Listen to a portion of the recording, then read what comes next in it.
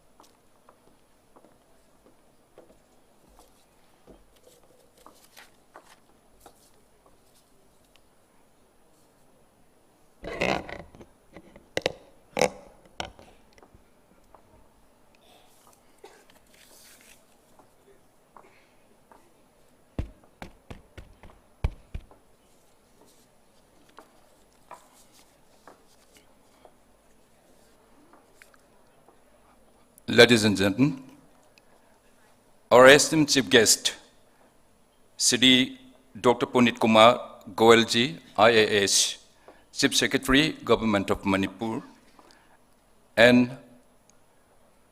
the President of the event today, Shri Arun Kumar Sinha, IAS, Principal Secretary, Forest, Environment and Climate Change, Government of Manipur, has arrived the event venue. The respected dignitaries will now open the side event of the conclave, that is thematic photo and fine arts exhibition and 3D models of climate change adaptation. About the side events, thematic photo and fine arts exhibition is the local photojournalists and artists have shown their talent mingled with aesthetic interpretation in their work and showcasing through event and rare experiences of environmental factors through the medium of art. And second, 3D models for climate change adaptation, how the technology play a vital role to make people aware about the impact of the climate change. It gives climate data, modeling, and many more. Ladies and gentlemen, sooner or later, you may experience side events of the enclave. You are welcome, and please be part of it.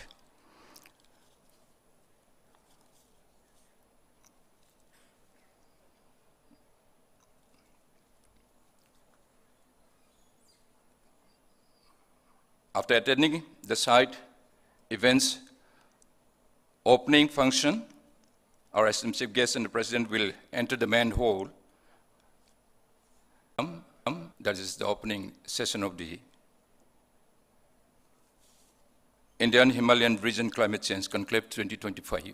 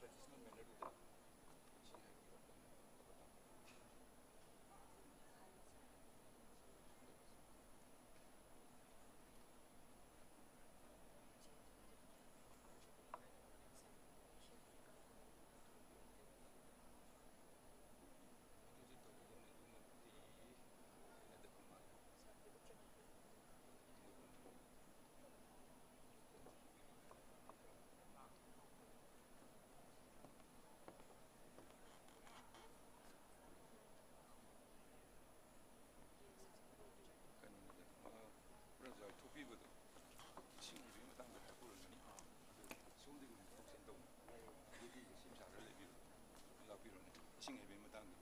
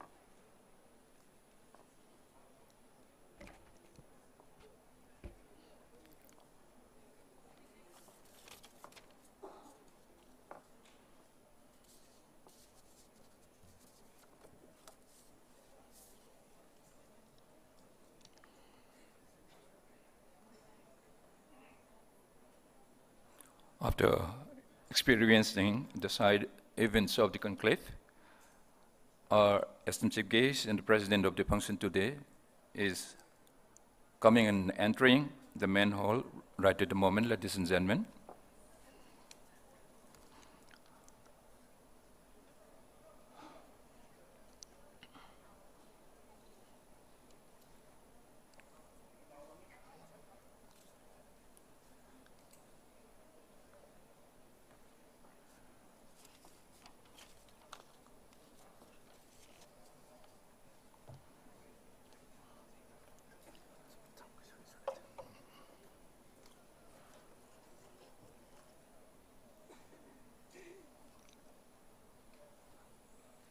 Once again, a very good morning, ladies and gentlemen. It's a great honor to have you with us today at the Indian Himalayan Region Climate Change Conclave on the theme Research, Practice, Policy, and Communication.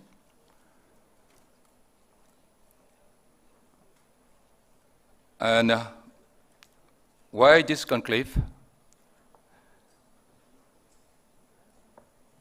We all know that climate change is a global issue with significant impacts on Earth, environment, and livelihood.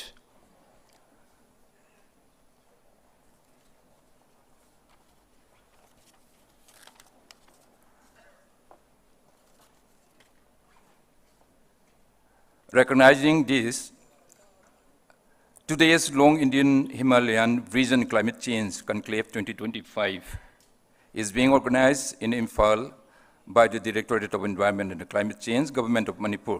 The main objective of the conclave is to provide a platform where the researchers, practitioners, policymakers, communicators, and community representatives come together, deliberate, and chart a roadmap for enhancing climate resilience in the Himalayan region. This is, of course, a brief background of the conclave, ladies and gentlemen. Now, at this very outset of the historic event, I, on behalf of the organizer, extending my best gratitude to you for being with us in the inaugural session of the conclave. To begin with the program, may I take the privilege once again to signify Sri Dr. Punit Kumar Goel ji, IAS Chief Secretary, Manipur, to be the chief guest of the inaugural session. Sir is already out there, he is on the dais. And also request Sri Arun Kumar Sinha ji, Principal Secretary, Forest, Environment and Climate Change, Government of Manipur. Sir is also already there, and he is on the dais. Good Charles, your presence has immense value and dignity to our event, and it's my immense pleasure to welcome you. A cheerful moment comes to felicitate the dignitaries on the dais. For this, may I request Sri Dr. T. Brajakumar Singh, Director of Environment and Climate Change, Government of Manipur, to do the honor.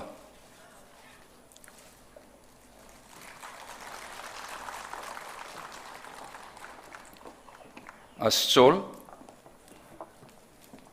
and a bouquet to the chief guest, and the same to the president of the function today, ladies and gentlemen. Please give a round of applause.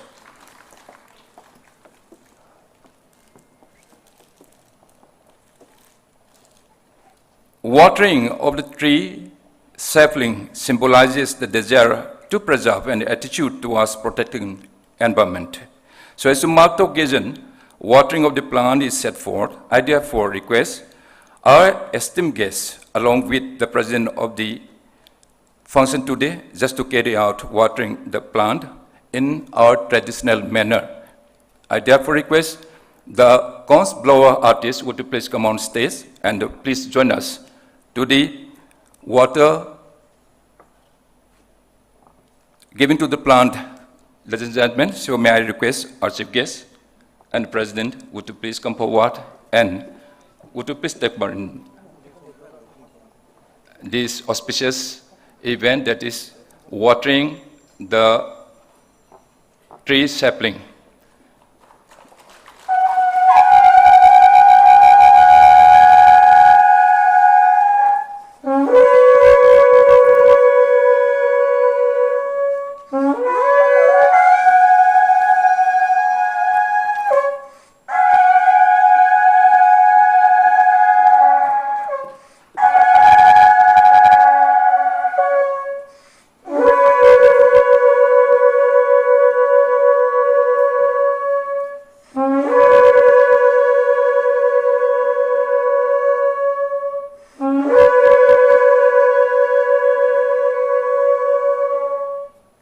Thank you very much. Thank you, our esteemed guest and president, and thank you, the Consular artist. To deliver convivial welcome address to the gathering, may I request Sri Arun Kumar Sinhaji, Principal Secretary, Forest, Environment and Climate Change, Manipur. Would you please come, sir, and for the welcome address.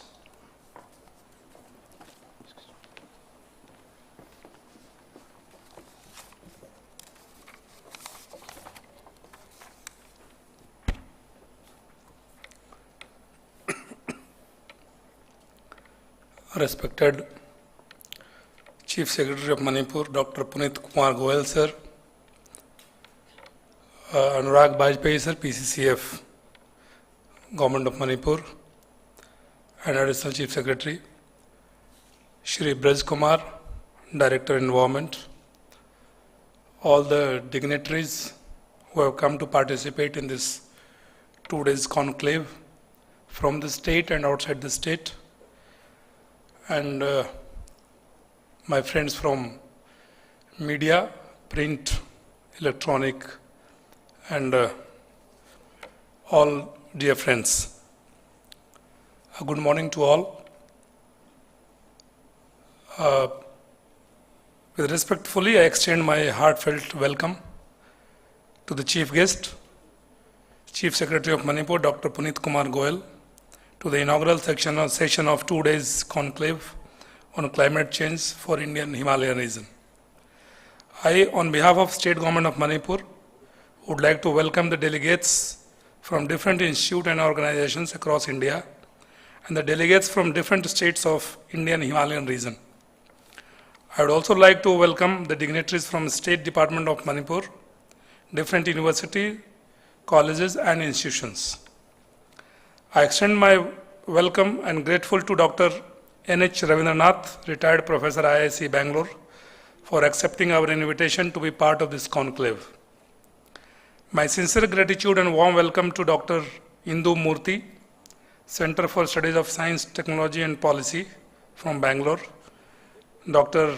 I.P. Pandey, retired Professor, Member UGC, Ms. Kartiki Negi, Climate Trends, and Dr. H. Birakumar Singh, Chief Scientist, CSIR, NEIST, Manipur, for willing to chair the different session of the conclave. I extend a heartfelt welcome to the state leaders and representatives, namely Dr. Majid Farooq from Jammu and Kashmir, Shri Subrata B. Datta from West Bengal, Mr. D. Dohu Robin from Arunachal Pradesh, Mr. Susant Banik from Tripura, Mr. Kikunil Latup from Nagaland, Dr. Rizwan Uz Zaman from Assam, and Dr. Vivek Lingdo from Meghalaya. I do welcome all the professors, delegates, scientists, scholars from different universities, colleges, institutions, etc., all the head of departments, officers from different line department, and all participants in the conclave. My sincere warm welcome to all the media fraternity, media houses in this conclave, and I am sure that the outcome of this conclave will be very, very fruitful. This 2 days climate change conclave on Indian Himalayan region will focus on advancing scientific research and integrating indigenous knowledge systems, showcasing climate resilient practices and innovations from the field, facilitating policy dialogues for mainstreaming climate concern into the governance, and strengthening communication and outreach for wider awareness and collaborative actions. By bringing together stakeholders from across the Indian Himalayan states, the conclave aims to identify knowledge gaps, share best practices, and develop actionable recommendations. The outcomes are expected to contribute to state and national climate strategies, foster interstate collaboration, and promote sustainable livelihood and ecological security in the Himalayas. The objective of this conclave is to create a platform for sharing ideas and fostering cross-sector partnership to facilitate policy, planning, and governance. The objective is also to exchange knowledge, to discuss latest scientific understanding of climate science and indigenous traditional knowledge. Then it's also to formulate actionable and scalable strategy for climate adaptation and mitigation. It is also to highlight innovative solutions and successful climate actions by startups and local organizations, and to enhance climate communication and stakeholder engagement. I wish the 2 days conclave on climate change for Indian Himalayan will be a grand success, and I welcome you all once again. Thank you very much.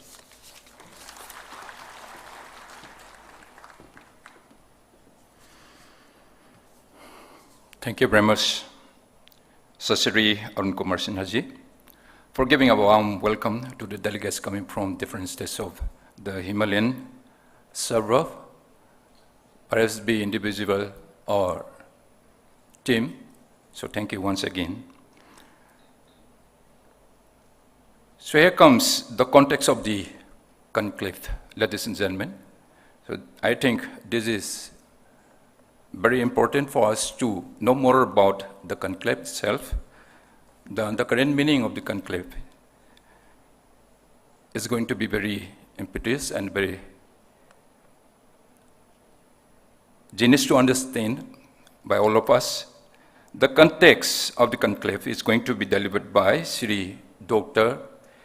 T. Brajakumar Singh, Director, Environment and Climate Change Directorate, Government of Manipur. May I request Sri Dr. T. Brajakumar.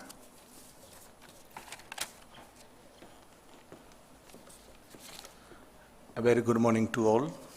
I am Punampu Khurumjari, respected Sub Secretary, respected Principal Secretary, Forest and Environment and Climate Change, respected Adjunct Sub Secretary and PCSF, Government of Manipur, and other my senior colleagues, and other my respected Gurujis, teachers, and other respected scientists, government officers, friends, and media fellows.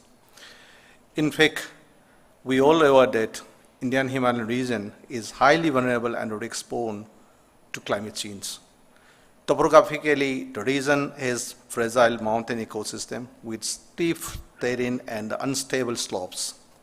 Moreover, its glacial dynamics and cratospheric slopes with rapid glacier melt leads to glacier lake outbursts and frequent floods. As an impact of climate change, precipitation patterns have been changed, witnessing with prone to cloudbursts and floods, causing extreme events. Subsequently, degradation rate of forest and loss of biodiversity has been increasing day by day. Scientists have already projected that the region has higher level of warming than rest in India. In the climate vulnerability assessment of Indian Himalayan region, Assam has been reported as a more higher in vulnerable index among the Himalayan states, whereas Uttarakhand and Arunachal Pradesh are low index and the rest states, including Manipur, are in medium index. Recognizing on those things, the few scientists, experts has only come down to the assessment in vulnerability risk assessment in climate perspective. In the state, in the Indian risk assessment also, that it has been only reported that all Indian Himalayan region are under high in flood and drought risks as per climate risk assessment. This is reported by IIT Guwahati, IIT Mendi, IISc Bangalore, and CSTEP Bangalore. Likewise, in Manipur state, all the Central Valley region are in the high risks in flood.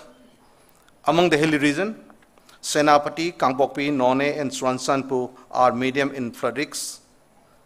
Likewise, Senapati, IMPHAL West, IMPHAL East, Thoubal, Frezol, Swansanpu are under high risks in drought. In fact, the report says that wet days, that is rainy days, has been decreasing day by day in entire state.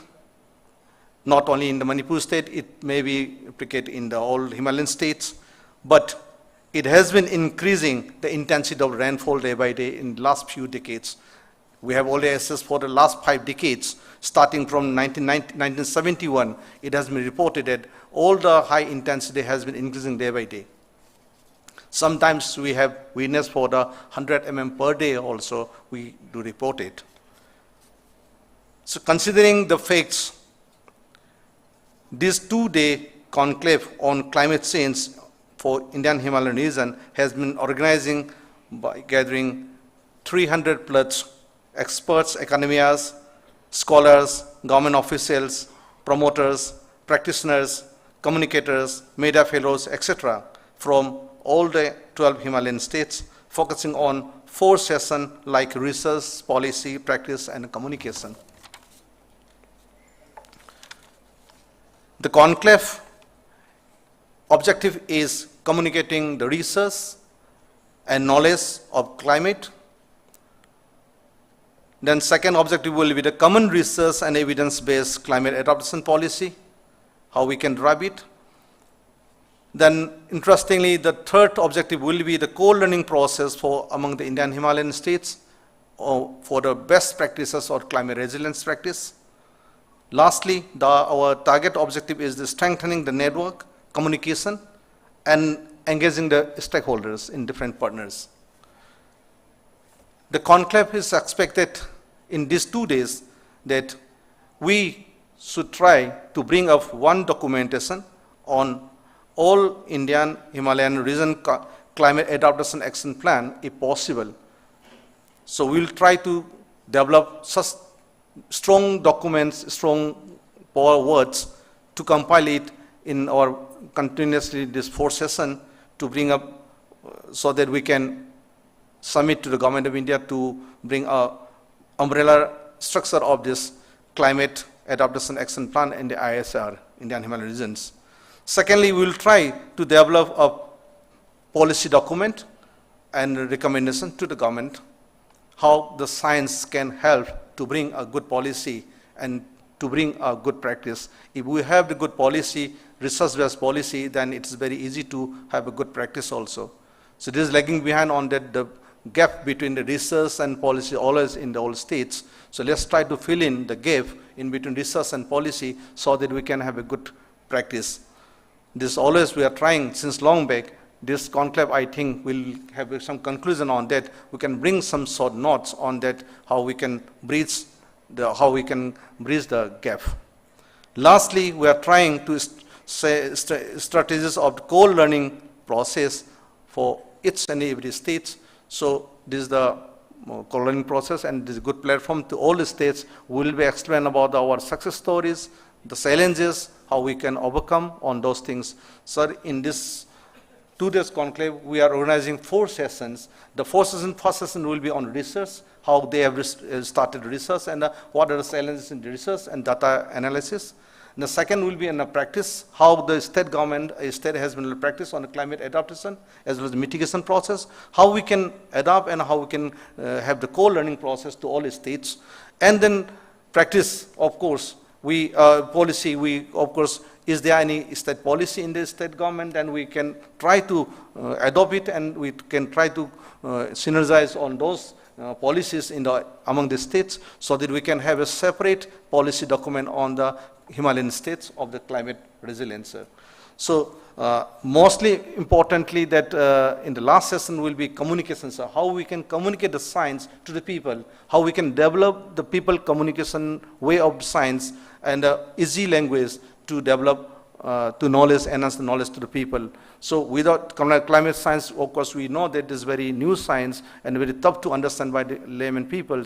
So we are trying to develop a very simple language of the communication. So today's media people who are media fellows who are attending here are taking a very good important role to communicate to the people. So, sir, we have already, I just pleased to take the advantage to announce that, so in our state we have established one media resource center in our department, and we have started media fellowship on climate change reporting since last 5 years, sir.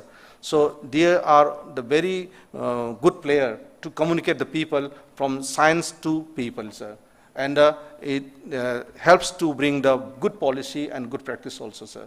So hopefully this 2 days conclave will bring a very good document for the Indian Himalayan states so that we can request and approach to the government of India to bring a very good solution and suggestions to the climate adaptation practices. Thank you all.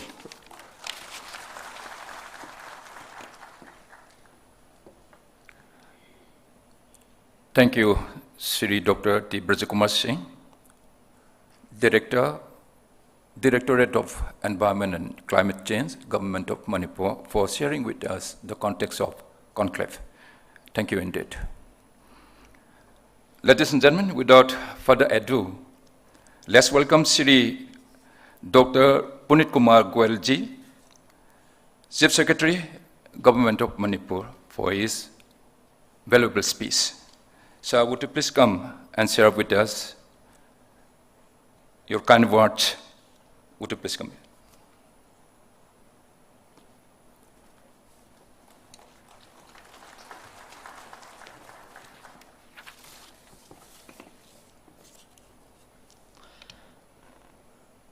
Principal Secretary Environment, Mr. Sinha, ACS Forest, Mr. Bajpayee, Director Environment, Mr. Brij Kumar, distinguished scientists, participants, resource persons, ladies and gentlemen, media persons,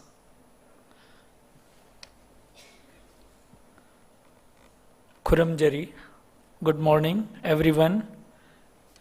It is my privilege to address this two-day climate change conclave for Indian Himalayan region in Manipur.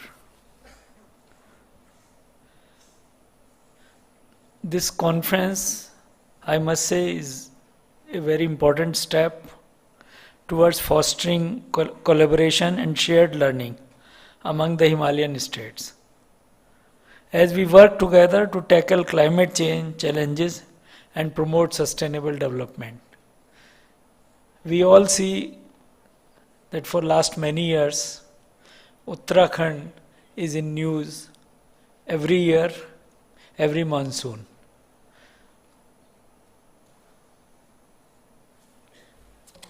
So it is very important for all the Himalayan states to share our experiences,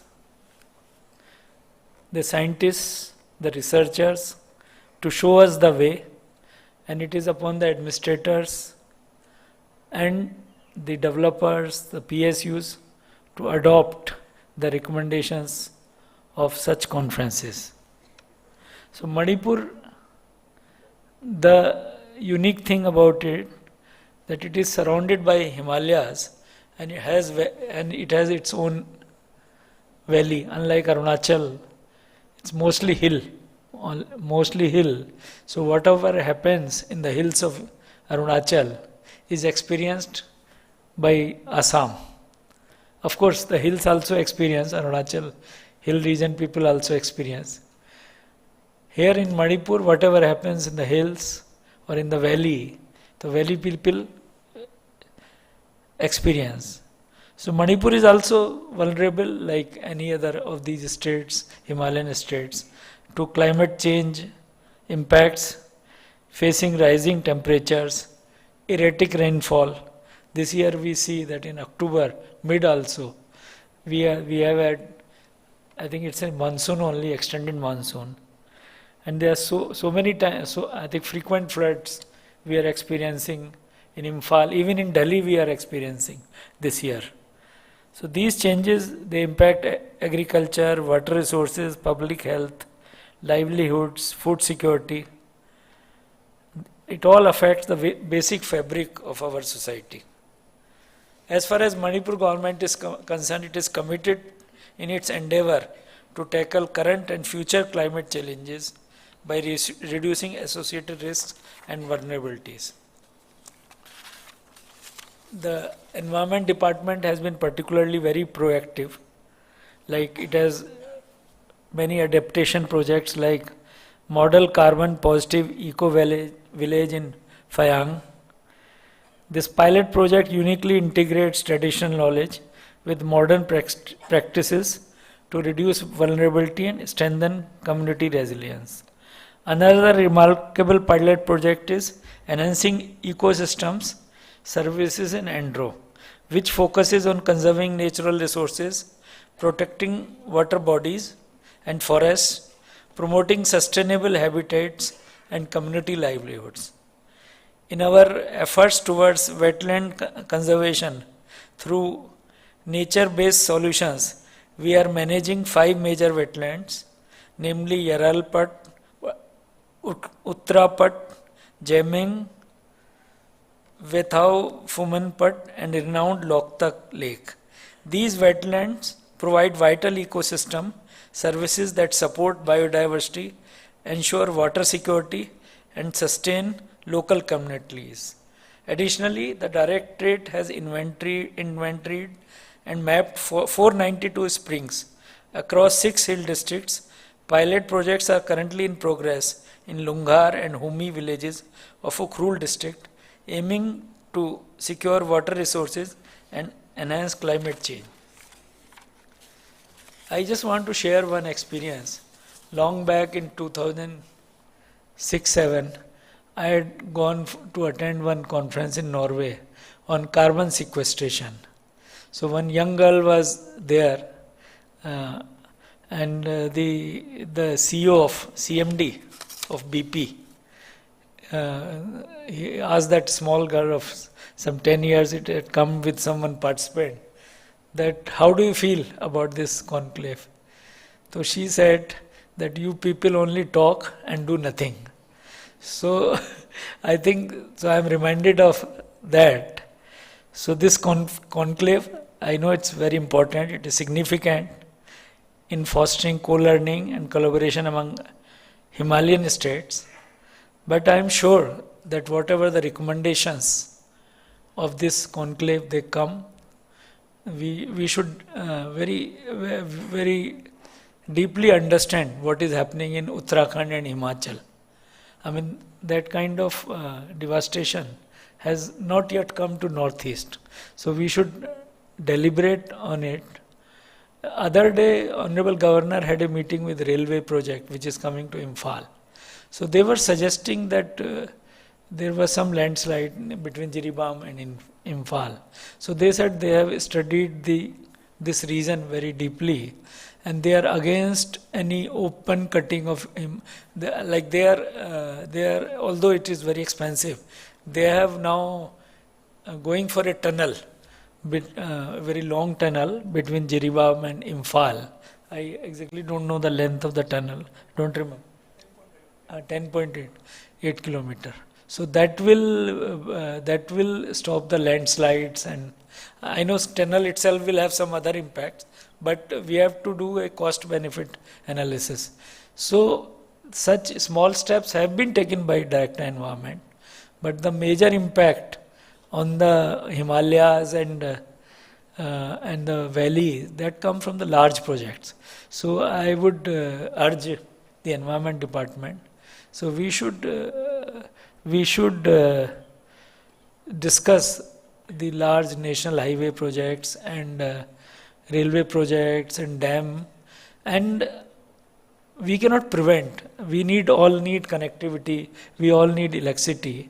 But how to mitigate, how to reduce the impact, negative impact of these projects, that also I hope that it is discussed in this conference. So there are a lot of challenges before us which are indeed significant, but through our collective resolve and cooperation, we can bring about meaningful change. Let us harness our shared strength to tackle climate change, advance sustainable development, and secure a brighter, more resilient future for the people of Manipur and the entire Himalayan region. Thank you. Thank you very much.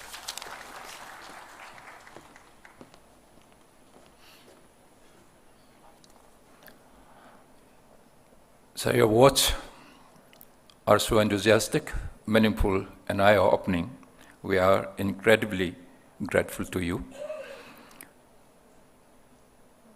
To deliver vote of thanks, may I invite Shri Vivekananda Sharma, Joint Director, Directorate of Environment and Climate Change, Government of Manipur.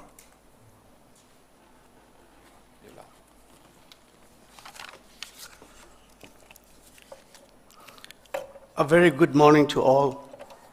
Honorable Sri Punit Kumar Goel, IAS, Chief Secretary, Government of Manipur, respected President of today's function, Sri Arun Kumar Sinha, IAS, Principal Secretary, Forest, Environment and Climate Change, Government of Manipur, respected Additional Chief Secretary, Sri Anurag Bhaspai, Forest, Environment and Climate Change, Professor N.H. Ravindranath, IISc, Bengaluru, Dr. T. Brajakumar Singh, Director, Directorate of Environment and Climate Change, distinguished guests, participants, friends, ladies and gentlemen.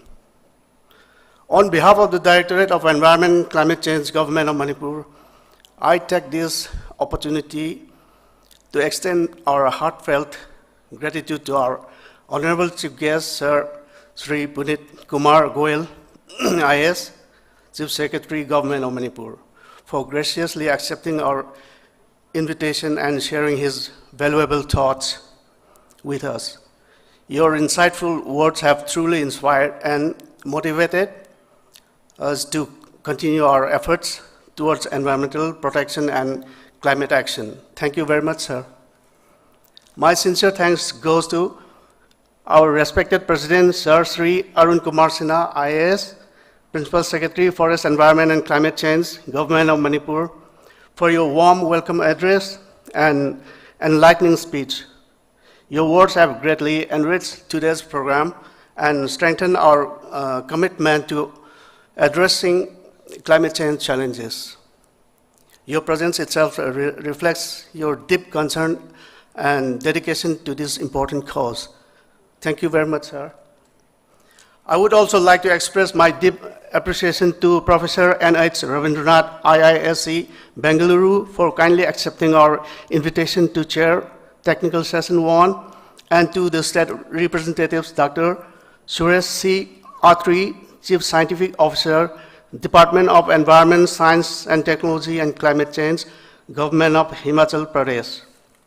Srimati Subrata B. Datta, Senior Scientist, Department of Science and Technology, Biotechnology, West Bengal, Dr. Majid Farooq, Scientist, Department of Ecology, Environment and Remote Sensing, Government of Jammu and Kashmir, and to our esteemed experts, Dr. H. Nanaksa Sharma, Director, IBSD, Manipur, Professor L. Nabachandra Singh, Agronomist, CAU, Manipur, and Dr. Wazir Alam, Assistant Professor, Manipur University, and from the state government, Sri K. Devdatta Sharma, Director, Horticulture, Sri K. Machan Singh, Nodal Officer, MOVC, DNER, Agriculture Department, Government of Manipur, for their valuable contribution to this conclave. Also, our sincere thanks to Dr. H. Bir Kumar, Chief Scientist, CSIR, NEIST, for chairing Technical Session 2, and the state representatives, Sri D. Dohu Robin, Director, the Environment and Climate Change, Government of Arunachal Pradesh.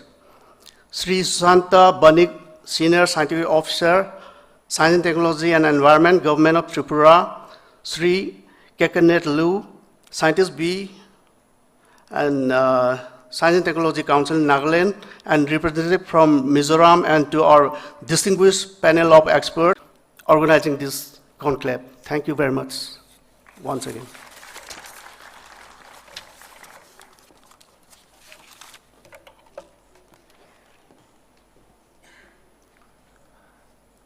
Thank you, Sri Vivekananda Sharma, for giving an inclusive word of thanks. Thank you once again.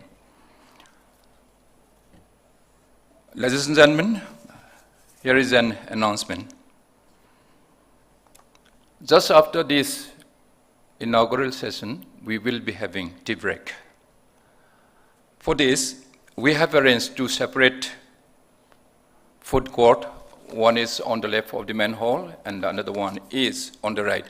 But left is, from my side is left, but from your side is going to be right.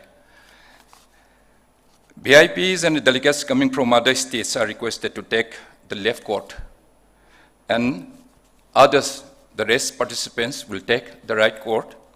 And this is being done due to the space management. Would you please bear with us in this regard?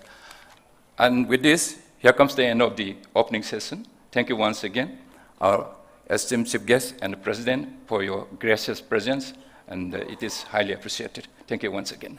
And all the delegates, scientists, professors, teachers, and each and everyone taking part in this conclave, would you please take 15 minutes time for tea break? And after the tea break, as if the director said to me, at about 12:15, our technical session will be started. Therefore, would you please come back and occupy your respective seats for the technical session. Thank you.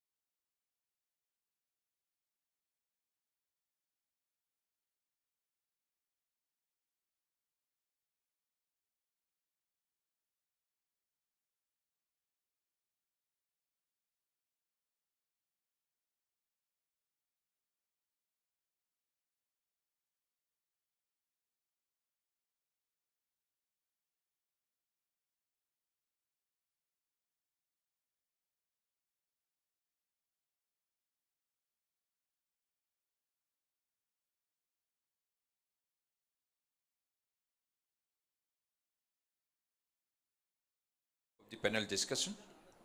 There will be two sessions, which is very important and inevitable. In the gap between the two sessions, there will be a lunch break. Break time is 1 hour. But just after the lunch break, we will resume the second session. Therefore, all are requested to occupy your respected seats little earlier. This is just a small reminder from the end of the organizer. Ladies and gentlemen, all the delegates, teachers, scientists, researchers, and respected professors, would you please come back to the main hall and please occupy your seat.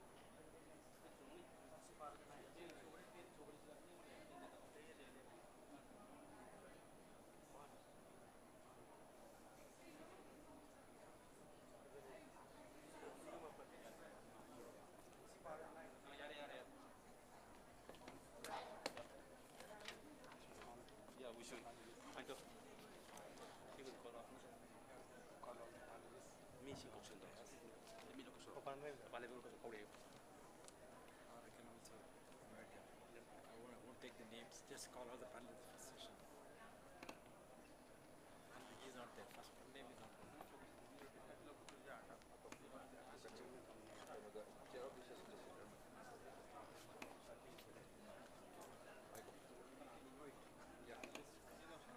Because as the director said, because now I have to you can be all rational responsibility, technical rational responsibility, and we have to live with the technical responsibility.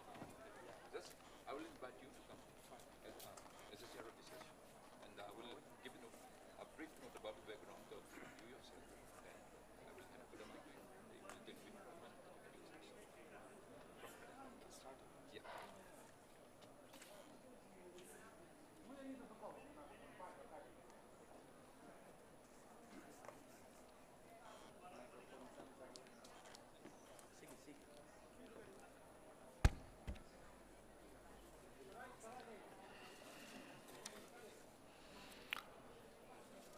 Welcome back, ladies and gentlemen. Taking you to the technical session, that is research and the knowledge network.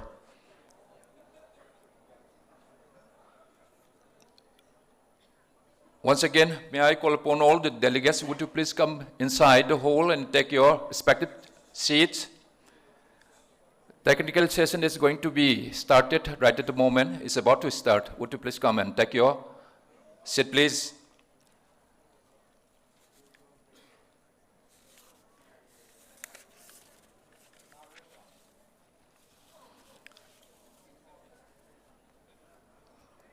Today, the 16th of October 2025, on this very auspicious day, we'll be having two parts in the technical session, which is very important and inevitable. In the gap between the two sessions, there will be lunch break. Break time is about 1 hour, but the sooner, the better. We will resume the second session just after the lunch break. Therefore, all are requested to come back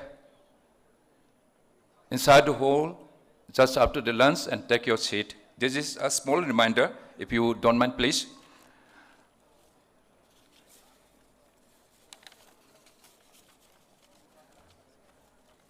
This is the first part of the session, and the opening talk is focusing on recent climate research in the Himalayan region. Well, chair of the session will be Dr. N.S. Ravindranath, Professor retired, IISc, Bengaluru. So I'm giving you a brief note on the experiences of the eminent personality, Sri Dr. N.S. Ravindranath.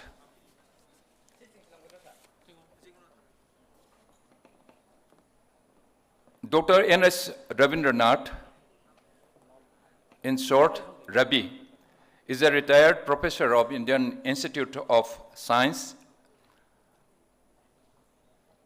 Bengaluru.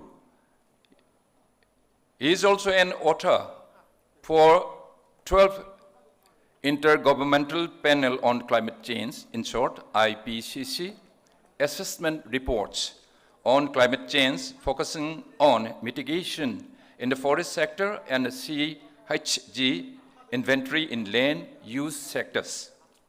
He is also an author of 2 intergovernmental platforms on biodiversity and ecosystem services, in short, IPBES reports. He was a scientific advisory panel member of 6th edition of the UN Environment Programme, UNEP, Global Environmental Outlook, GEO6, and multidisciplinary expert scientific advisory group member for GEO7. Professor Ravindranath also served as a Science Technology Advisory Panel, in short, STAP, member of the Global Environmental Facility, GEF, for the climate change focal area from 2008 to 2012. Professor Ravindranath has published 8 books, 4 of which are about climate change, and more than 170 peer-reviewed scientific papers, of which more than 60 are about climate change. So may I take the privilege to call upon Dr. N.S. Ravindranath, who is going to be the chair of the session of the first part of the technical session today. All are requested to give a round of applause and welcome Dr. N.S. Ravindranath.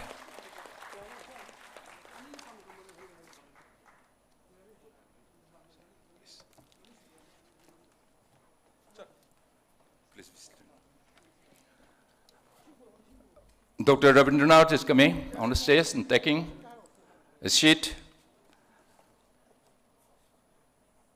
He will handle and manage the technical session. All rights and responsibility has been endorsed to Sir N.S. Ravindranath. So I'm giving the mic to Dr. N.S. Ravindranath. And prior to that,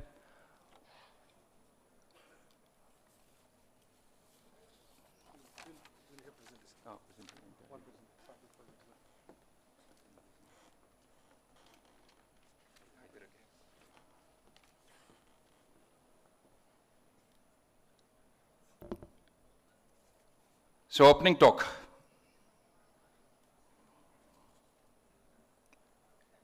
That is recent climate research in the Himalayan region. And from the end of the Dr. N.S. Ravindranath, would you please share a presentation on the very outset of the technical session, that is Research and Knowledge Network. May I request Dr. N.S. Ravindranath, please.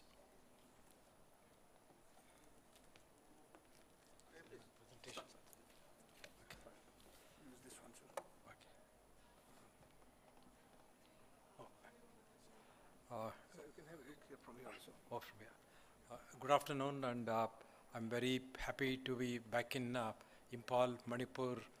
Again, I've been here many times. Probably Manipur is one of the states I visited most as a climate change scientist. That means this is a state where a lot of action is happening. Thanks to Dr. Braj Kumar and his colleagues at the Department of Environment. Not only me, that many colleagues from all the Himalayan states whom we all know over the years. They have become very good friends. We have worked with them.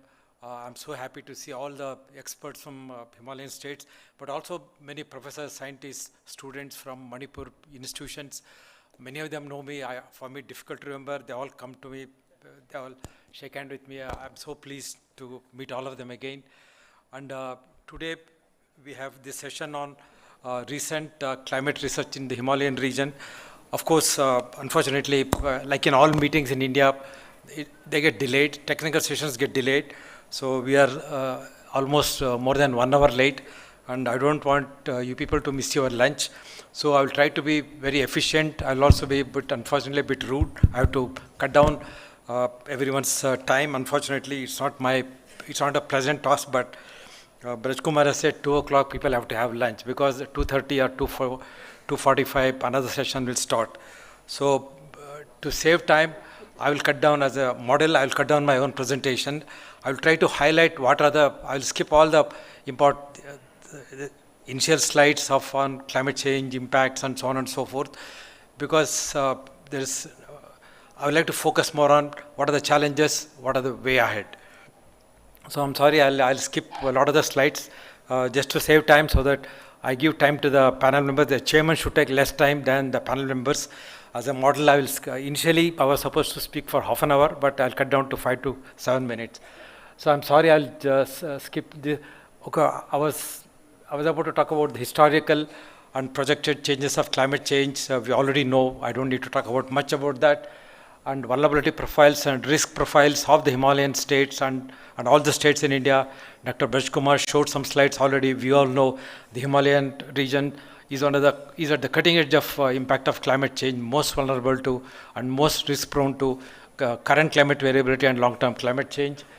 And then the impacts of climate change. In fact, I would like to say, as a professor, as a scientist involved in every climate change initiative in India, nationally and also at the global level, there is really very little research that has happened compared to the scale and the size of the country and the complexity of the country and the impacts of climate change.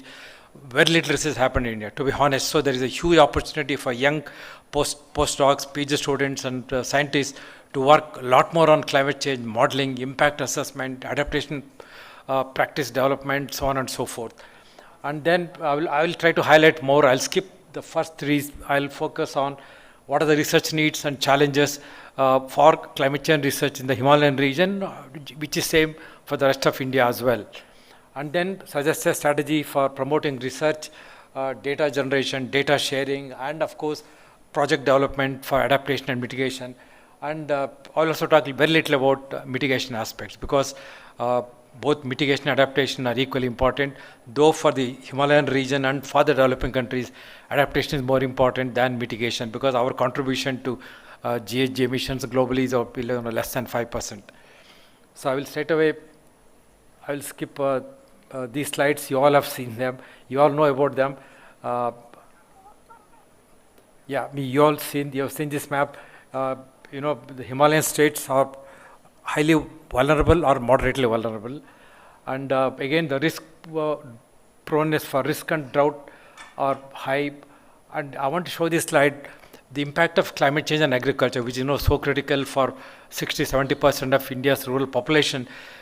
There are very few published studies, there are very few institutions working on them compared to the scale required. This is one of the slides that's available, latest slide available from India's national communications, as well as India's national adaptation plan, which will be released. You will find such, even the graph itself is not so good.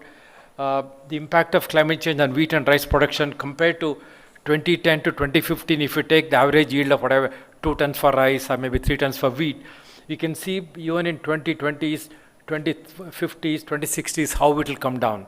So there's a story same for all the other crops, plantation crops. And of course, the forests are highly vulnerable in the Himalayan regions for the impact of climate change. The problem with impact of climate change on forests and biodiversity is irreversible.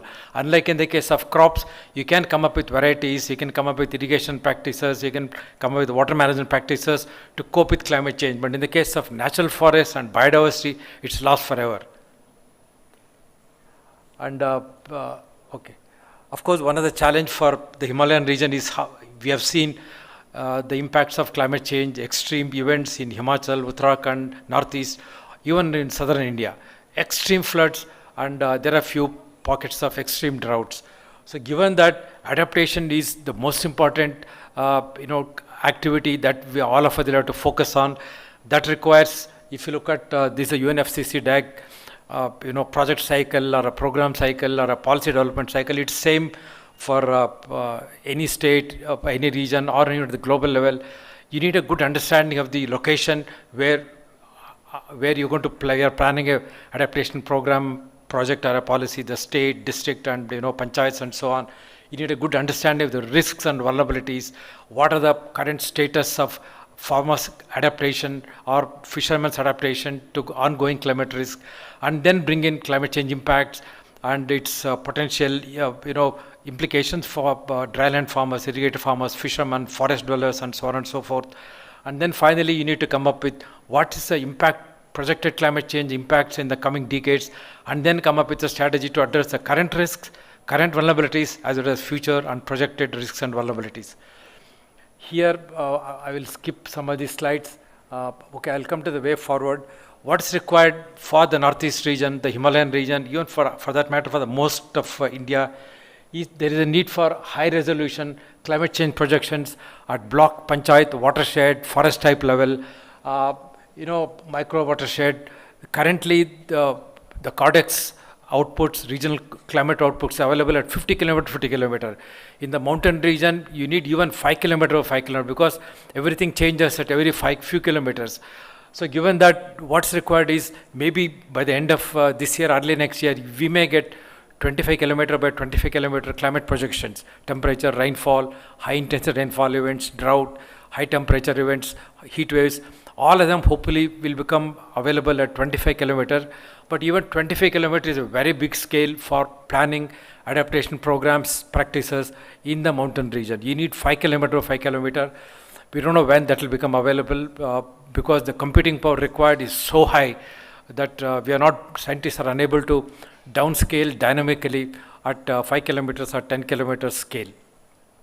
Second is development of a high quality risk vulnerability profiles at a scale where you are planning an adaptation project. If you do, there are vulnerabilities customized at the national level. They are comparing countries. We have done comparing states. We have done comparing districts.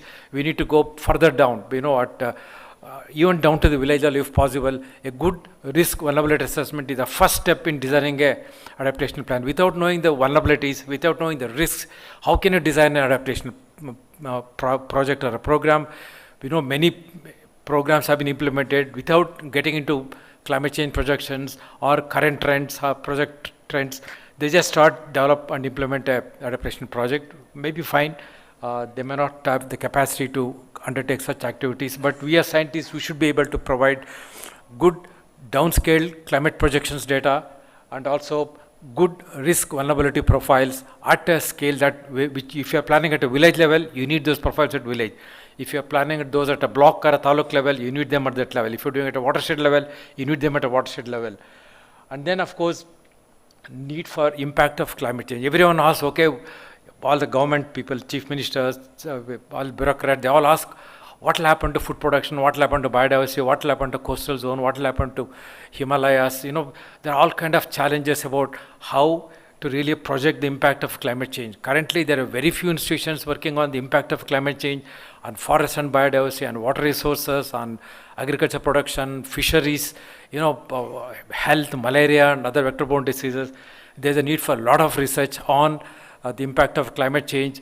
There are already ongoing changes now. There are going to be more intensive changes in the coming decades. So we need to understand the impacts in the next 5 years and also impacts over the next 20 to 30 years. That's a big challenge at a scale that's required. And then, of course, we need to come up with district level assessment of, watershed level, panchayat level, as I already mentioned. And there is a need for a network of institutions, because one institution in Manipur, one university may have modeling capability, another institution may have agriculture university will know about agricultural impacts, maybe forest departments may about for other research institutions working on forest and ecology, biodiversity. So they need to come together and work as a team. Climate change is a multidisciplinary field team, including social scientists. And there is a need for generating the data required for climate change impact assessment, both climate change projections and also physiological, soil, water, all the data required for modeling the impact of climate change. That's currently not available. Again, what's available is not accessible to any student or researcher in Manipur or Mizoram or Tripura. It's not accessible even to a professor of Institute of Science very often. Despite being a senior professor, I can't get certain data from some government department. So imagine in small universities, and it may be even bigger challenge. And need for coordinated research program, because the Himalayan region has some unique characteristics. You all know, I don't need to say. There's a need for a coordinated research program on impact of climate change on water resources, stream flow, evapotranspiration, water availability, etc., runoff and so on, because of the mountainous characteristics. Again, impact of climate change and all kinds of crops, forests, biodiversity, fisheries, and so on. That requires a coordinated program. One institution, I don't think there's any one institution in India. No IIT alone can do. No national agricultural institutes can do. National Institute of Technologies can do. We need a team of institutions, a group of institutions to come together and work. And then there's a need for creating access to data. I've gone to so many meetings in India in the last 10, 20 years. One problem we hear, in fact, we presented this at one time as a member of the Scientific Advisory Committee to the Prime Minister. We made a presentation saying what data is available is not accessible to a scientist or a student or a researcher or even government departments very often. So most important challenge is how to create some sort of a web portals where historical climate data, projected climate data, soil data, water data, etc. becomes available to researchers. That's a big challenge. Otherwise, students may be dying to work on it, professors are willing to guide, but data will be a major limitation. That's one of the major challenges, how to address the data, at least create data and create access to what exists today. That's a big challenge all researchers face in India. And need for research on developing adaptation practices. Currently, ICAR and institutions are doing some work. ICFR institutions are doing very little work. And so there is very little research, some research happening. The only aspect that's happening is in agriculture. Some institutes of ICR, some universities are working on breeding, drought tolerant, flood tolerant crop varieties and some practices and so on.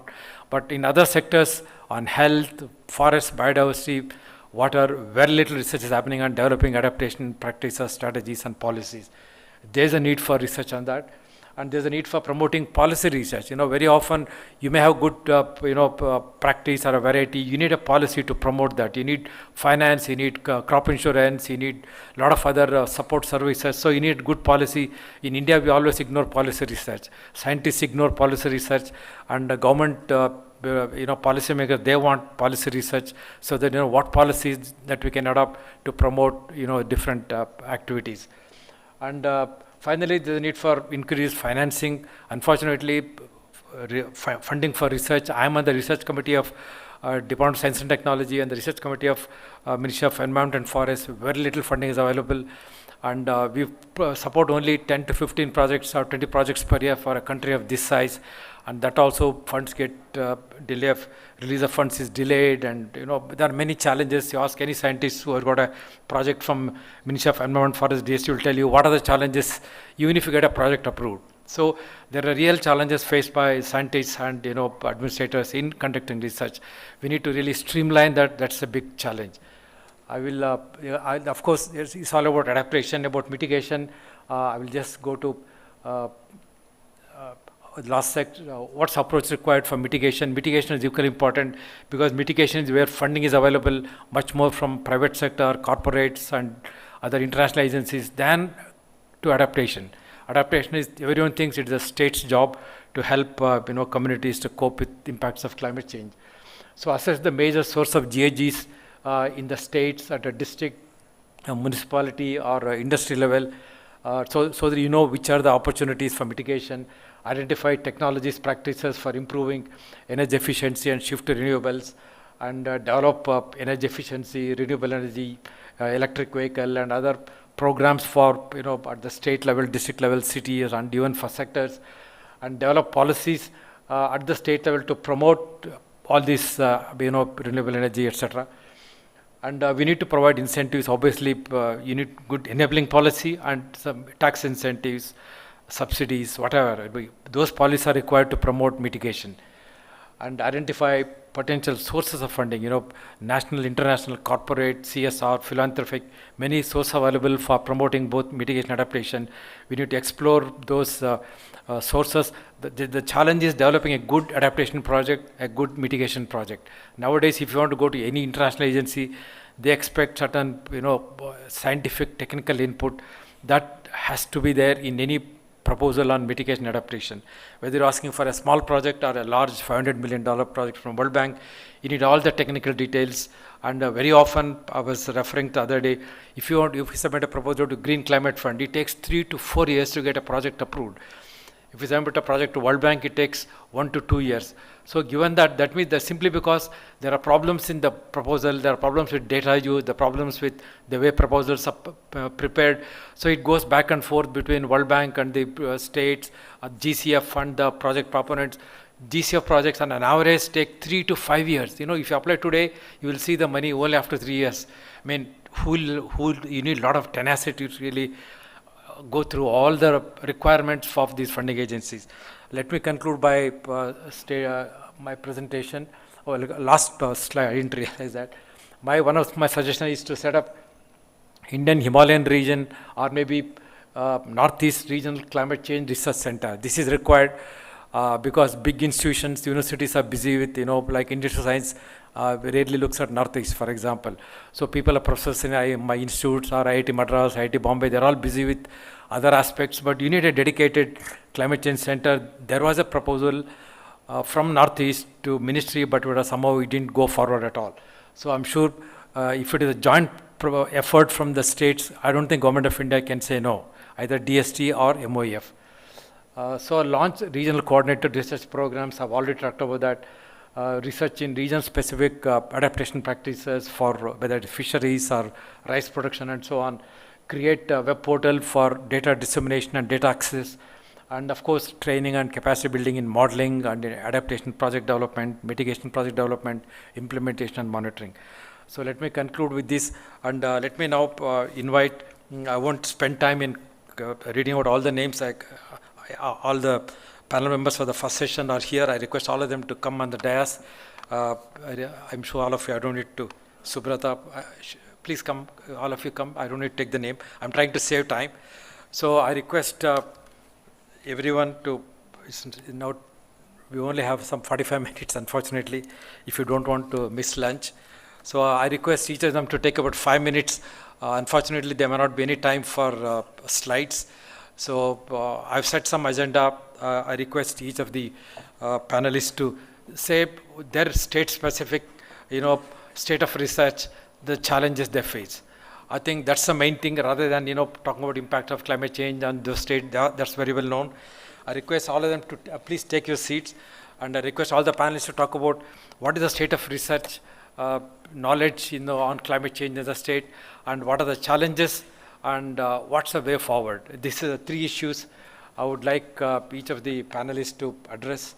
I feel very sad that we have less time for for an eminent panel. So we have 4 plus. Sorry?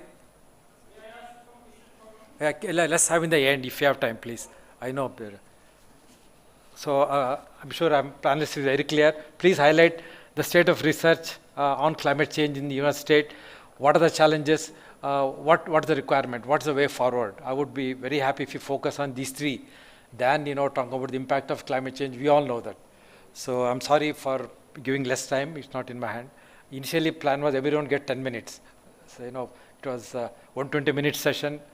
Everyone was supposed to get 10 minutes. Now, let me, without taking much time, maybe you can speak here from. You can speak from there or here. So let me start with Subrata. Please come.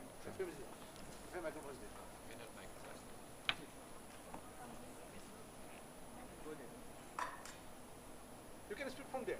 You can speak from there.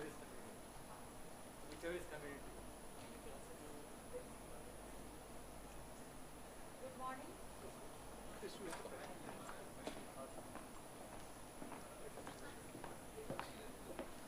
Good morning and greetings from West Bengal. Like sir said, if we say about the observations, sir, around this resources, so the resources may be the land resource, water resource, and human resource. So land resource, a major resource is forest. So in West Bengal, sir, what we have observed, the forests were actually part of the continuation of the Kanchenjunga Biosphere Reserve, expanding through Nepal and Sikkim. But now in West Bengal, the forests are fragmented. So that is the issue. So for preservation and conservation of this biodiversity, there must be corridors. That is one observation. And Darjeeling has a legacy of, there are great botanists working from like Hooker and friend of Darwin. So they have listed the medicinal plants. So the medicinal plants, if that may be adaptation part, conservation of medicinal, conservation area. Second land resource may be the plantations. So the world famous Darjeeling tea, it's a gift from British colonial period. But for this tea, a huge area of virgin forests were destructed. And there was a huge migration of tribal population from central India to Darjeeling part. So the loss of identity, their identity, etc. was there. So there is yet a cost-benefit analysis whether this tea trade on ecological sensitivity. But now, standing today, there is no way going back. So tea trade is something, now it is considered as an adaptive tool and social security. But this trade-off is there, ecological and thing. Likewise, the famous Darjeeling mandarin. In every aspect of Darjeeling mandarin, the shape, the size, the aroma, the shine, the color, and the production has gone down. And while in a field visit, we have seen that the farmers, though they are receiving, today they are receiving greater this irrigation facilities, pest control facilities, something, but the return is not there. They are shifting to other support crops like turmeric, etc. for their livelihood. Likewise, large cardamom facing problem. Then coming to agriculture, land is very scarce. There is scarcity of land. And there is this squash, which is cultivated there. It's a very good crop because it is climate resilient, because it is grown on platforms. So when there is heavy rainfall, as it is on platform, the rain doesn't hit the soil and this precious agricultural soil is preserved. But as there is no cold chain and this market links, this livelihood is not ensured. Coming to human resource, this Darjeeling Himalayan area, there are large, both from soil and immigrants, there are many, many tribes. And each tribe, each community has had their own tradition, their own learning, their own wisdom for different production things. But now as the mode of production is changing, mode of transport is changing, those are getting lost. So human. So whatever we are doing, landslide is a major problem in Darjeeling Himalayan region. So, water resource. Whatever we are trying to do for management, water is the issue. Scarcity of water. Though in West Bengal, this Darjeeling Himalayan region is a unique water resource region. 2 out of the 6 water resource region of India, 2 are in Darjeeling. One is Ganga system, one is Brahmaputra system. For drainage, from first order stream to 8th order stream, the drainage are there. And sir, as you have asked, we have done all the stream ordering and micro watersheding. There are 1,000 micro watershed and up to 2 regions, all in between mini, sub, all watersheds are present. and there are more than 3,000 millimeter rainfall in Darjeeling. Still, there is scarcity of water, and that to drinking water is even not available, and water mafia is in full vogue. So water is those, what it is said, this spring water management has come out as a novel, and they are trying many types, like through cluster, through individual, through watershed basis, they are trying. So something, but then there are the chances of disaster. In Namshi project, we have mapped more than 1,200 landslide points, and we have done some HP landslide susceptibility mapping we have done, and we have made a list of 45 most probable villages where landslide may occur using HP methods, etc. So those we are trying, but there are research gaps. So this comprehensive, if we try to do spring management, this comprehensive hydrogeological data, comprehensive is not there, something is there. But likewise, this predictive landslide warning system is not there. So we need all these things. Now the policies, as you said, the resilient policy for infrastructure and building code, then this medicinal plant policy, the ecological tourism policy, those types of policies are also required.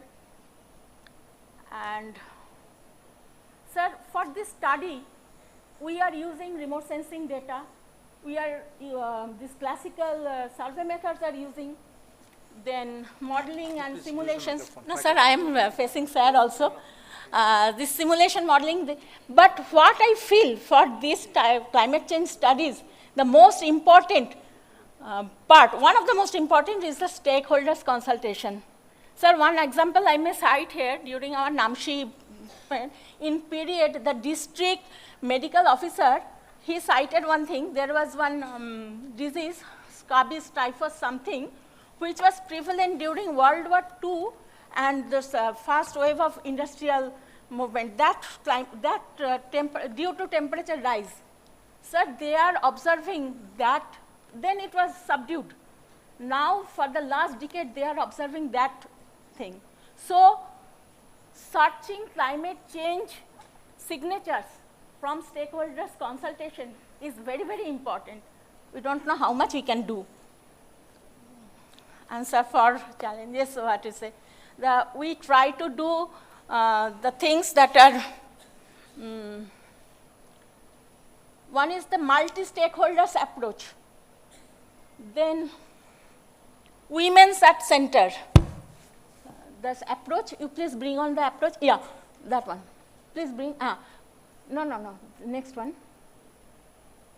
No, multi-stakeholders approach, then sense of community ownership, this and women at center. Whenever we did the community thing now, whenever the women are in structure, like in water resource and nutrition things also, when women are at center, it is more wisely collected. Leverage of local knowledge with modern technologies for optimum benefit. Then agroforestry with varied species for diversity, and not only nutrition, then fuel, fodder, food, everything. And it also improves the resilience and arrest out migration. There are huge out migration in today's year. And climate resilient farming using biofertilizer, biopesticides, local seeds, mixed farming, local breed of livestock. In hills, there are local livestock rearing, the practice is there. And perennial water harvesting structure, that is very important. One is this, spring water management they are doing. In fact, there is also a traditional method of doing, using these bamboo pegs. And now they are doing, trying out different methods, and emergency preparedness and management of real time. This is the approach. And next. So I come to end. As told, this data sharing, knowledge sharing, collaboration, cooperation, and participation, this is very important, and this NAMSHI studies may be establish itself as a knowledge hub and single window gateway into it. Thank you. Thank you. Thank you, Subrata.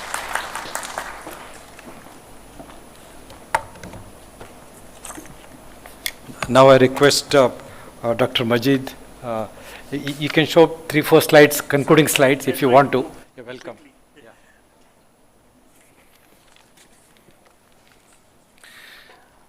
Thank you very much. As Professor Ravi always says, everyone is respected here, so respected everyone. A very good afternoon from Jammu and Kashmir. I'll be showing the slides very quickly, and I'll just try to move and try to stick to my time what I have been given by the chair.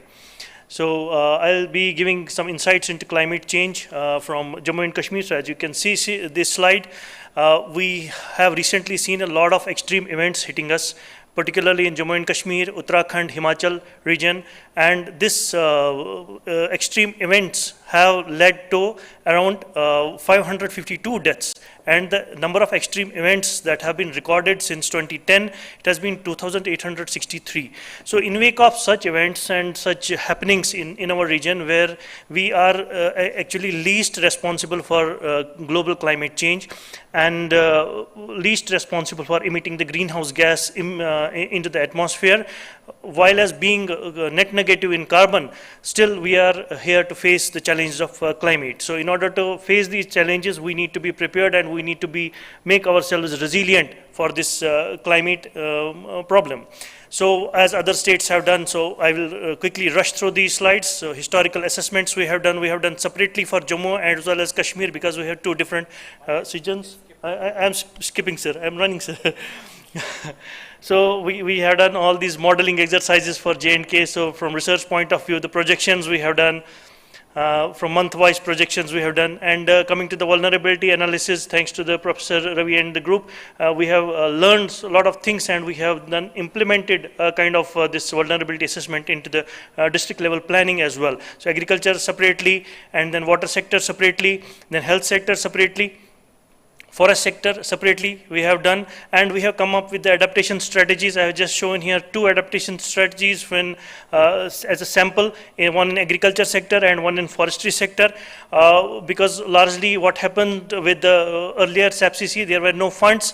Now we have been asked to mainstream it and plan it as per the what national level schemes are there. So we have planned all the adaptation schemes, keeping in mind where the funding is and which action maps what indicator towards the climate change. And then we have also linked it with district level schemes. So district level, what is making that district vulnerable, where is the scheme, and what action they have to take. So these are the schemes and actions we have taken. Now coming to the what Professor Ravi said, that we have to take it to the more finer scale or more micro level. We have gone up to the city level vulnerability assessment. So this is for Srinagar city. We have done all the mapping exercises, earthquake mapping, flood mapping, heat mapping, then towers, hospitals, schools, buildings. We have gone to the building level, landslide hazard zonation, and then we came up with the vulnerability in the physical sector, social sector, the natural sector, economic sector, as well as the composite vulnerability at the city level, and then give the plan accordingly to the city planners.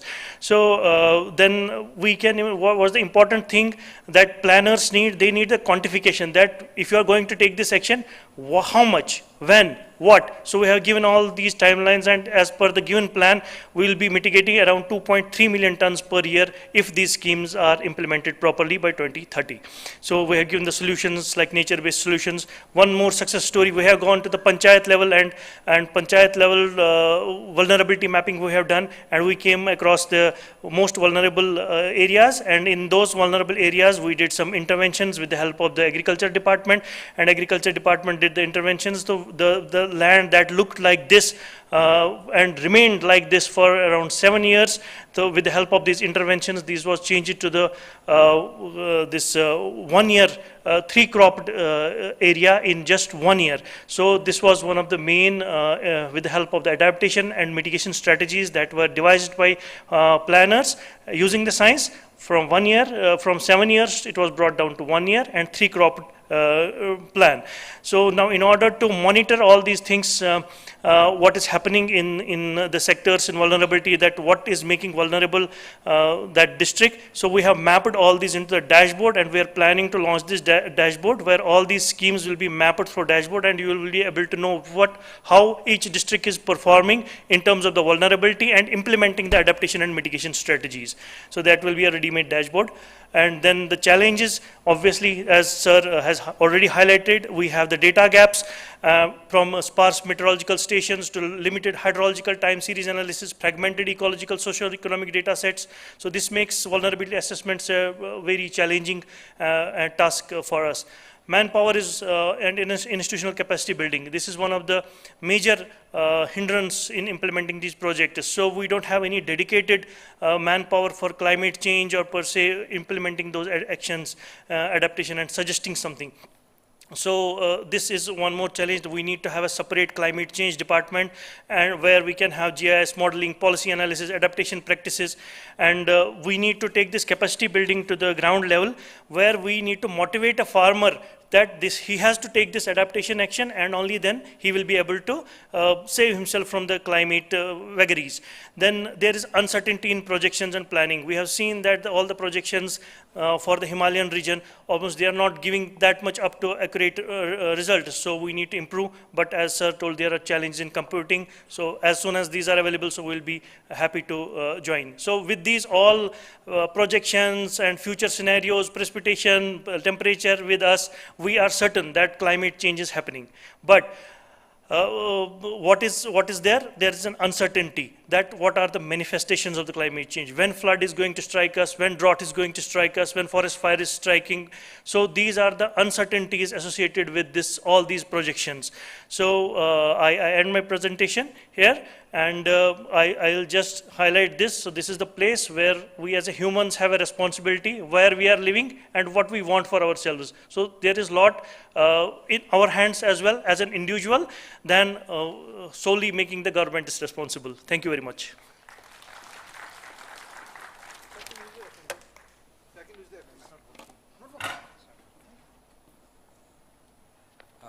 Thank you, Majid, for sticking to the time and also highlighting the challenges and high-quality research done in Jammu and Kashmir. Now I invite Dr. Nanocha Sharma, Director, ISBD Manipur. Please.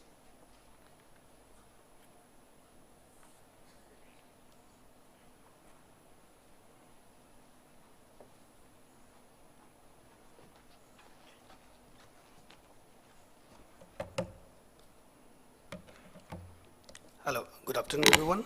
Respected Professor Ravi, who is the chairperson of this session, and all the panelists here, and then all the delegates who are of the dais. So I just want to mention that I represent one and only institute of Department of Biotechnology, which is called Institute of Bioresource and Sustainable Development. It's not ISBT, it's IBSD. So people normally misnomer this institute, but this is one and only institute of Department of Biotechnology in the whole Northeast. So we work, this institute was set up in 2001 with a clear mandate to use the bioresources of this Northeast India for the socio-economic development of this region. So it was set up with a headquarters in IMPHAL, and then now we have different centers, one in Sikkim, one in Shillong, and one in Aizawl, and one is coming up in Nagaland in Kohima very soon. And so we work on 5 verticals. One is plant resources, where it is very much related with the climate change and environment. And also we work on phytopharmaceutical mission, which includes ethnobotany, ethnopharmacology, and drug development. And also one of the biggest microbiological resources and fermented food. And also we have animal resources, and also we have eco-restoration, water management, and surveillance, which is very much related with this, with the mandate of this congregation.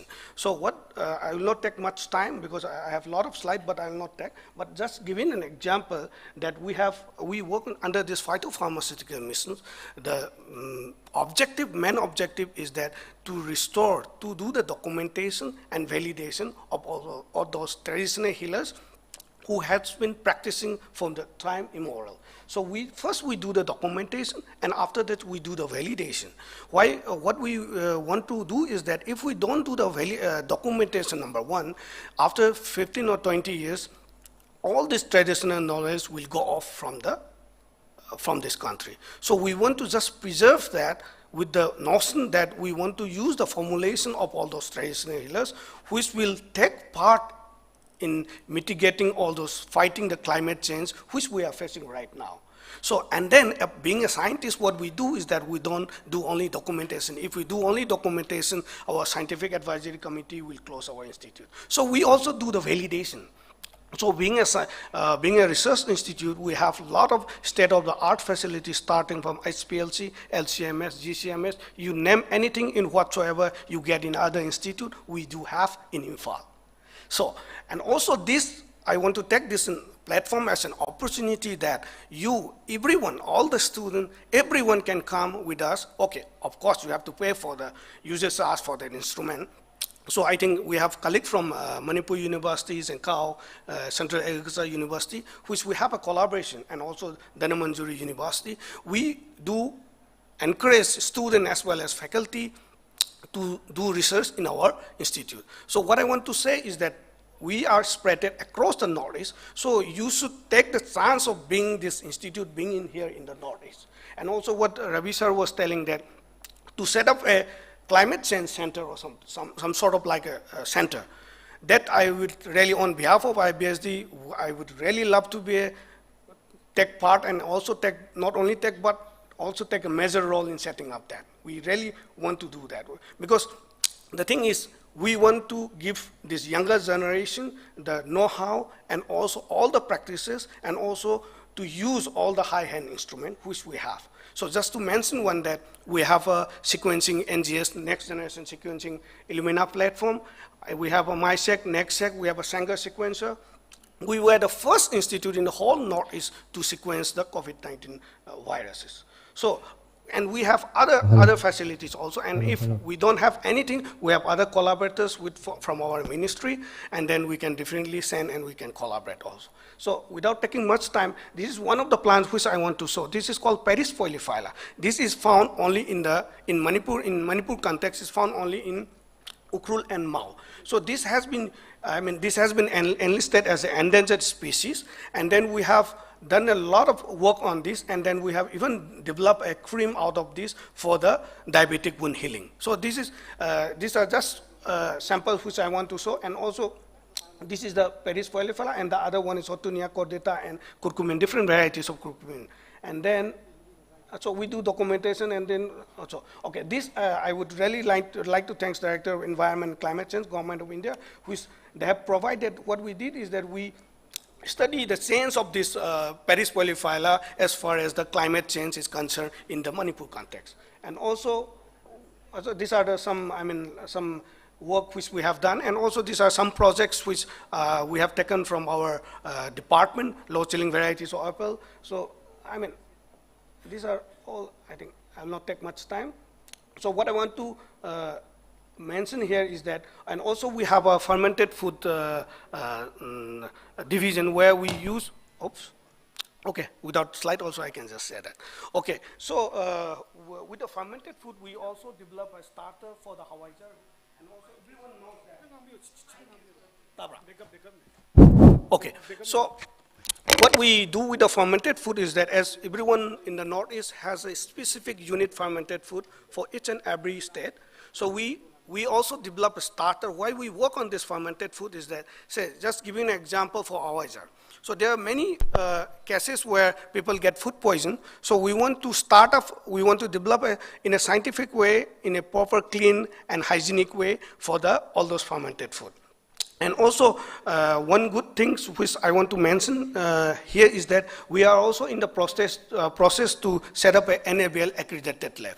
So this, why we need is that, so I'm just giving an example, say like one farmer comes up with that, he comes with the turmeric. He wants to estimate the compound there, say curcumin. Say, and then for that he has to send to somewhere in Calcutta or Delhi or somewhere. So being in this state, we want to set up this, all this NABL accredited lab so that it can benefit our farmers as well as young entrepreneur. And so, and also we have one of our colleague who was here with us in IBSD, Dr. Santivala is here. So we also work on edible insects. What we want to do with this edible insect is that, say, all those, everyone knows that insect, we normally consume insects here, but maybe you never know. I'll take just 1 minute. Okay, so what we want to do is that we want to develop, say, like all those bodybuilders, youngsters, nowadays they use a lot of proteins, steroid and other things. So, synthetic. So we want to develop in a form of like a tablet. Why in tablet? Say, people like me who is from Manipur will develop it, although I don't look like Manipuri, but I'm from here, born and brought up here. So, we want to develop a sort of like a tablet which can be consumed by each and everyone. So if we take an edible insect as it is and take to Bangalore and say Ravi sir to eat, he will not take. So what we want to do is that we want that it should be consumable and it should be really nice and accepted by the society. And also one more thing, I just skipped that. Madam was telling about the last cardamom project in the Sikkim. So in Sikkim, we have already got one project which we will be working on last cardamom project because it really deprives their economy. So we have already got the project and we're working on that. And one more thing, I just want to, okay, not the research work. So we are ready to collaborate with the state government and form the project, and also we can definitely get the funding from our Department of Science, Department of Biotechnology, but this is under the Department of Science and Technology, Government of India. So with this, I welcome each and everyone. If you want to visit our institute, you are most welcome, and you can visit anytime. With this, thank you very much, and thank you once again, the state government, for inviting me. Thank you. Thank you, Dr. Sharma. Now I call upon Professor Navachandra Singh, agronomist from Central Agriculture University, Manipur. Please.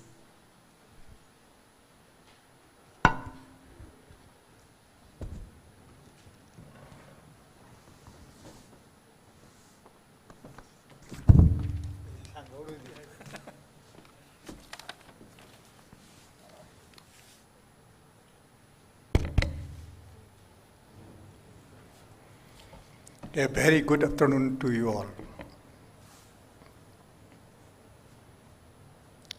Respected dignitaries on the dais, chairperson, state representatives, experts, and state government nominees, other invitees, and candidates coming from different colleges, institutes. Sir, you can skip. Okay. It's go directly to your things. We don't Okay. I will not take too much time. Hardly 6-7 slides. Let me produce today. Actually, before coming to my presentation, I want to make a request to the House. Actually, in northeastern India, research on climate change is, I think, very, very meager. It is also in an infant stage because climate change research is not an easy thing. We need funds. That is why in today's House, my proposition is we must create a sufficient fund for doing the research on climate change among the institutes and universities of Northeast India. This is my special request. If we can propose this, I think we can do some more research work on climate change in the future.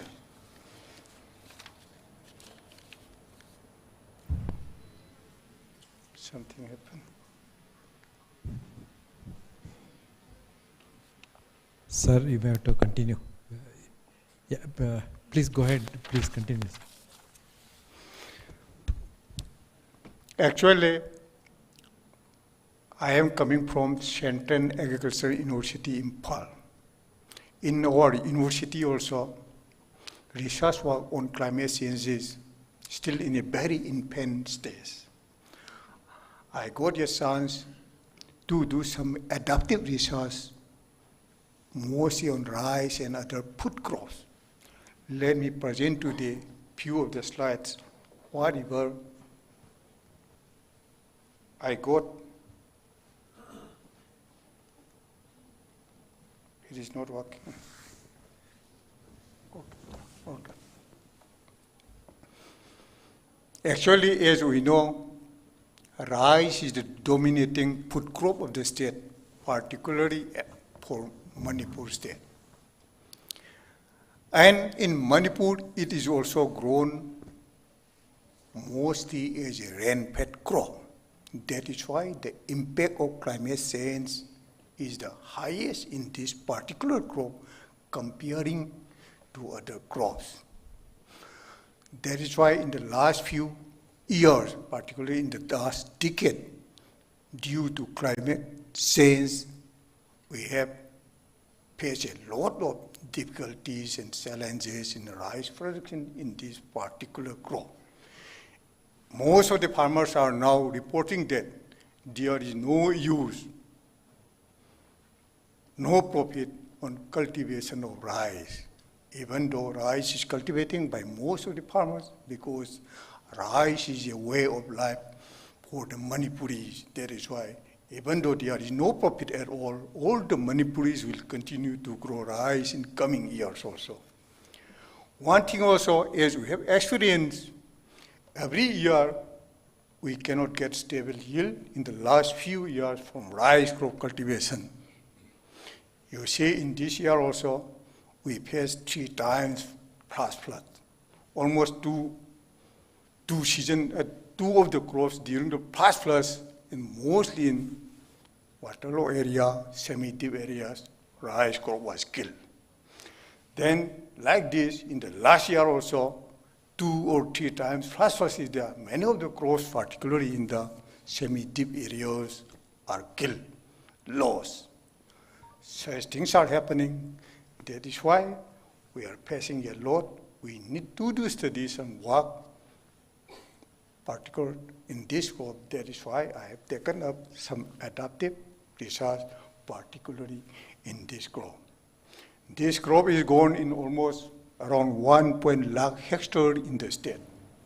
You see, with the changing climate, this production is how much difference is there? Only 3.7 lakh tons during 1920.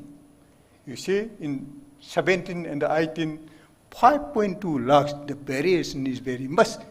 I am figuring this, only these two, like this, every year, more than difference of 1 or 2 lakh ton difference is there in the production of rice crop. This is nothing due to the impact of climate change. In the morning session also, as Dr. Brajakumar has pointed, you see, particularly in the valley area of the state, there is high risk for both drought and the flood. You see, this is the impact in climate change. Then Manipur State Action Plan on Climate Change also indicate the rice yield will be declined in the coming years. That is why we have to take cautious, particularly in the production of this crop.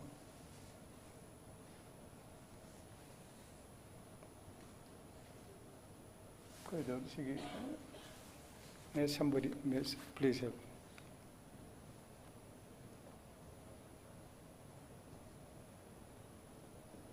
Next, help to next.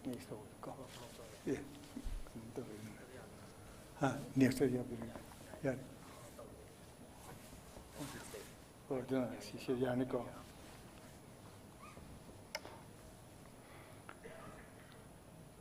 Now let me present before you some of the few salient findings on this crop.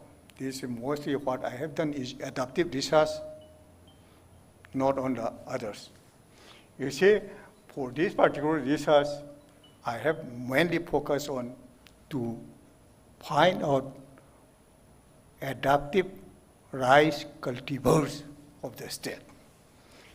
Under the DST project, I got a chance for identification of climate resilient food crops, traditional rice varieties of Manipur.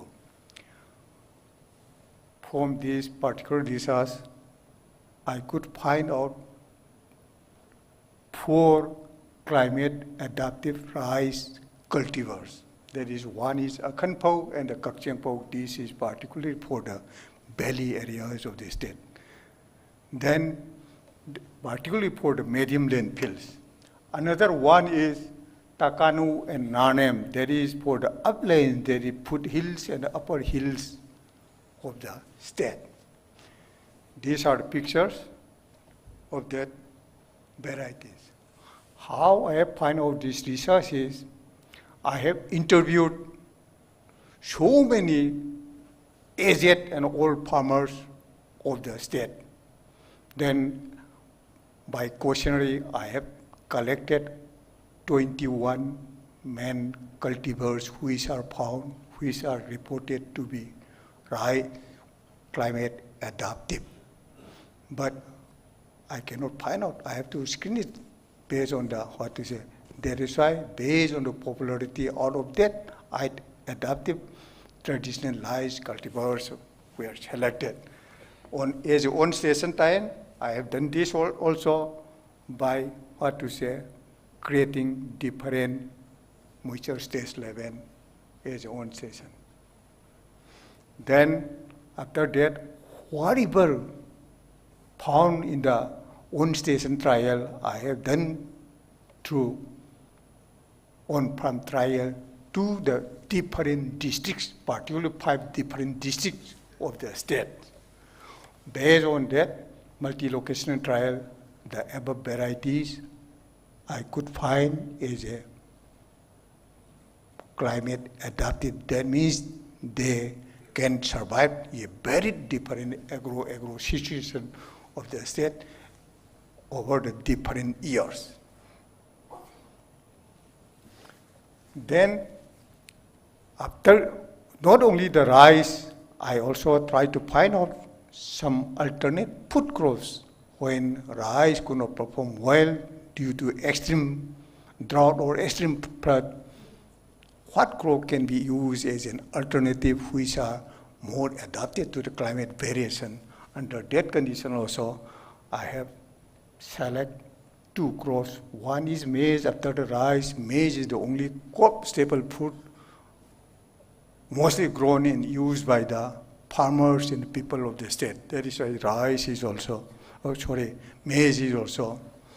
Among the 3, mostly grown traditional cultivars of maize. Now in this rice also so variabilities I have found due to as they are cross-pollinated crops. But among these 3, this last one, Sahau Chuja Angoba, this is more climate adaptive. Climate adaptive means that they can tolerate to varied agroclimatic situation under the multi-locational trials in the different districts of the state. Then another one regarding the colocasia also, these 3 this is collected mostly from different hill districts. Among these also the last one, this is Thadoupan, is most climate adaptive. The yield TS is also very good. This is mostly liked by many people, many farmers, and majority of the population of the state. Can you conclude, please, sir? Okay. Then, regarding the evaluation techniques, how the yield of the traditional rice can be improved, because comparing to the high-yielding varieties, this local cultivar, their yield is a little lower. That is how it can be improved by technical enhance, and I have done for there also. This is, anyway, this slide is all. Not only this, I have done some mitigation strategies also under the PhD research program under the different techniques of rice cultivation, which one technique has the highest global warming potential. Under that condition also, carbon dioxide and methane release, we are when more proportional organic manure we are added than the conventional method, However, no difference was observed regarding the nitrous oxide. Direct showing reduces the greenhouse gas release from rice field comparing to transplanted rice. Greenhouse gas potential was also the minimum in direct seeded rice. In the direct seeded rice also, considering the yield potential, how we call it. Then last one also, I want to show that regarding the alternate rain use system under the NICRA project, one thing also I could found. Just now, as I have told, particularly in the semi-deep and waterlogged areas, rice is what very frequently killed by the of climate change and water resources. So I'll be basically focusing on that. So as part like all of us know the climate change, and basically we are mostly discussing something on the intensity, durations, extreme hydrological events, non-uniform distribution of the water resources. I'm talking on the water resources perspective only, because I've been working here from last 14 years on the water resources, and I'm just going to share you the observations. So lastly, I'm just alteration of the retention time, basically how the water resources are altering between different landscapes and between different areas. So this is a very major concern of the research actually. As far we can see that when we talk this water resource and climate change relationship, mostly we talk in terms of water security perspectives.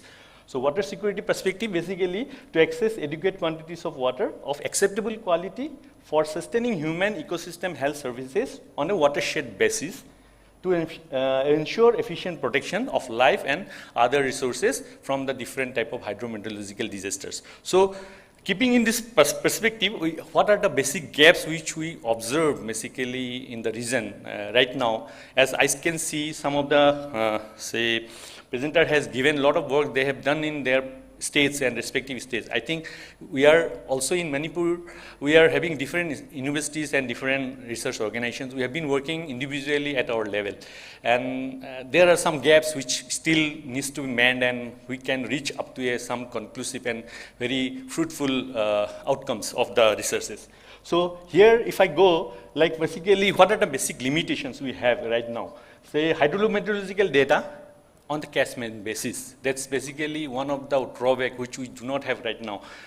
Maybe some organizations or some institutions are working, even individually I'm also working on this area, but that we do not have a common data sharing processes.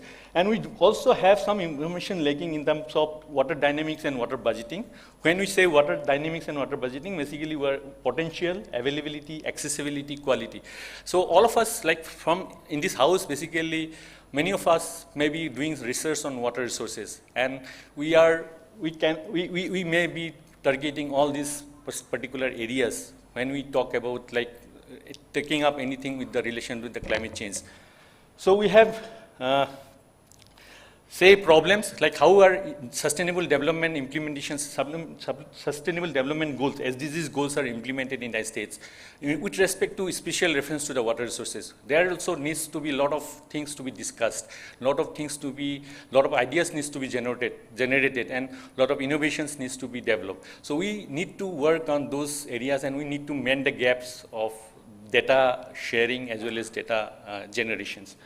We have some lagging in the wash scenario, basically the water sanitation and hygiene scenario. So here, although there are a lot of departments which have been working, like for example, I have been working on some health related issues on the water things, and we could not get data from beyond 2022. So we have only available data from 2022 and onwards, like up to this time. But these are some of the, say, when temporal constraints are there, when we go for any kind of, say, climate change impacts on those, say, health-related issues, we will require long-term data.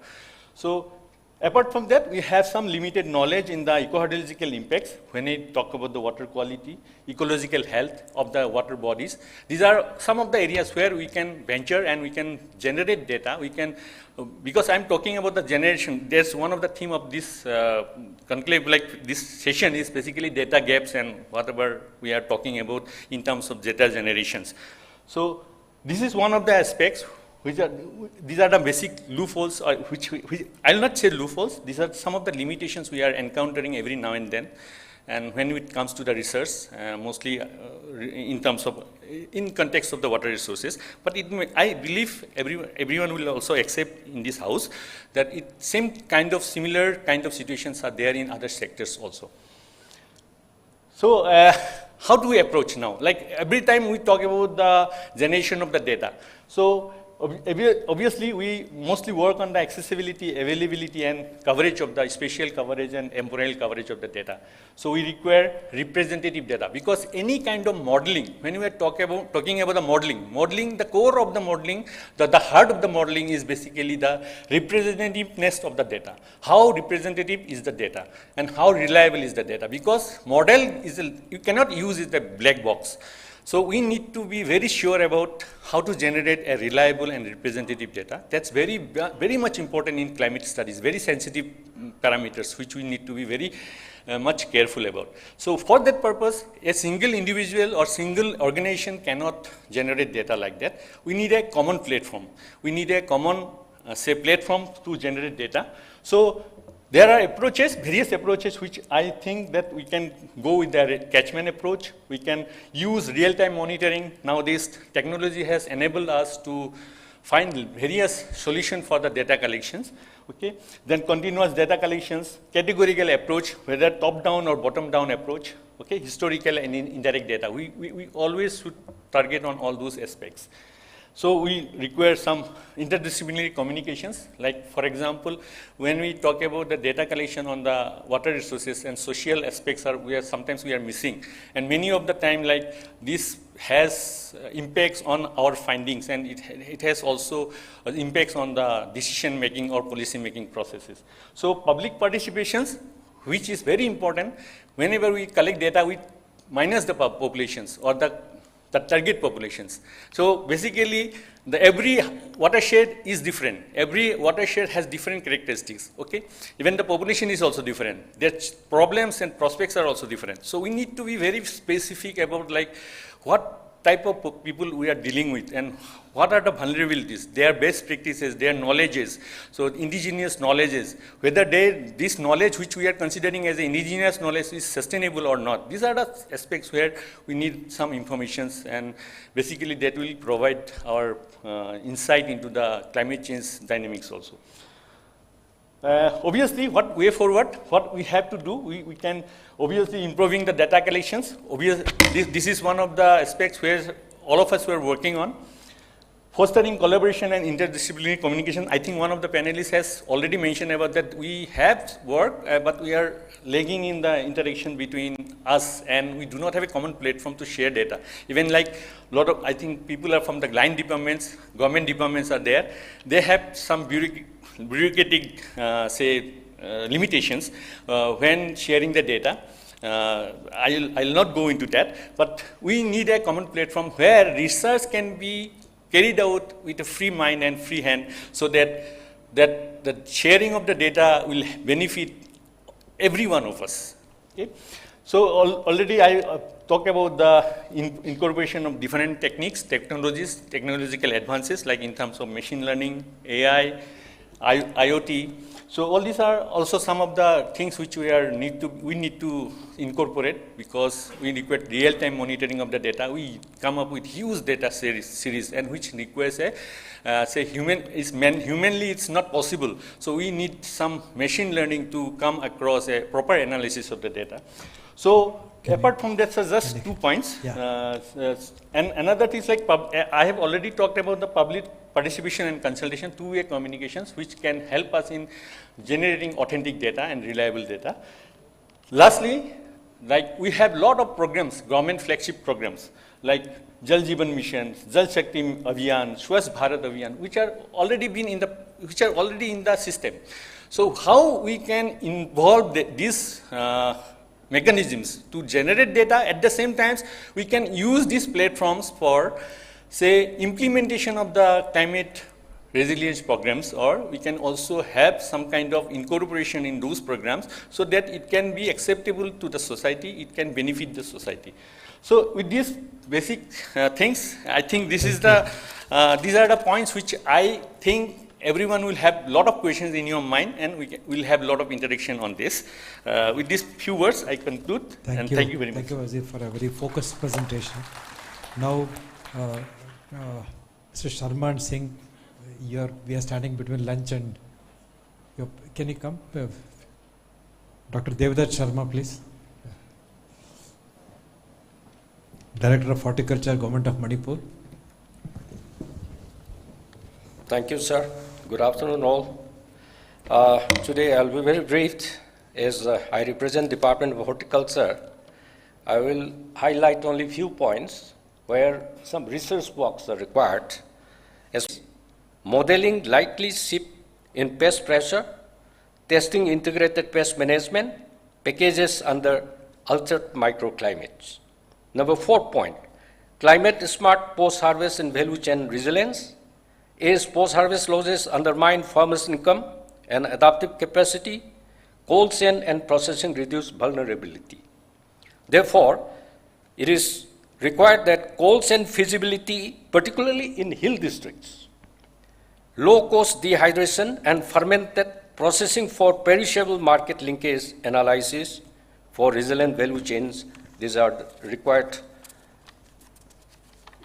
research works. Then I'll come to socio-economic indigenous knowledge for adaptation.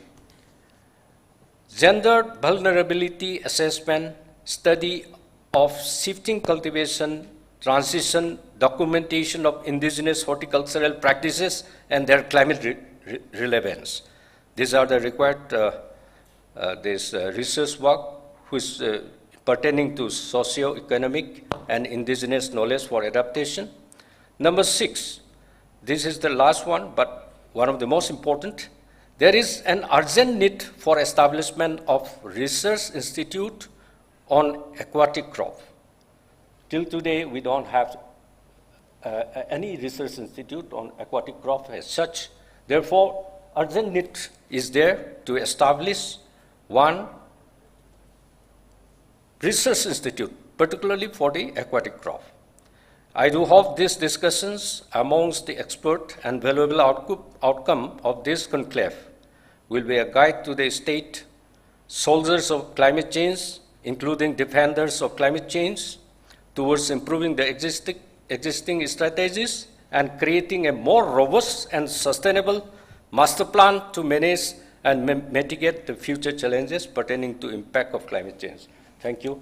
Thank you so much. Thank you. Thank you, Ms. Sharma, for a very concise listing of priorities. Thank you very much. Sorry. And now the last speaker, Namai Chand Singh, Nodal Officer, Agriculture Department, Government of Manipur. Thank you.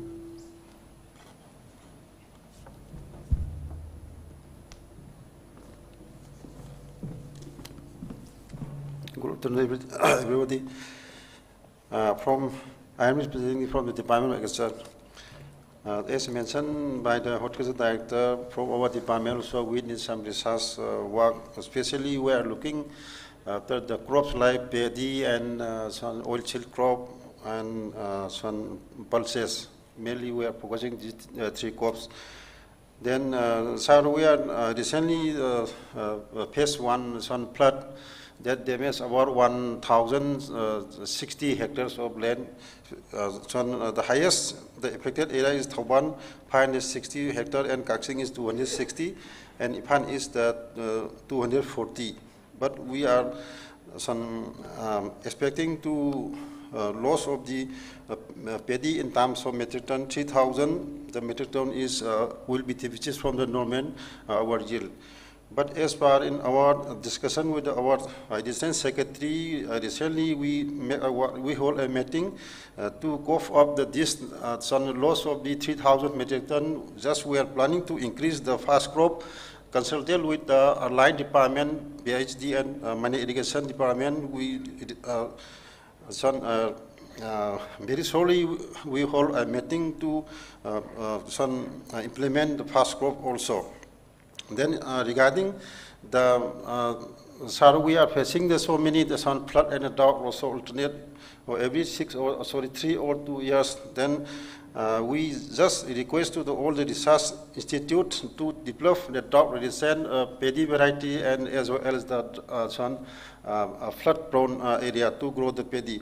But we have some germplasm collection is done at Wangbal Rice Research Institute, and from there you may collect all the germplasm of the paddy, which one is suitable to do the research work on those for flood, resistant to the flood and resistant to the drought. Then another one is the to address the impact of the agriculture of in the Manipur.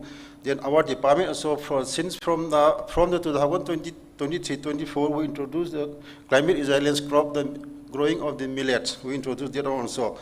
But under the Mission Organic Value Chain program, we are also introducing the growing of the millets just to introduce as a climate resilience crop in the Manipur.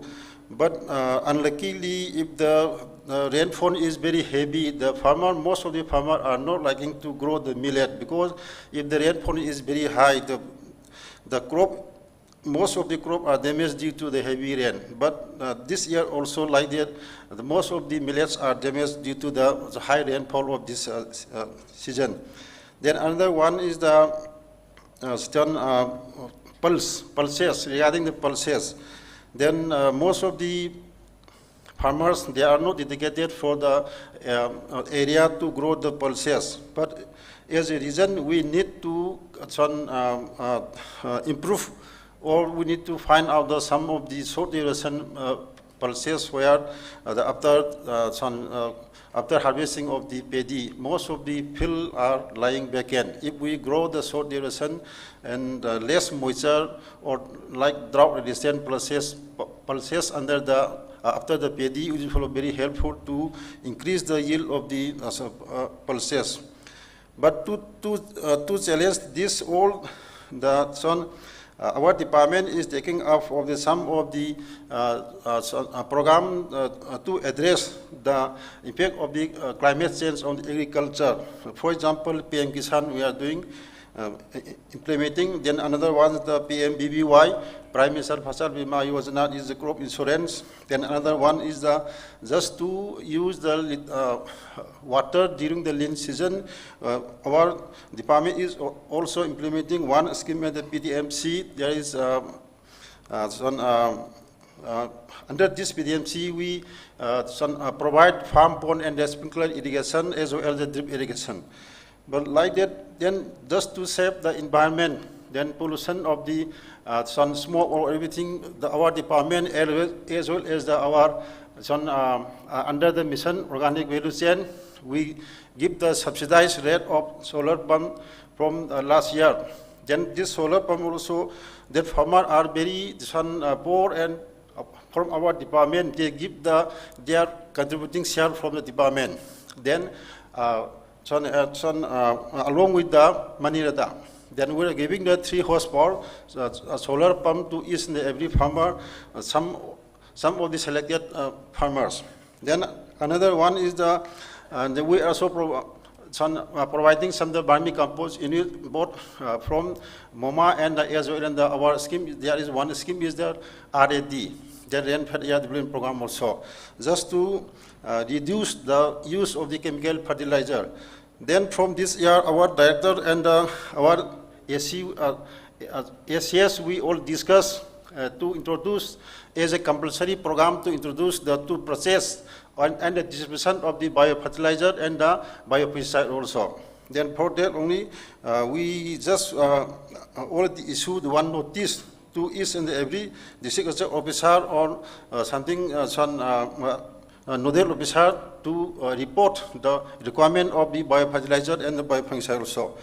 Then another one is the most important part is this one, which one just from our department. I would like to conclude to include the research project of drought resistant as well as the flood resistant variety of the paddy.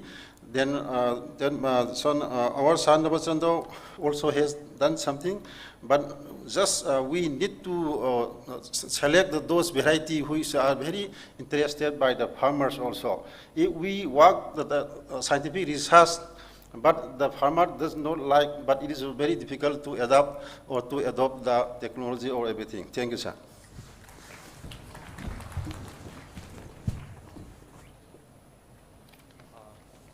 Thank you very much for all the panelists for cooperating with the time and also for making excellent observations on what are the limitations, what are the challenges, what's required to promote adaptation, resilience and climate change research in the Himalayan region.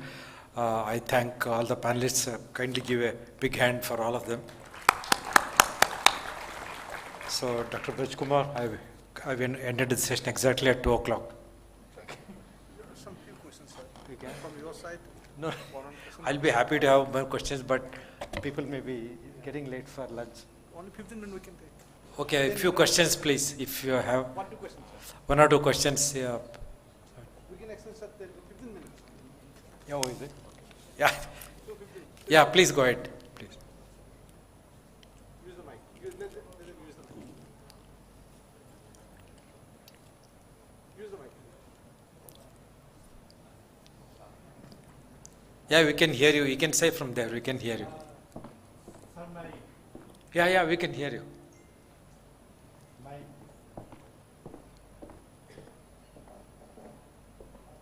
My query is to you, sir. Okay.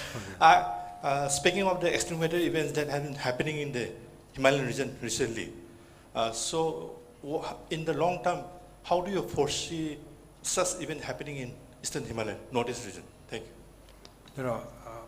As far as all the models show that in the coming years and coming decades, the severity and intensity of all extreme events would increase.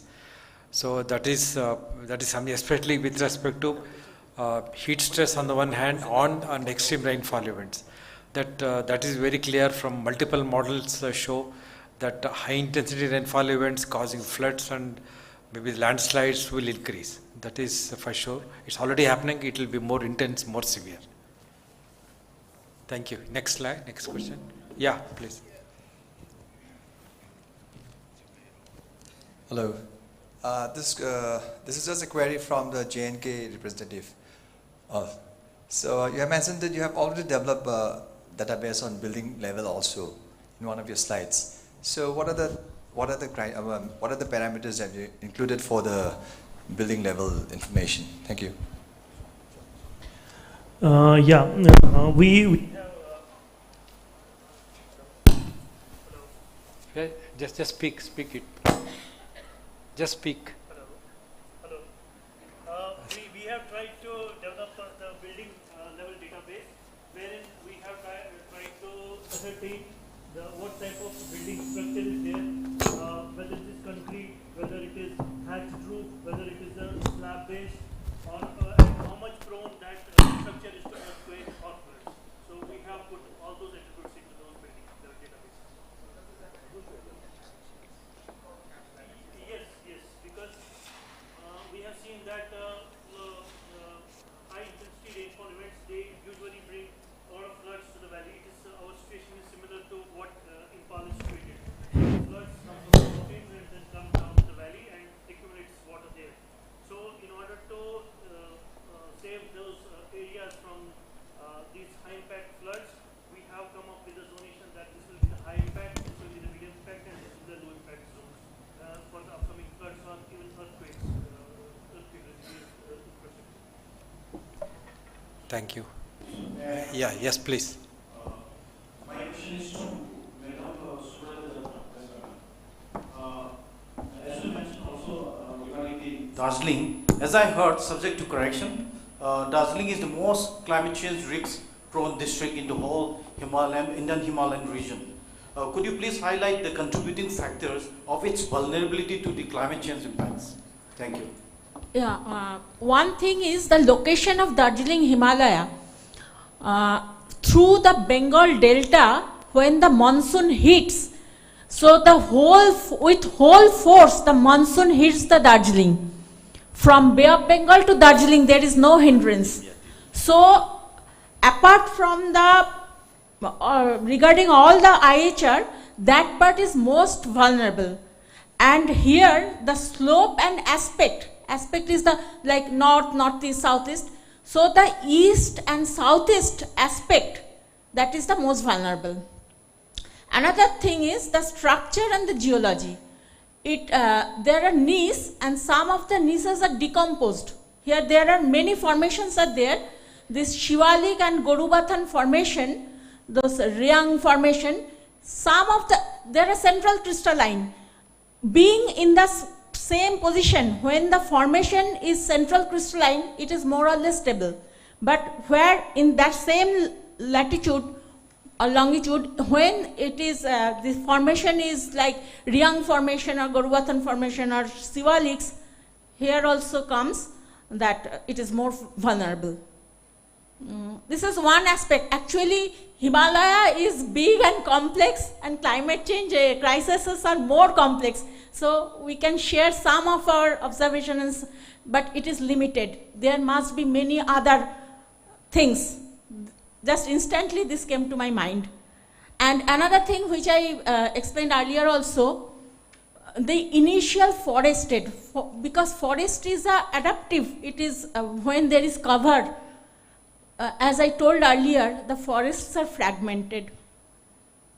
So, yeah, it is another factor. I know there are multiple biophysical, factors, socio-economic factors. Socio-economic factors also, yeah. Yeah, next. Yeah.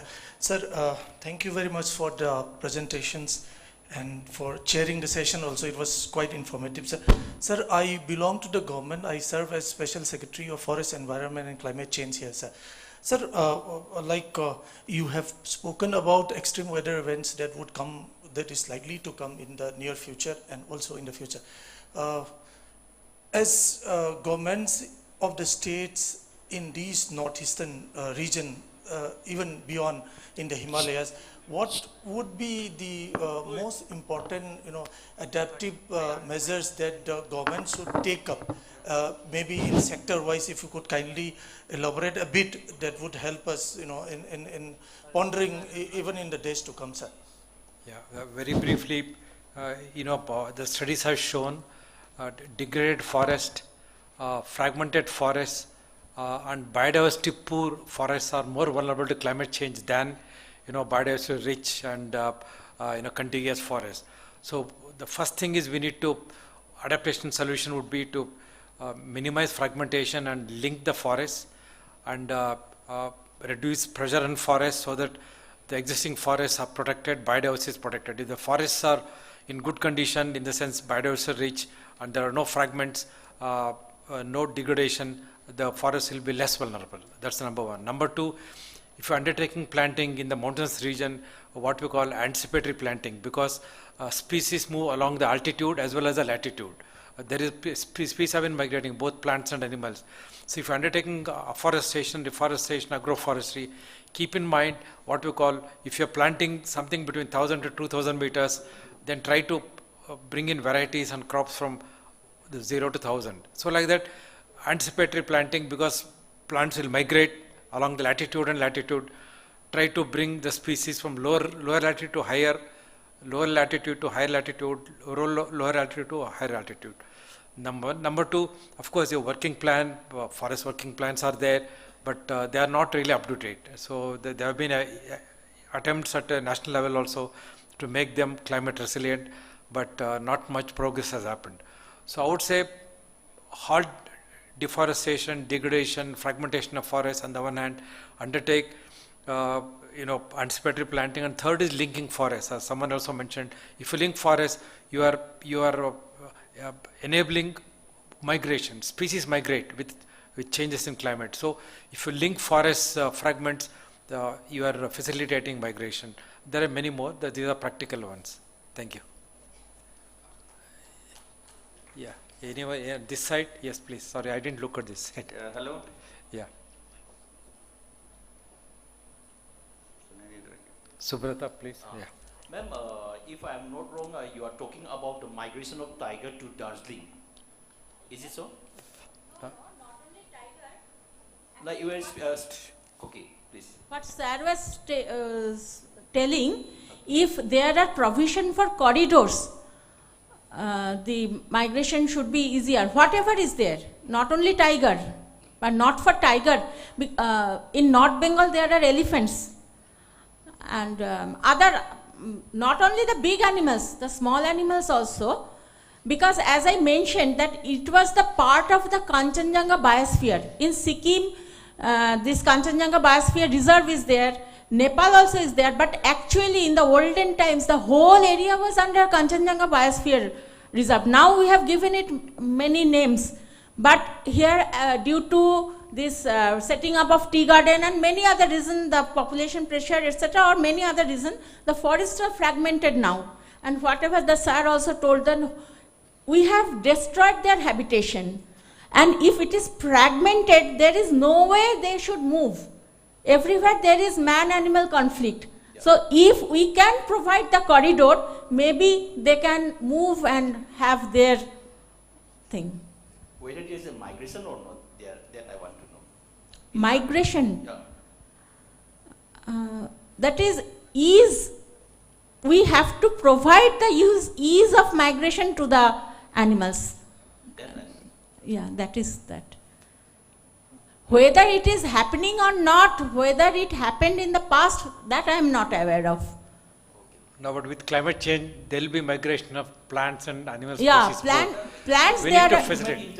Interference there might be there, but I think due to climate change, the migration of tiger, that's what I'm somewhat confused. We don't know about that. Honestly, we don't know. In historical records, there are tigers. But nowadays, like in Baksa forest also, whatever I heard, that before there were, but now there is no reported things. And here also I can mention one thing, like in giving example of Baksa forest, they have introduced the foresters, the teak plantation, long back. And I heard that the person who introduced teak in Baksa forest, he was rewarded because this economy, they bring money. But later on, it was found that all the droppings of the leaves, the resins, etc., that destroyed the original, that ecosystem. That resins was, because it was a like grassland type. For tigers, they prefer grassland. So again, they have cut down those teaks. Thank you, Subrata. Yeah, thank you. I'm sorry we have to end here. I'm sure people are very hungry. I'm sure appetite has built. So you can all have a nice lunch. Thank you very much. Thank you all the panelists. Thank you.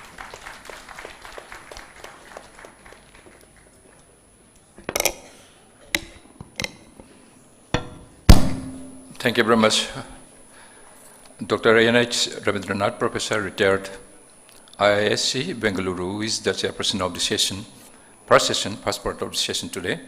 So it was a wonderful panel discussion and topic, as well as the presentation was really fantastic. Thank you once again, all the state representatives, experts who are coming from different institutions and especially from state government. Thank you very much. So taking this moment as special, I would like to call upon the Directorate of Environment and Climate Change, Dr. T. Brajakumar, to please do the felicitation to the chairperson and the panel members of the technical session, Research and Knowledge Network.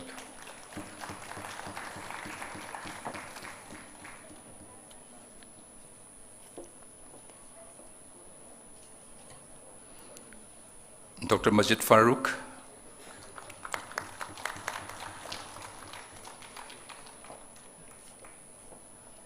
Srimati Subrata Vidatta,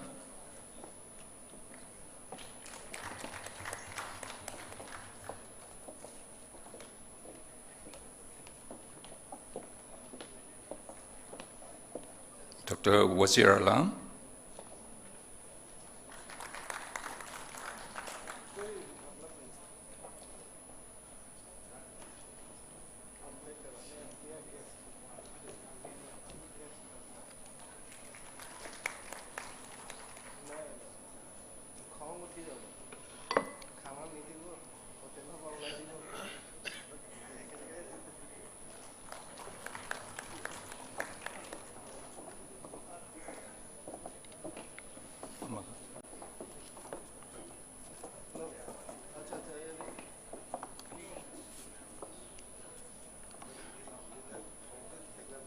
So with this, here comes the end of the technical session, part 1, Research and Knowledge Network. Thank you once again, all the members who are on the dais, and especially the chairperson of the session. Thank you very much. And the ladies and gentlemen, this is time for lunch break. So as I mentioned already about the food courts on the left and the right. And here is another very good announcement for you all. The organizer is now arranging one specific indigenous food stall at the ground floor. The food stall will provide you indigenous local cuisine. So if you want to taste and to know more about Manipur and its varieties of eateries, so that would please go down and taste these indigenous food items if anybody want to taste. And taste the delicacies, and this will enhance your curiosity to know more about the land and people of Manipur. So thank you very much once again. And this is almost, I think, 2:30, and we will be again starting our second session of the technical session, part 2, at 3:30. So by that time, would you please be inside the hall, and as soon as possible, we will start the technical session, and would you please cooperate us and help us so that we can bring about the program a grand success. Once again, thank you, ladies and gentlemen, and would you please have time for lunch.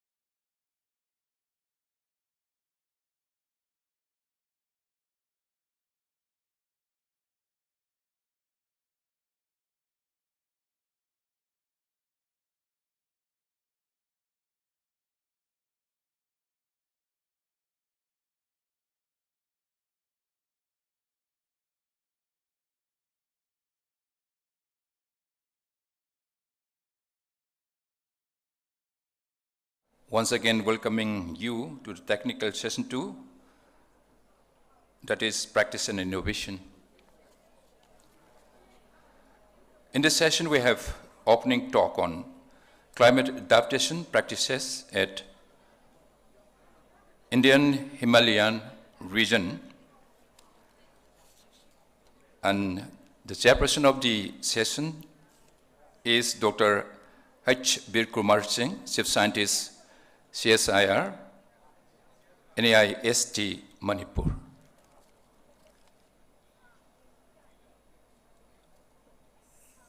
So for the opening talk, that is climate adaptation practices at IHR, may I request Dr. S. Bir Kumar Singh, Chief Scientist, CSIR, NAIST, Manipur, who is going to be the chairperson of the session. Would you please come on the stage and take chair? Dr. S. Bir Kumar Singh. Yes, the ladies and gentlemen, would you please give your big round of applause for Dr. S. Bir Kumar Singh.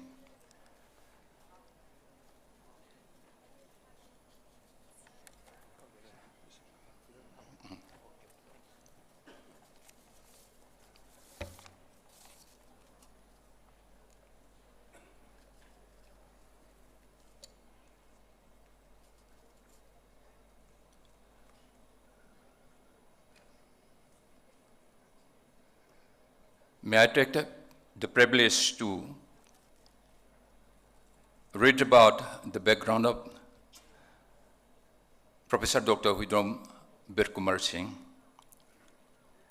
Master in Botany from Kurukshetra University and PhD in Rangeland Ecology from North Bengal University under the sponsored program of USAID USA, TMI USA, and IDRC Canada.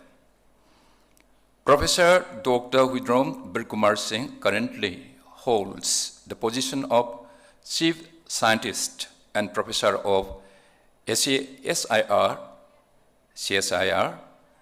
Northeast Institute of Science and Technology, Branch Laboratory, IMPHAL, Manipur. He has correctly established the Manipuri Kombirei, which is religiously associated with Meitei community, is Iris levigata Fist, which is now a new addition to the Indian flora.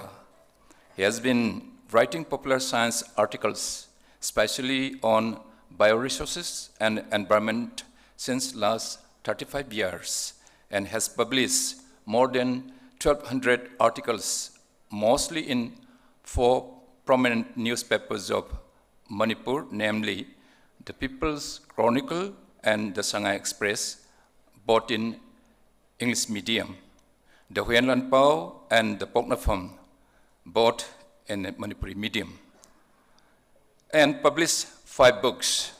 He has written scripts for 3 radio serials, which includes 39 episodes of All India Radio IMPHAL, sponsored by Prasar Bharati and also in Doordarshan Kendra IMPHAL, and one of the cable networks, ISTB cable network. Professor Singh is the recipient of 1 National Award for Outstanding Efforts in Science and Technology Communication, CATB, in 2018, conferred by NCSTC, DST, Government of India. 2, Rajendra Prabhu Memorial Shield for Science Reporting in 2018 by NCSTC and DST, Government of India. 3, State Science Communicator Award in 2016 by Mastek, Government of Manipur. 4, Appreciation Certificate for Outstanding Contribution for Valuable Articles for KADA Quarterly Journal entitled Health for Future in 2021 by Coalition Against Drugs and Alcohol, a civil society organization, and Certificate of Appreciation for exemplary R&D support for knowledge dissemination of CSIR and NEIST, Jorhat in 2012, etc. So, ladies and gentlemen, and especially in this congregation, we are having with eminent personalities like professors, scientists, teachers, and particularly the delegates who are coming all the way from different states of the Himalayan suburb. Would you please welcome Dr. Huidrom Birkumar Singh by giving you a big round of applause. So all rights and responsibility of the technical session is handed over to Dr. Birkumar, and he will conduct and manage the session. So all are requested to give you all support and take part in this session.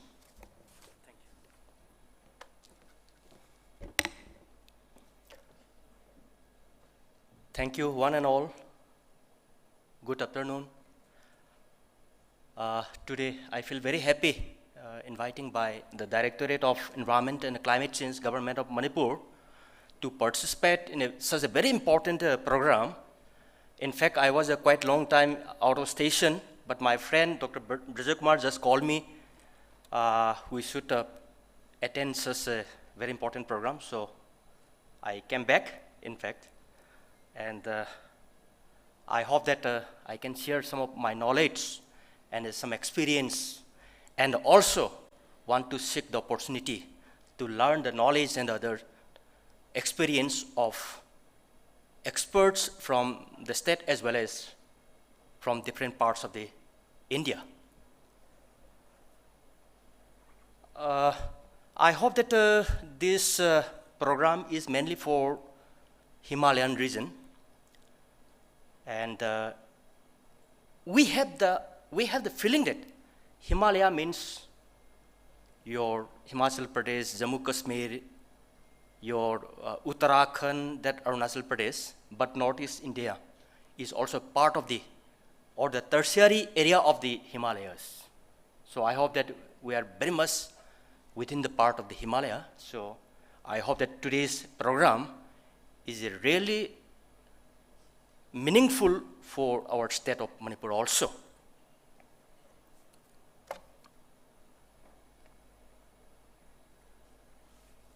Climate adaptation, practice and innovation. This is the topic to be discussed in this second session of the day one.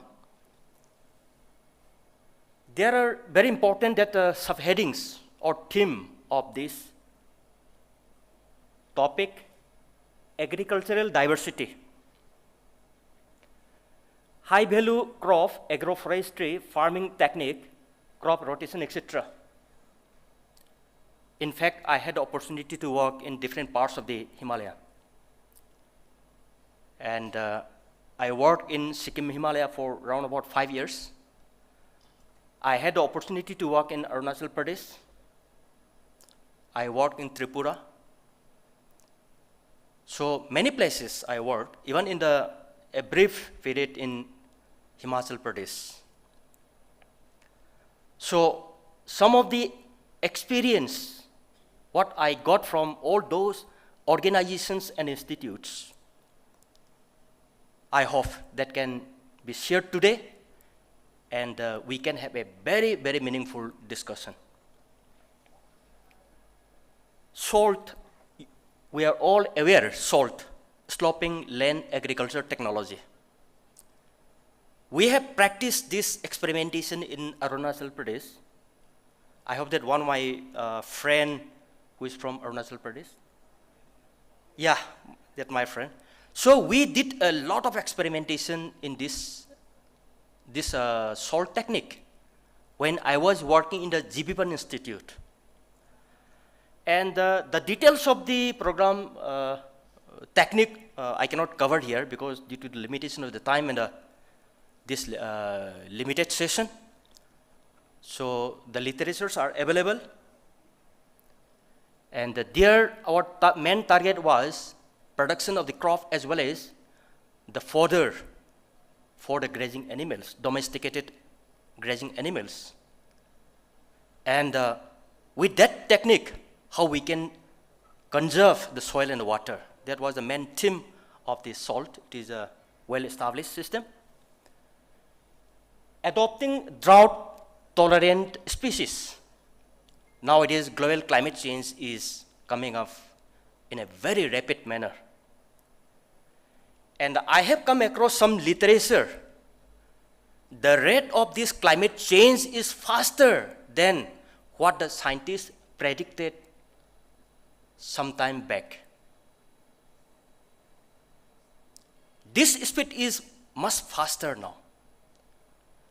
We have come across, there is a bombing, even the Russia, Ukraine, Iran, Iraq, bombing is happening everywhere nowadays. During that time, such bombing was not calculated by the scientists. This is the additional force impugns on this climate change. And I don't know how long this bombing will continue. Definitely, this bombing will contribute in the global climate change. And everywhere is quarreling, fighting.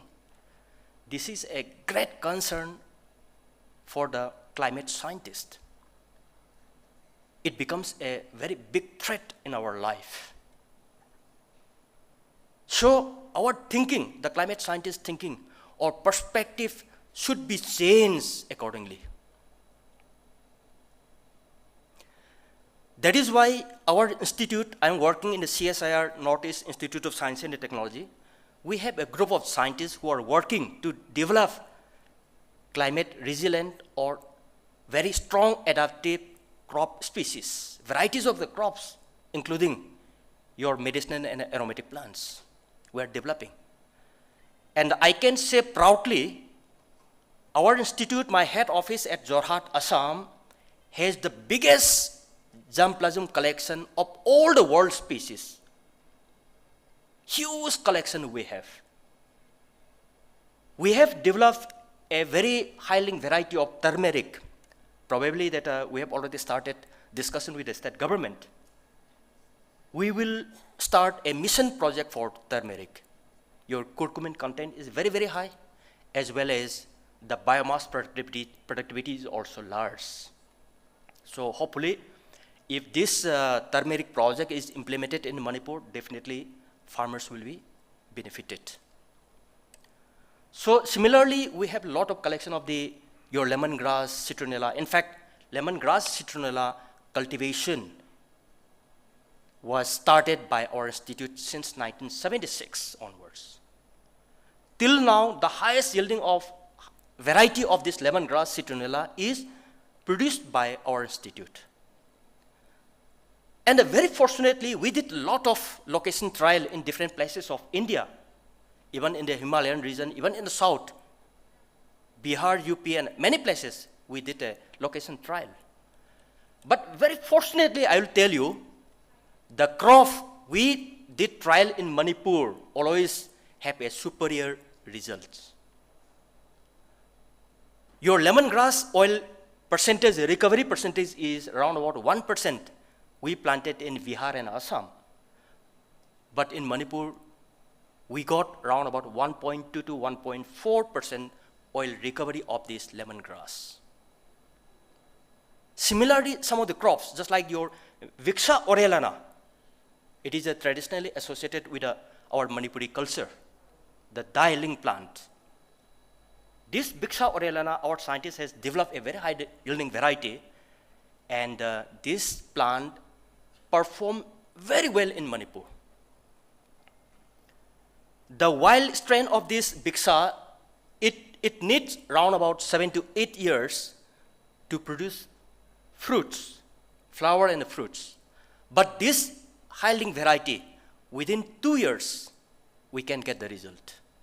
And the productivity is also very, very high. So we are developing that high-yielding varieties of many economically important plants. This will definitely help in combating or in challenging this climate change. And I have a new concept, even my friends from the forest department are available here. I have my own personal perception that when the climate change happens drastically, whatever the crop we have now will vanish slowly. That will decline, productivity will decline, growth performance will be declined. During that time, only those species now available in the forest, in the wild habitat, can substitute these challenges. Because we all know that today, whatever the rice we are cultivating, high productivity rices, once it was grown in the wild habitat before domestication. I have come across a literature during that time, the height of this paddy, the rice paddy, it was around about 12 to 15 feet tall. But now, due to slow improvement and the domestication, this paddy, now it comes that around 2 to 3 or maximum 4 feet. But during that time, it was around 12 to 15 feet tall. The paddy could not grow alone in the jungle, in the wild habitat. It leaned on the other 3 forests, and it grew, and the grain of the paddy was also hardly a few, only hardly 5, 6, 10. Now, the cultivated, domesticated, this paddy, it produced more than 100 grains per plant. Due to slow domestication, it brings to the increase the productivity, and we are getting the benefit of it. So when the climate change happens drastically, the crop what we have now mostly cannot survive. There will be a lot of diseases, the yield will be reduced, even the quality of your produce will decline. During that time, the plants, the economically important plants available in the forest will be the only parental source where the scientists can develop the better crops. So that is why we need to take care of our wild habitats. Nowadays that there is a lot of anthropogenic pressure everywhere. In fact, there is no any wilderness. It is all inhibited by anthropogenic pressure, human pressure. But we need to keep in our mind that our future survival still exists in the forest, wild forest. So there is a lot of laws are there. The forest coverage should be around this percentage, this percent like this. But I personally feel that not only the forest, the wilderness, the wild habitat should be kept intact, at least certain percentage. Not the man-made developed forest. Because man-made forest and the wilderness have a lot of difference in terms of biological elements. Biocomponents, lot of difference are there. So our future lies in the wilderness of our nature. We need to protect this. We cannot explore all these things. Let us keep it sacred. Let us keep it untouched. But being a human being, we always prefer to explore whatever we can do. Even small fishes in the lake areas, rivers, I don't know why we always, when we come across even this much size fish, we always caught. But we don't have the habit of left all those younger, smaller, so that we can get maximum benefit out of it. Humans have a lot of greed, and I hope that we need to compromise our greed. Whatever we can do for the future generation is to save wilderness. Is very, very important. So, lot of what I can say, climate resilient crops we have developed. I hope that we can do some intervention this thing at this juncture of the climate change. And I will cite one example also. In Himachal, I hope that a friend from Himachal Pradesh, we have one CSR laboratories, ISBT Palampur. We have developed a low chilling variety of apple. Generally, apple need a chilling temperature, certain chilling temperature. If not touch that particular chilling temperature, generally they don't flower, they don't bear fruits. But now scientists develop some varieties of apples that need lower chilling temperature. We have observed once the original, the wild that your apple just climb up towards the top of the hill. Because climate change, temperature is warming. To survive and to bear the fruits, flowers, they always just climb upwards. But now we have developed this low chilling variety, so apples are available. I hope that many friends from Ukhrul district, they went training to our ISBT and now started plantation of this apple in Ukhrul district of Manipur. And fruit is also quite big size and the taste is also quite good. I happened to get the gift from some of the farmers. That is developed by the CSIR, ISBT Palampur. So that way our CSR, many of the CSR labs are also working in this challenge of this climate change.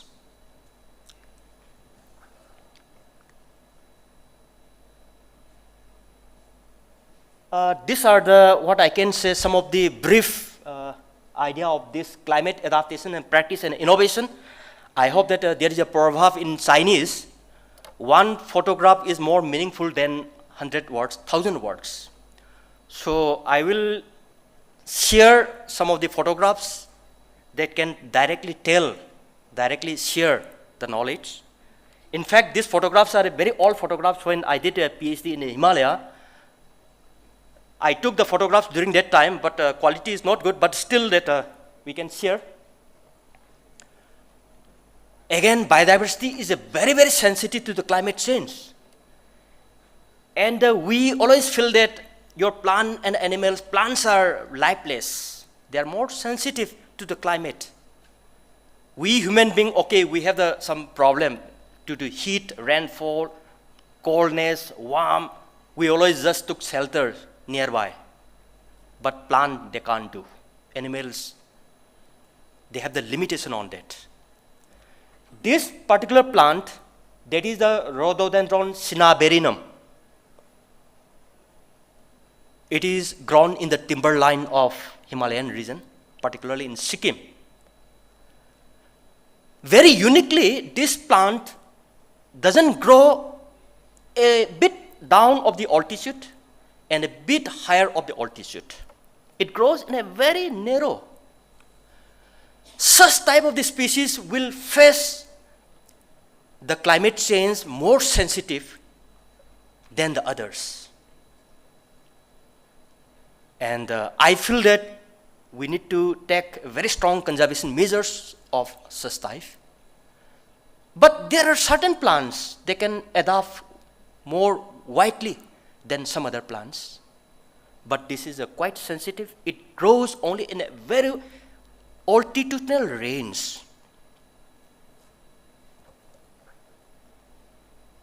Again, this is another rhododendron. It is a Hoxoni. Is a name after the botanist Hoxon. This is again found only in the timberline area of the Himalaya. It doesn't grow higher altitude, it doesn't grow in the lower altitude. This is again a very sensitive plant. Their survival is really challenging. This is the high altitude rangeland area. This is in Sikkim. I hope that one of my friend, I don't know, one lady, she mentioned about the Darjeeling. This is close to Darjeeling area. It is in the Mount Kanchenjunga area. Altitude is around about 8,000 to 9,000 something altitude. And in a season, around 4 or 5 months is covered by snow. And the remaining months after melting of the snow, this plant grows after melting of the snow, getting that water. The life of this high altitude is a very, very unique. Snow covering is also required. When the temperature rise, the snow melt and they get water. All this plant depends on that water. It's a very unique ecosystem. But during your summer months, this is the scenario of the summer month. Many tourists, local tourists and foreign tourists, they are very frequently coming to the mountain as a part of the ecotourism. There is no any human settlement. There are certain agents, they bring that your tent, that make small tents and with all the sleeping bag, mattress, all these things, and camping, maybe around that 1 week or a few months, enjoy the surrounding environment, and they went back. So to carry all these loads, especially for your food items, lodging items, loads items, it is being carried by this horse. They are called as pack animals. They will bring from the lower altitude. Giving the one example for Sikkim, we start climbing up to this point from one Yukcham. They call it Yukcham, which is the first coronation of Sikkim was held in that particular area. In fact, our beloved, what I can say, film actor, Danny Denjongpa, his native place, that Yukcham. Then from Yukcham, it climbs up to 13,000 feet. We climb up to 13,000 feet. It takes generally around 3 days. From Danny Denjongpa's residence up to this point, it takes 3 days. So their life is very, very different. Those mountain people, particularly in the higher altitude, is a very, very different, unique. I hope that my friend is looking his watch, so time is quite limited, I feel.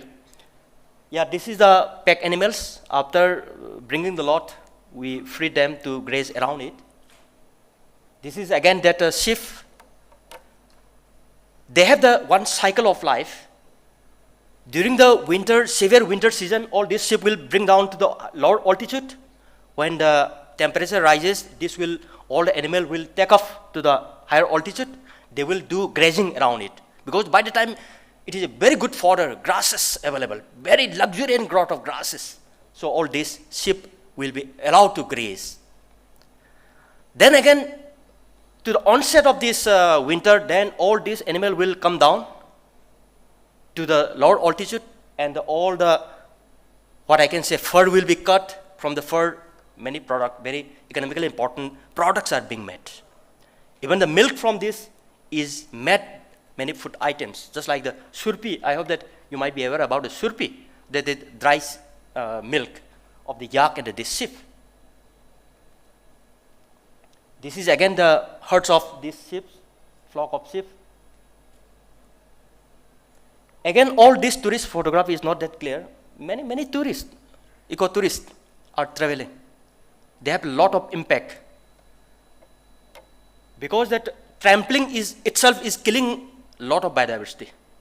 Trampling has a lot of effect on biodiversity as well as soil or soil texture due to continuous ramping. It spoils this thing. This is the experimentation I made in the high altitude. Around 5 fencing were made, 20 by 20 meter. There is no any habitations. I cut down these plants from the high altitude bringing up to 13,000 feet altitude by hiring porters and make a fencing of the 20 by 20. And I observe what is the impact of livestock grazing on the biodiversity, richness, and the diversity of the species there. Inside is a lot of flowering. You see it, a lot of flowering is there. Outside is quite grazed. So I did experimentation in the high altitudes. But my research finding found that, and we have given the recommendation to the state government also, rotation of this grazing in 3 years can sustain the biodiversity. That was the findings of my study. So we recommended to the state government that, okay, particular area is a grazing that practice is being done, but next you please move some other places. You move in the next year, move another places. Then in the 3rd year, please come back to the original one. You will find the same biodiversity. Species richness diversity is available. So 3 years grazing rotation was recommended from our finding.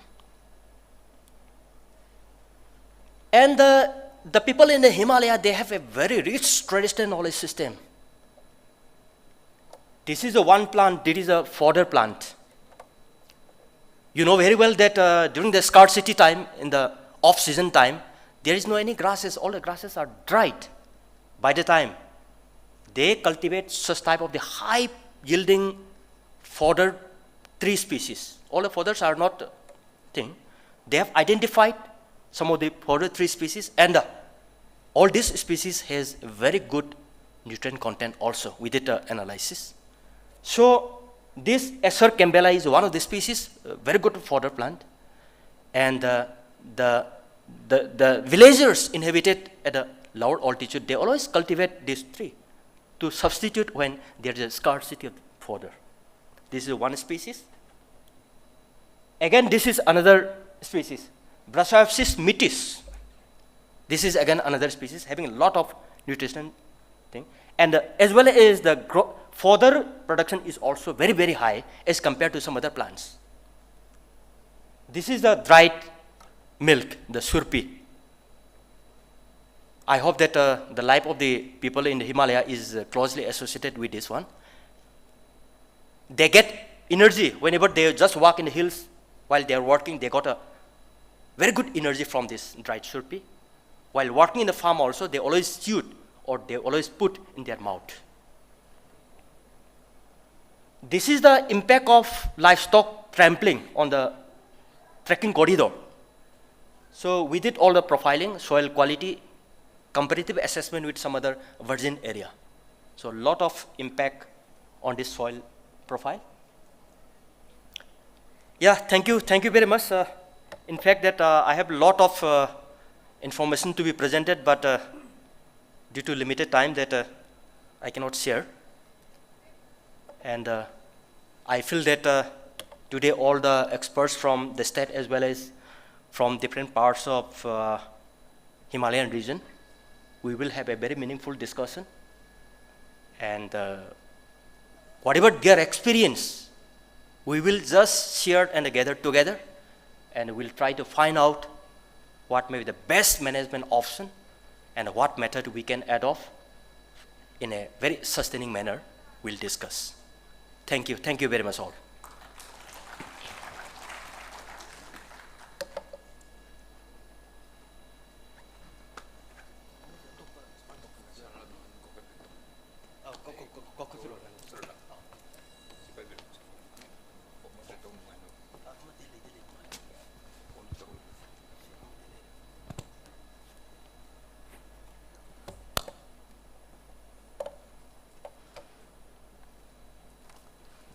Thank you very much, Dr.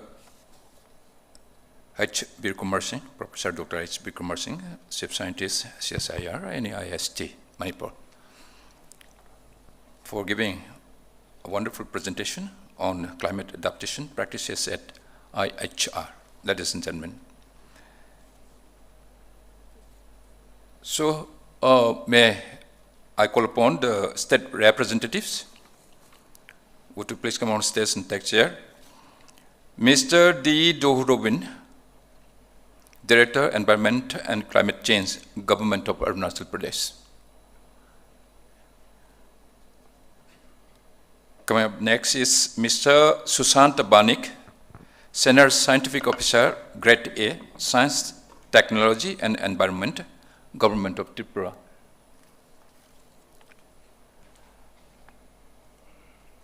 And another representative, Mr. Kekunel Chu, Scientist B, Science and Technology, Council, Nagaland.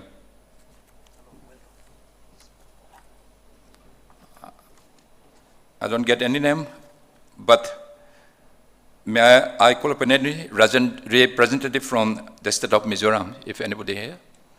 So they would please come on stage and take chair. From experts, one, Dr. Rameshwari Yumnam, Department of Zoology, Manipur University. Would you please come on stage and take chair? Miss Tingreifi Lungsarwasi, Tingreifi Lungsarwasi, Executive Secretary, Mountain Indigenous Knowledge Center, MIKC, Manipur. And Mr. Mukesh Patil, Aquadam, Pune.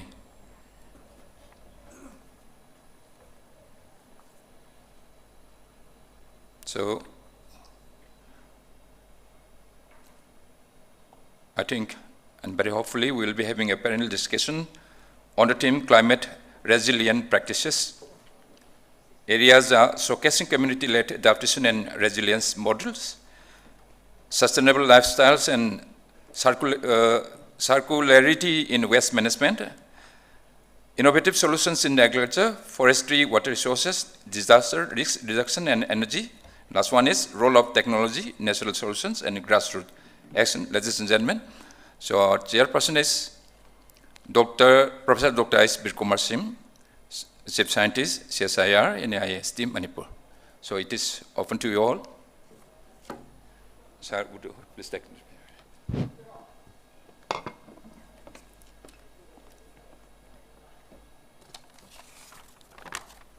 So to start this second session, panel discussion, I welcome all the experts coming from state representatives, Mr. D. Dohu Robin, Director, Environment and Climate Change, Government of Arunachal Pradesh, Mr. Sushant Banik, Senior Scientific Officer, Science, Technology and Environment, Government of Tripura, Mr. Kekun Lultu, Scientist B, Science and Technology Council, Nagaland. Excuse me if I spelled your name that in a different way. Please forgive me. Then representative from Mizoram, I hope that's not there. An expert, state expert from Dr. Rameshwari Yumnam, Department of Zoology, Manipur University. Ms. Tingreifi Lungsarwasi, Executive Secretary, Mountain Indigenous Knowledge Center, Manipur. Mr. Mukesh Patil, Aquadam, Pune. And the state representatives, state government, they are not presenting. Okay. Now we have 6 experts on this panelist, and I hope that all the experts will share their knowledge, experience, knowledge, and we will have exchange of ideas, and we'll try to find out what may be the best way of practices and innovation in this today's program. So first I would like to request Mr. D. Dohu Robin, Director, Environment and Climate Change, Government of Arunachal Pradesh, to make a presentation. I hope that time limit is already given. I hope that your cooperation to keep the time is always welcome. So I would like to request Mr. Dohu Robin, please.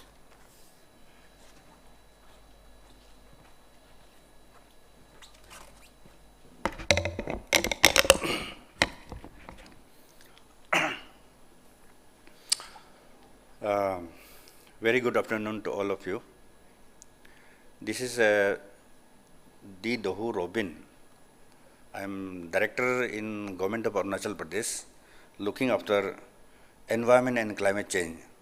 And I am also the project coordinator, what you say PI for DST supported NAMSI project in Arunachal Pradesh. So once again, a very late good afternoon, and wishing you from the land of the first sunlight in India and the land of blue mountains. And so I will go with today's theme, not to say the theme, but I was thinking I am not supposed to make presentation, so some little homework may be deficient in data, like my friend from Jammu, Kashmir, Dr. Majid, has given good amount of data analysis. So, but then I will be making the presentation. So, next.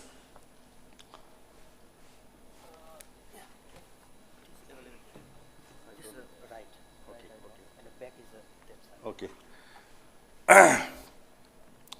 So, like Arunachal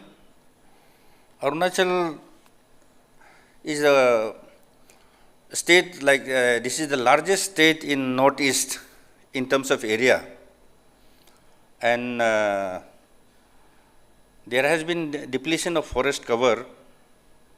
Earlier it was some 80 point something, now it has come down to 79 point some 5%. So the total forested cover area is about 66,400 square kilometer, which is so to say 3 times of the size of Manipur. So that implies that we have varied topography, and over the years we have been facing some rising temperature, and the rainfall has been very erratic, like sudden downpour, like what you say, sudden downpour, cloud burst, and glove issue has been there, glacial outburst, and frequent flash flood, and landslide is very often. So we are facing those difficulties. That is to give up a summary on Arunachal context. So these are some of the issues we had in the recent years. So the challenges, like these are the key challenges what we are facing as of now. In terms of agriculture, some years back, like we thought about cash crop, so that the people were persuaded not to go for Jhum cultivation. Instead of Jhum cultivation, you go for some cash crop. That way it will give some green cover. So that way, most of our Arunachal lands, other than the protected areas, it is community forest, because community own the forest. So large scale deforestation was done in the name of cash crop, like large cardamom. Kilometers of the land were burned down, and cash crop like cardamom was brought into picture. And so again in the recent years, like now palm oil. Palm oil is in the recent years they have like come up in so much this thing, like this is also giving, like this is the state government initiative and some initiative from some sector, because that agriculture and horticulture departments are supporting that one. But then this has given rise to some water level, surface water has been going down. Likewise, we have some crop loss and some insect-borne diseases, and that crop, whatever that crop yield is not proper. And likewise, the other things I have covered.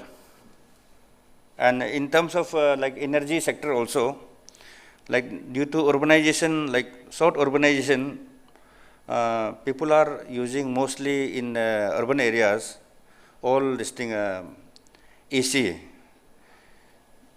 So that way it is giving to quite a global warming.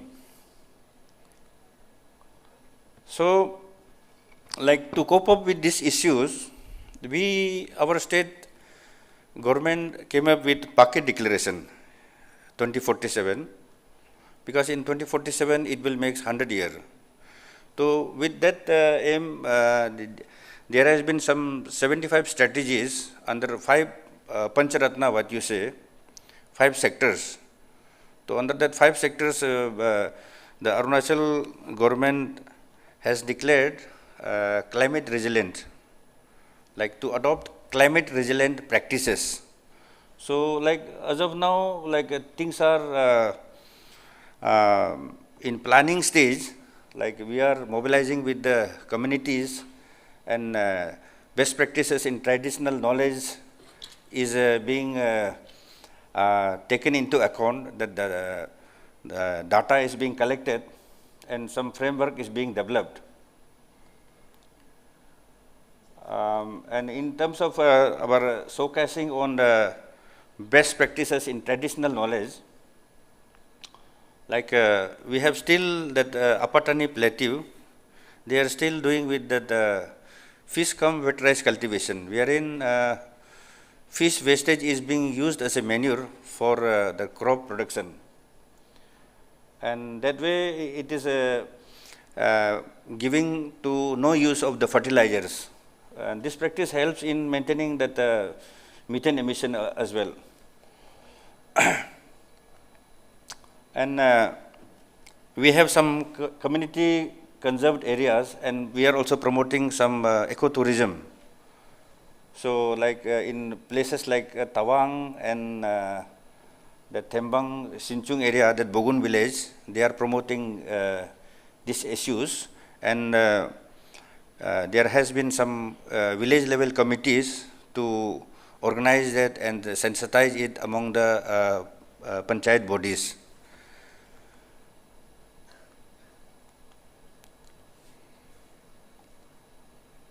So this is the waste collection by the Gramin workers.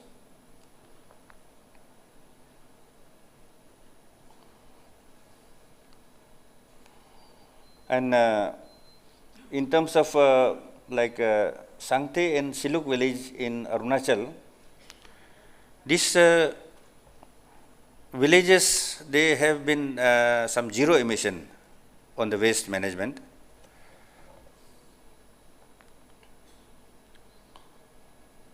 And some with respect to some innovative solutions and technological solution, we have set certain strategies and certain targets to achieve that one.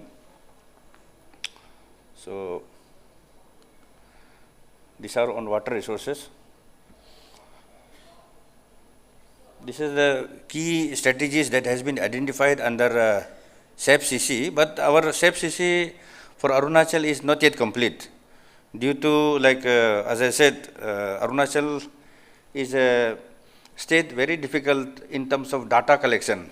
Like we had earlier, our SAP-CC of 2011 was based on 16 districts, and this year again, after a decade, in 2021, that one we engaged, data was again for 16 districts. So we emphasize that now those 16 districts, now we have as of now 28 districts in Arunachal Pradesh. So that data of that 16 district will not be a factor for determining the vulnerability and climate action plan. So that way, but then this is almost the final stage. So this has been data that has been key strategy that has been identified with the stakeholder consultation with the line departments. This we have identified, and these are the key strategies and their targets. Forestry.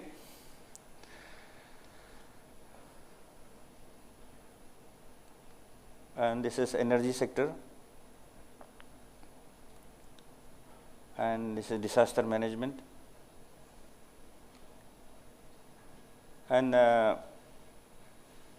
like in adapting with the climate resilience, we made a project in Arunachal under NAFCC. But that is still ongoing, but that the fund has been stopped like since last 3 years, but we have been given one-time extension. So we are still in hope that it will come. But then so long like it was active till 2022. So till then we had a success story. So that I will be presenting as a small video after this thing. So like we have a steering committee under the chairmanship of a chief secretary, wherein Director Environment is the member secretary for that SLSC committee. So we examine and scrutinize all proposals received for the climate change perspective in Arunachal Pradesh. So like this is a small video. Yeah.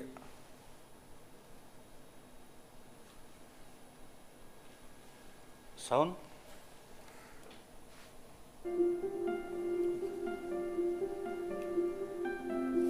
$89 को यानी पानी बहुत बढ़िया से improve हो रहा है। पहले तो ऐसे नहीं था ये सीजन में, सूखा के बेटा था। पहले जो पानी सूखा था, अभी पानी भी निकल गया, थोड़ा वॉल्यूम निकल गया। ये काम करने से फिर भी आगे हम लोग बढ़ेगा। हम लोग यहाँ जंगल में नदी नाला में कुछ पानी उनी नहीं था।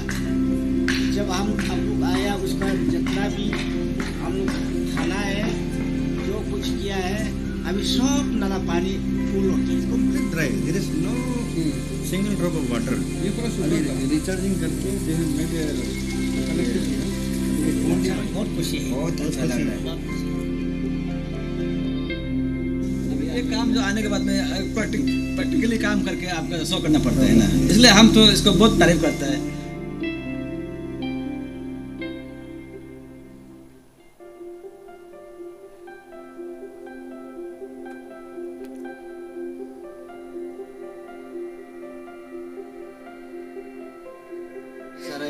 NFCC के ये काम के लिए हम लोग का पब्लिक को कम से कम $1-2 रुपया तो मिला है, अच्छा लगा है। और हम लोग को अभी ये वाबा है बनाना, उससे हम लोग को और बाद में जब वो फल निकलेगा तो फिर हम लोग को फायदा होगा, या खाने भी मिलेगा, मार्केट में बेच भी सकते हैं।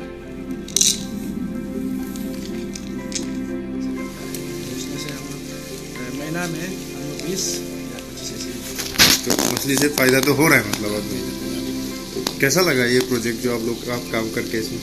अच्छा है, ये मदद ये किया है, अच्छा है। में ये केला लगाया है, और ये तामुल और गुआवा, और ये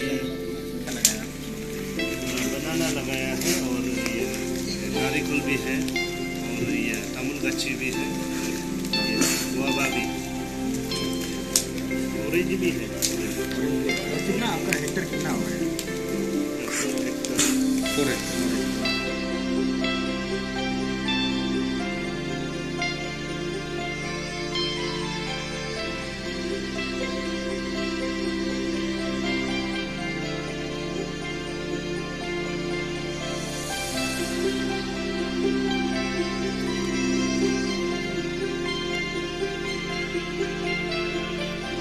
So that was a short video to present on our rejuvenation on that our adaptation project that we undertook.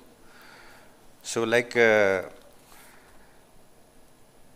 study in terms of like problems and that our initiatives, strategies, what we intend to take, that has been already furnished in the table. But over and above, like as a case study, I like, since experts are here, like Arunachal people, like after that case crop, case crop, palm oil, that cardamom and this thing, people have those people who used to do wet rice cultivation, paddy field, they no more do. They became lazy because they have seen money, So this is a case study, critical issue that has not been tabulated in the table, but this is some issue like it should be noted. A case study is required how to like rejuvenate and how to make them again work in that field, because that way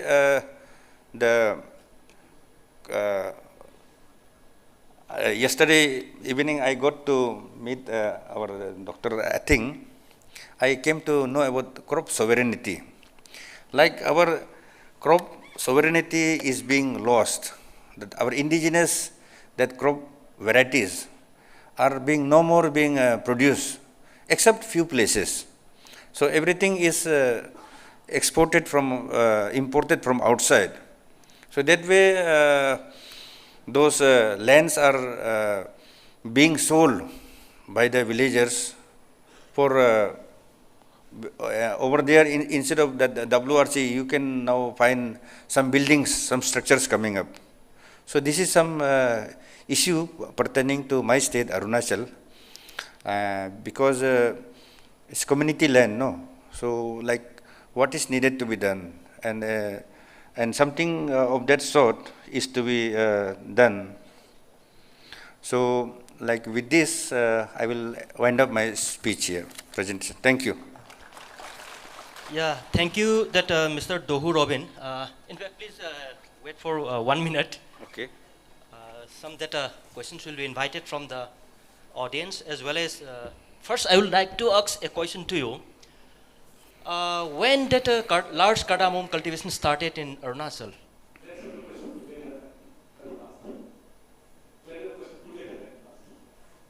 Question will be after all. Together later on.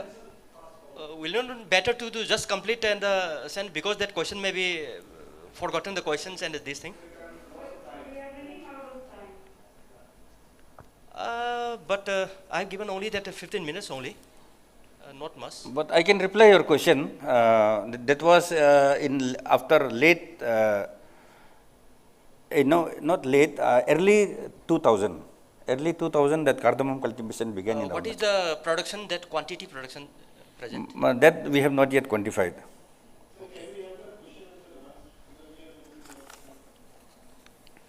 Not yet quantified. Okay. I hope that Arunachal is a very thinly populated area, so. Yeah, most thinly populated. Least I should say. Yeah. 17% per square kilometer. So, but still that a lot of challenges are there. Yeah, many challenges. We need to prepare for that. Okay, thank you very much. Thank you. Next, I would like to request Mr. Sushanta Banik. So time given is only 15 minutes. If you can complete a little before, is okay, fine.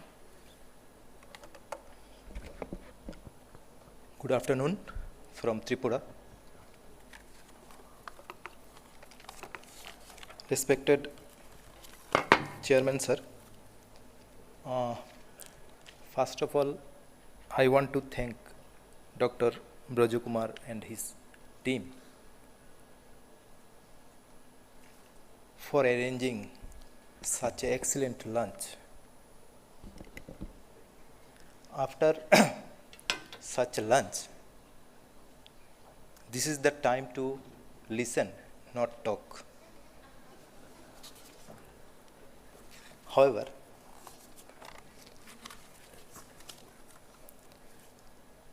Respected Chairman, sir.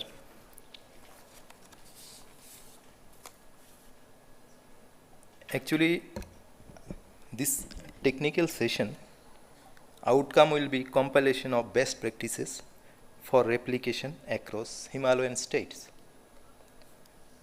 So I will talk best practices, not best practices. I will talk one of the best practices in our state Tripura, from we are doing from our department.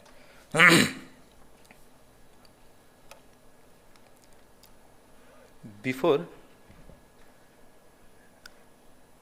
these best practices, I want to tell something in 2 slides. This one slide, this is a proud moment for us because we went to the national news due to this is called hazard. Climate change. Due to hazard, weather hazard, I think it may be climatic hazard in our state. In 2023, in the month of April, there is a heat wave. For this, schools are shut down for 7 days. It is unprecedented in our state. The very next year, in 2024, we have seen same phenomenon that in April again schools are shut down. In 2024, after April heat wave, this August, there is a devastating flood. In such a small states, near about 20 people died in that flood. So, this is the climate emergency.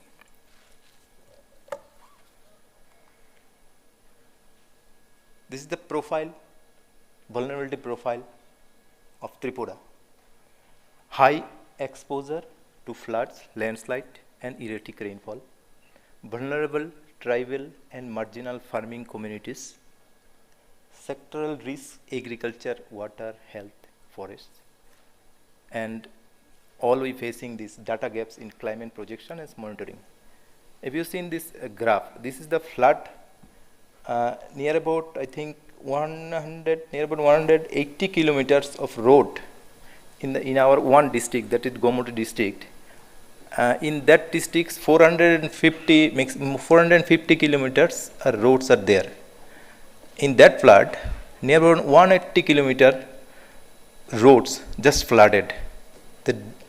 These roads again not repair, we have to construct again.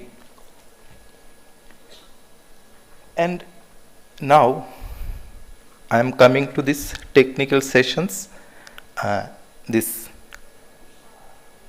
theme, community-led adaptation models. There are many, other models also in our state. I'm only giving here 3 models. The model bio-village development model, CRIP-led and self-help group-led disaster risk reduction. This is the first one, this bio-village development model. This is a multi-sectoral approach. How we started this project? Last 4 to 5 years, or I think before COVID, we did this district level vulnerability assessment in 12 Himalayan states. After that, in our state, we did block level vulnerability assessment. This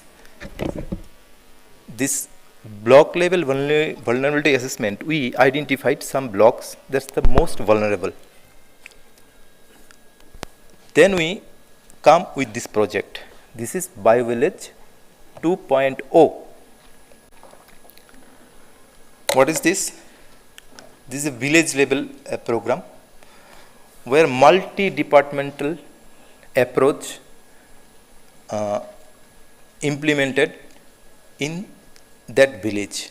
Till date, we have completed, I think, 7 bio-villages. So first, I start here. This is a success story. We are calling this success story. This bio-village 2. What are you doing?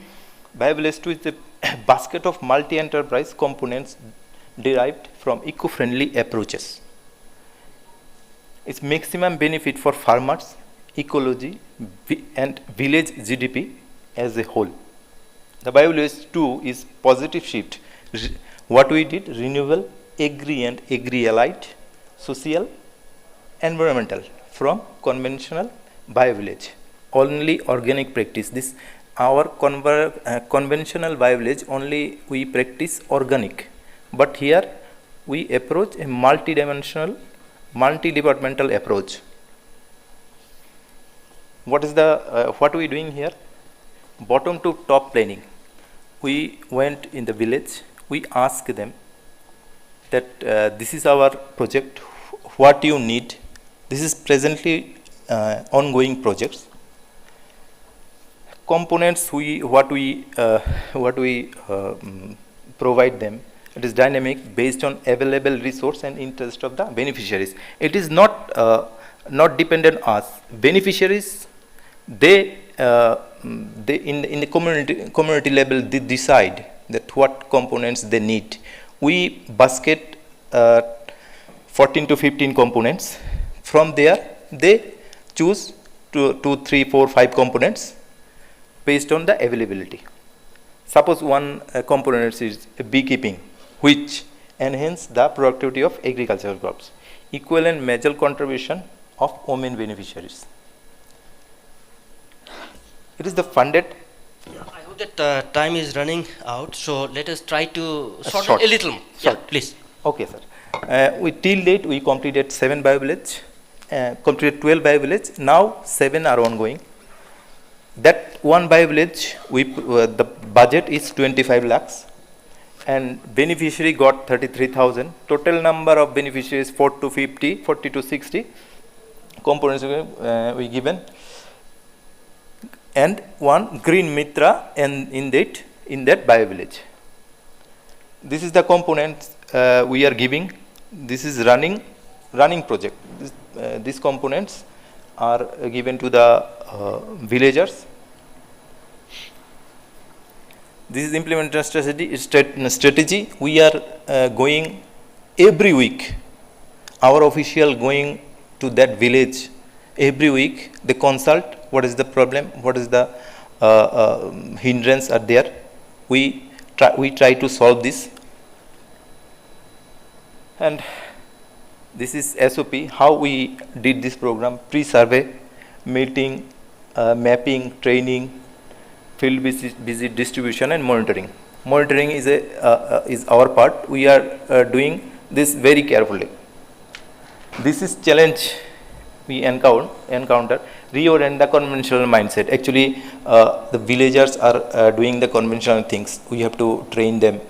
Then after that, they will come under this project.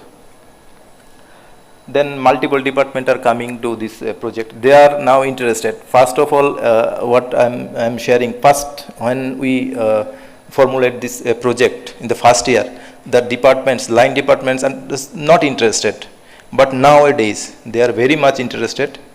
They are eager to come under this project. This is before and after what is going on. And this is one thing I want to share. This is additional income, per family income. You see, we told that this 40 to 60 beneficiaries, the average 50 beneficiaries, that is 50 families are there. So per family, per month, 3,000. This is a study-based output. This is minimum. What we are providing, this is what they got in first month, second month. These are depicted here. This this alignment with this national commitment 157, this is SDG 13, 14 and 15. This one is praised by the Honorable Prime Minister of India in his Man Ki Baat program. He said that this project for the people of Tripura is proud for the people of Tripura. And this one recognition from Prasar Bharati.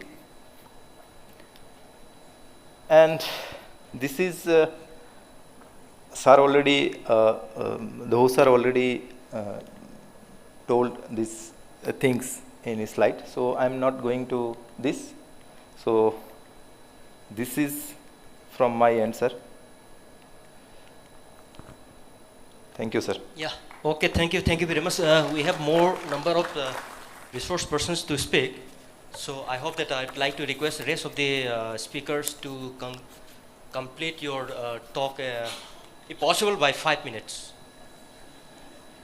Because that we can get a little more time in discussion. So by the time that we'll participate actively. So next, I'd like to request that Mr. Kekunilil Tu from Nagaland.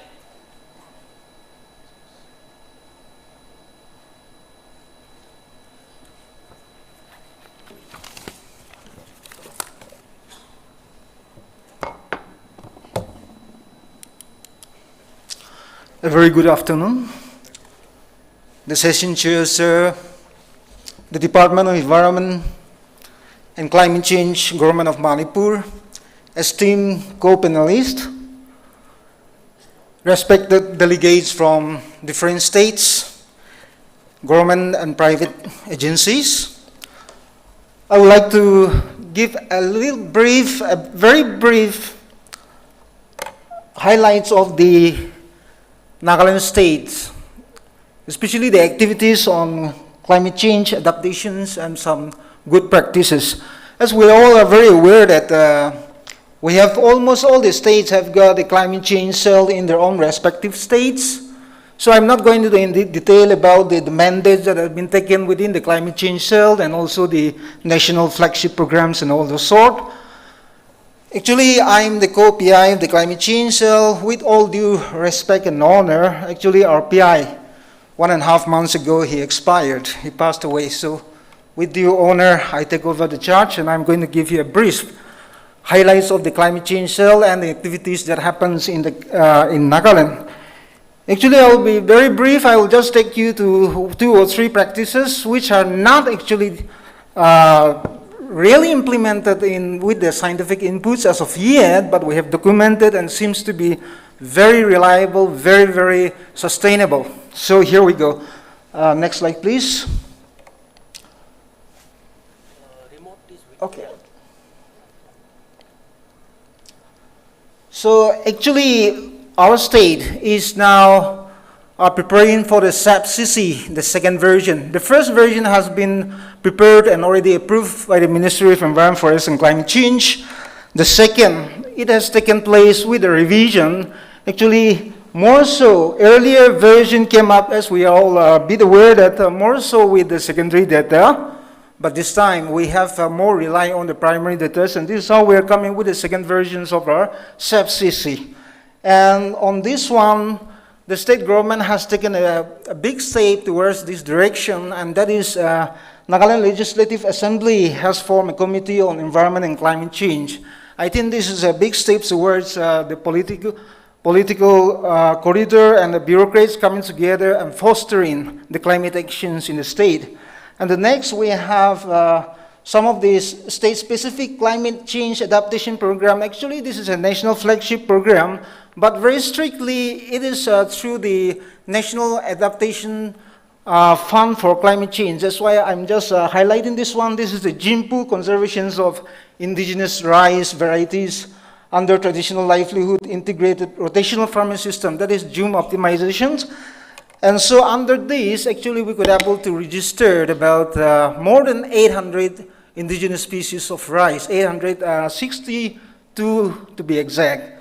So this is one particular initiative that has come from the central government, and which is also a very state-specific, because we all know that we are very rich in indigenous varieties of crops as well as rice. Next, coming back to the best practices here for the state of Nagaland, though we ourselves were not able to, converge with or interface with science and technology directly into this system, but with the documentations and this, the studies so far we had, it seems to be very sustainable. Now we're talking about deforestation.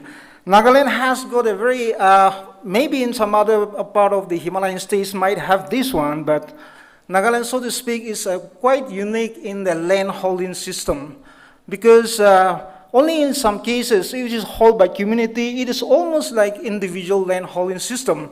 So we are talking in the morning about the forest fragmentations and all these things. So it is very difficult to control from the government side. So this is a traditional practice which we call elder-based farming system. It's a kind of agro, silvi, horti farming system.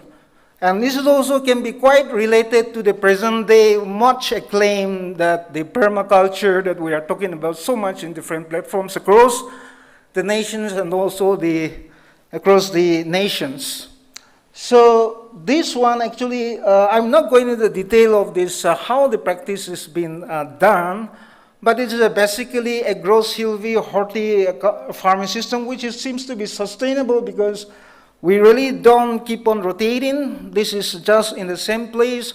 We use this elder, as you know, is nitrogen-fixing tree, so it can regenerate, like the fertilizing soil fertility management, as well as this, in the summer days, it gives in the winter days when it's dry, it gives a canopy cover. When summer comes, it opens up because of the pollardin. It opens up for, like aeration as well as for the sunlight. So this is one practice, I think, which can be adapted in the other Himalayan regions as well. So I'm talking about this one. The next, elder-based Jum farming system. This is the one. The next we have is, this is also a traditional practice there in Nagaland, but as the time comes by, the need for this, more and more of these practices are feeling, like the need. So here we have got, this has not been institutionalized earlier, but with the intervention from the government sector as well as from some private players, now this has started to be institutionalized. So communities seed banks. And here, the Zabo farming system, which one of our sir, the director of this, director from Arunachal has spoke about this, but technically speaking, actually it is not only about the pisciculture and the rice cultivation, though it's a part of it. If you look closely, this is, I think, one of the most sustainable practice which we can be adopted in the hilly region of the Himalayan system, because as we see, the forest, most of the hills most of the settlements in the hills are almost on the roof, on the hilltops, or whether on the slope. So the forest area, the settlement comes, then the next is the cattle shed or any farming system. Then comes the siltation pond, which will collect some silts and then pass over to the water harvesting pond, which can at this rate, like when we talk about the erratic rainfall, the number of days of less rainfall, and also the intensity of rainfall distribution. So this pond can able to hold for 2-3 months or even more. So when the monsoon onset comes early, we can store it up for the later phase when the right time comes. And then next come to the pericultivation with fishes. A small pond for the fingerlings, the next when it grows up, most of the time during summer, because of the overflowing of water, it comes down to the next layers. Now, the last pond is completely dedicated to fishery pond, which have got a higher banking. So this is the practice, I think, which we can able to interface with the modern technology, which can be interfaced with the technologies that are available in climate adaptation practices. So these 2 or 3 I would like to share with you, and with that I would like to conclude my presentation. Thank you so much.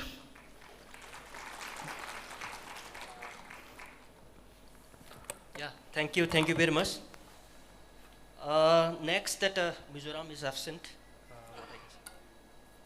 Experts that Dr. Rameshwari Yumnam. I hope that you can conclude your findings in a very nutshell, because we are already running late, and still that another 2 speakers left. Yeah, So a very good evening to everyone.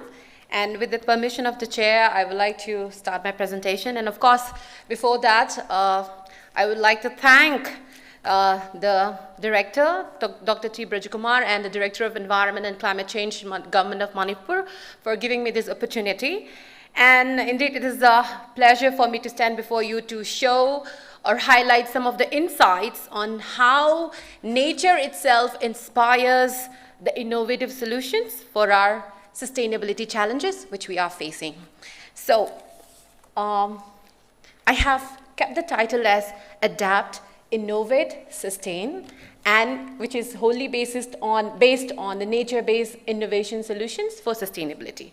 So, this is the problem which the whole world faces, and Manipur is not free from this problem. So we have the global water, food, energy nexus, the sustainability problem, the circular economy thing. So we know that by 2050, the 70% of the population will be city dwellers, and every week there is an increase of Hyderabad's population in the world, which is 1.2 million increase. And we know that there is only 2.5% of the fresh water, and we are all dependent on that, starting from the domestic use to agricultural use. So how are we going to sustain? Then, these are the challenges, not the challenges we face while implementing a project or anything, but the challenges which the natural system faces. It may be a lake, rivers, or any system. So the main important challenges which the natural system faces is environmental challenges, which we are talking about very much, which is very much in theme with today's conclave. Climate change, extreme weather events, pollution.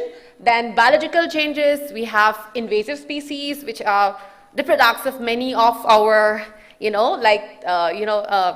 selfish greed, actions. Or another thing is the disease outbreaks and loss of biodiversity resultant from all those things. Then the third challenges is human-induced challenges, which we usually call the anthropogenic challenges. So that includes deforestation, habitat loss, overexploitation, urbanization, and as such.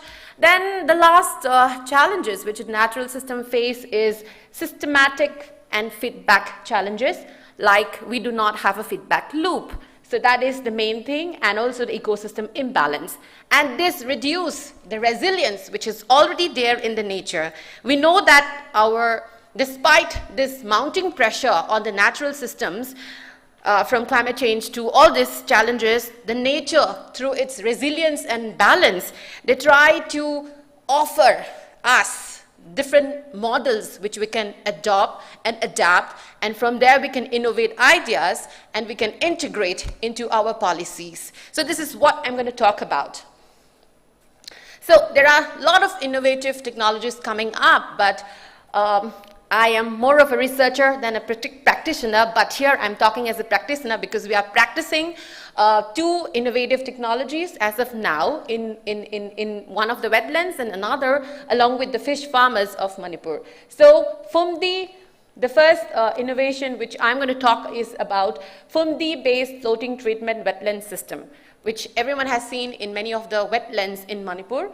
And the second one will be aquaponics, means like rearing of fish along with plants. So these are the 2 innovative technologies.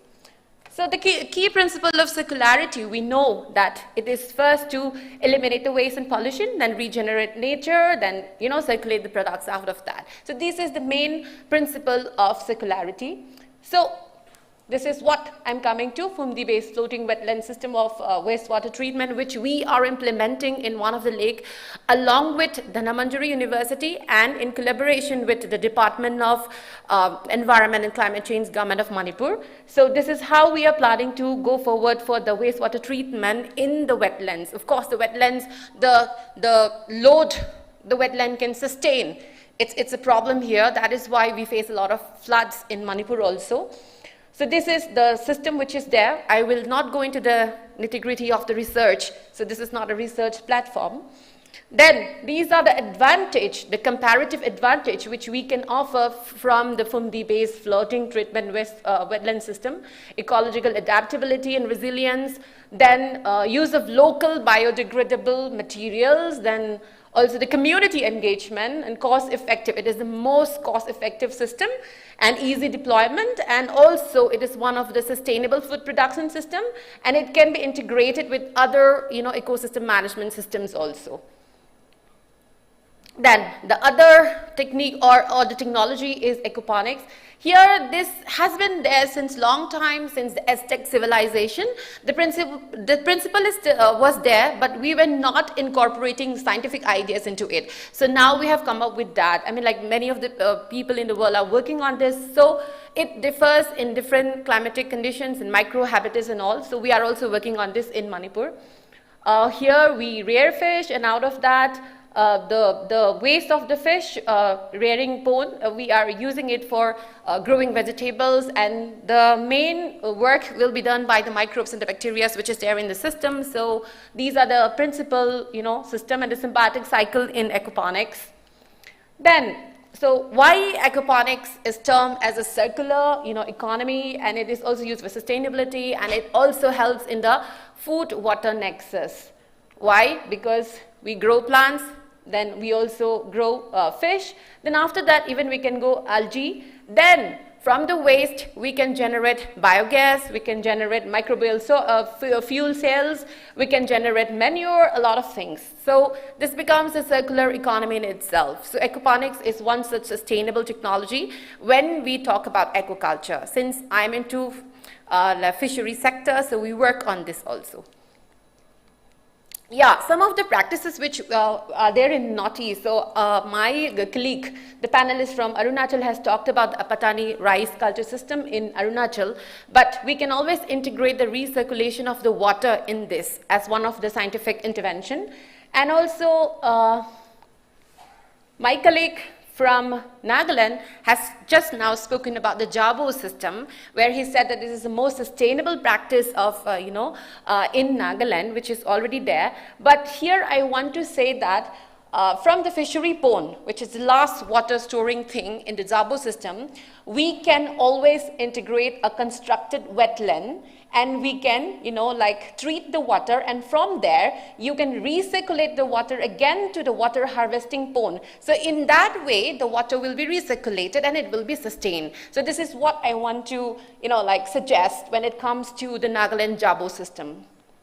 Then for the restways, which we have in many of the Himalayan states like the Himachal Pradesh and Sikkim and all. So the restways in many of the Himalayan states, they are like, when I go to Sikkim or Himachal for the fish culture, they just let go of the water. But instead of that, we can again introduce a recirculatory system by introducing a constructed wetland. In that way, the water can be utilized 3 times. So we don't need to let the water go off. So in that way, the water will be sustained. But let me come to the final 2 slides of my presentation, which is about the challenges which we face in implementing such kind of projects. So these are the challenges, overall challenges for both the system, but some may be applicable to one and some may be applicable to the other.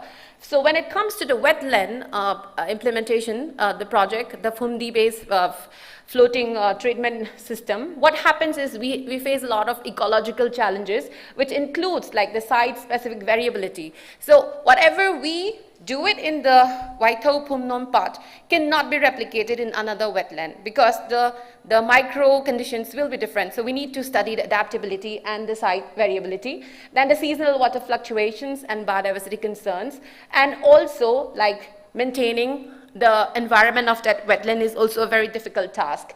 Then when it comes to anthropogenic activities or challenges, then the main issue is the excessive, sediment load which we get in the wetland. So they are not able to sustain. So that was the issue which is there.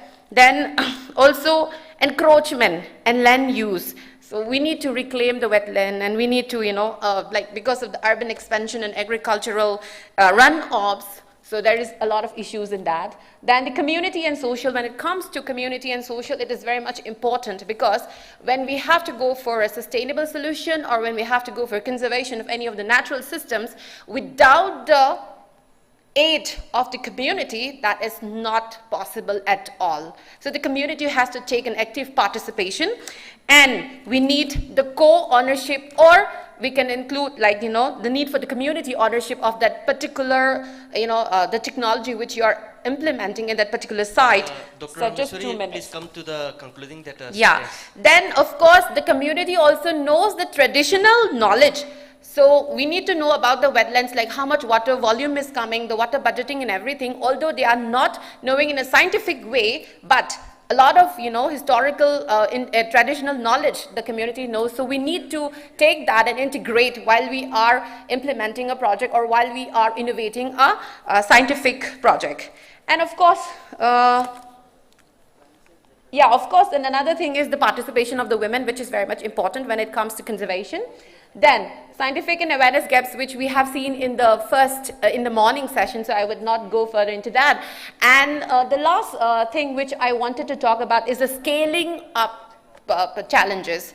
Of course, a project may be successful when it is implemented in a small scale, but when it comes to scaling up, then it becomes a real difficult problem, so we need to act on that. So with that, I would like to end my presentation, and with a message that let's continue to learn from nature, because in every challenge, it already holds the blueprint of our survival and progress. And also to adapt to change, innovate through nature, and sustain the future. Thank you so much. Thank you, Dr. Rameswari. Yeah, in fact, that 2 experts we have, let us try to complete within maybe 10 or 12 minutes. Because before 5 we should complete it, and sitting inside the room we don't see that where is the sun, this thing, but when we see the words, it is already late. So let us come to the point, what I can say. It is all that is strong, what I can say, that experts, so let us put the bullet points only, so that it can understand within a very short time to all the audience. Yeah, please. Miss Thingraifi, I hope that everybody is looking to complete within 5 minutes. They have sent a message silently. A very good afternoon, everyone. We call as Mahai Reo Reo in our language, so please answer me as Mahai Reo Reo. Mahai Reo Reo, thank you. Well, I believe in the global mantra of think global, act local. I'm skipping the address to save time. I am with an NGO, and as well as I am with the women's organization because I believe in community action and community resilience when we talk about climate change adaptation. And many have rightly said that we have an emergency crisis, a climate crisis now.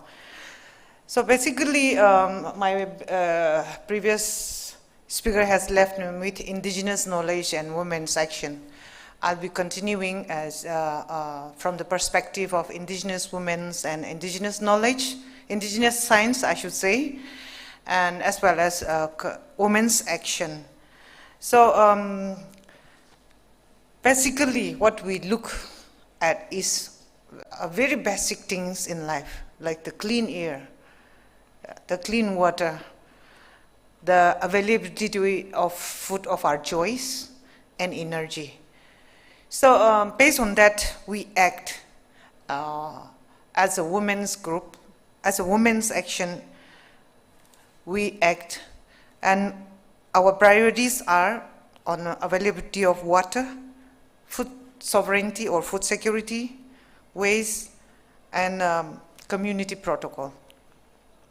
I won't be speaking about water and waste, as well as community protocol, but what we have taken action on food security as a collective women group.